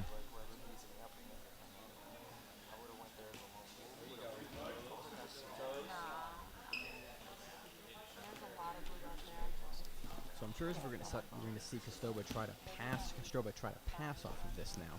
He didn't get any clean passes in the no points period. He's putting the pressure on now, but Solano's legs, and he's just so dexterous. Hand fighting there and foot fighting from both competitors. There we go. Yes, get the right You got to think Solano has the advantage here, even though Kostrova's on top, and you know it's got to be tough to deal with. Well, we've seen him play more guard, and we've seen him get closer to entries. Kostrova's looked very, very good, but he's been mostly defending a lot of the entries here. I'm curious to see if now he knows how Solano is going to enter and can work off of that, or if he will just be more confident in his passing because he knows what the entries look like in the points period. And keep in mind, we probably won't be seeing Kostrova drop back for any leg locks. I doubt he wants to give up a point. Yeah, we saw that in an earlier match, and that's all it came down to for the finals there. So I think that that is probably the case here. So if Solano can stay busy, he's in a good spot. Kostrova's going to still look to work his passing. We're only about 2 minutes in. Yeah, 2 minutes of a 5-minute overtime, so less than halfway through. Still no points on the board. I'm curious if we're going to see Kostrova, if we're going to see Solano come out the back there. Solano's not electing for most of this match to pummel into the saddle position. He seems to like to keep that single leg X position and the foot on the outside of the hip. Eric, you know why he might be doing that and not entering into the saddle position? So even though he's definitely well versed in leg locks, he knows what he's doing. He knows how to finish. I don't think he prefers it any more than he does, sweeping the person and coming up on top. So you think he just prefers that single leg X position versus the saddle position? I think you have a number of options for leg locks there, but you have just as many options for sweeping. So that's probably why he's doing it. He wants to sweep, and he probably wants to end this match on top. Yeah, that makes a lot of sense.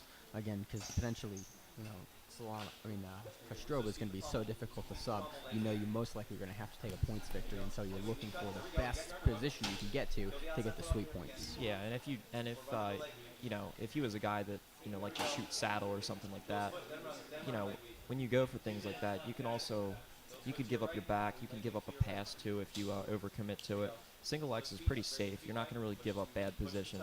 Look, he has good extension right here. So he back steps out, but his legs are still in front of him, and he's in a good spot to defend.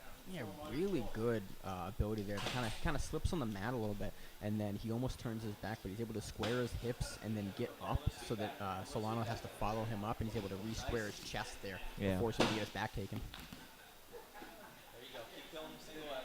Very high-level stuff. They're both super aware of positions and possible counters. Now we see a saddle entry. Yeah, he had the knee bent, but that time the grip was off. Before it was the other way around. Did a really good job there. And then this is the deepest pass attempt we've seen so far. We are through the legs. Might go directly to the back. Not a clean pass yet. He has a body triangle. That's going to get some points. He's under the neck. And he's going to be able to finish that there. Very, very deep. Very nice sequence. Kostrova gets the tap. Finishes Andrew Solano, 170-pound Egg Guard Invitational champion. Yep, Michael Kostrova. Very, very great performance here. Yeah, that was a game of inches.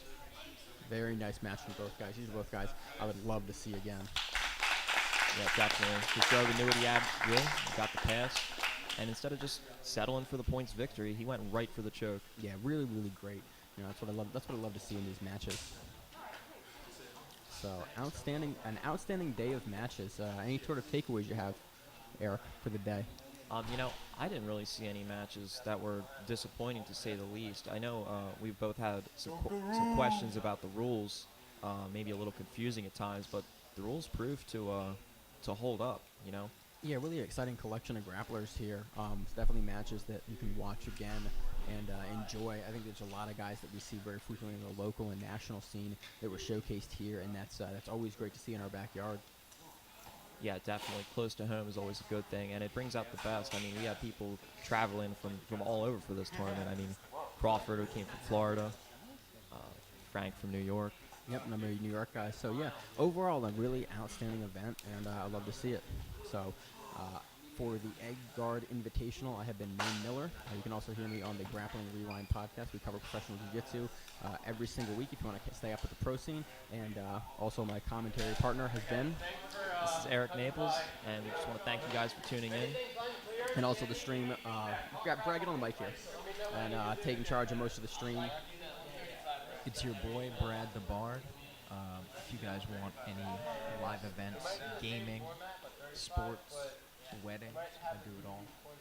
Make sure you guys support the local jiu-jitsu community. Lots of us came together today to do an outstanding job. These competitors are working hard, and it was showcased excellently tonight. Thank you guys for tuning in. And thanks a lot. We will see you on the next Ed Guard Invitational. Have a great day.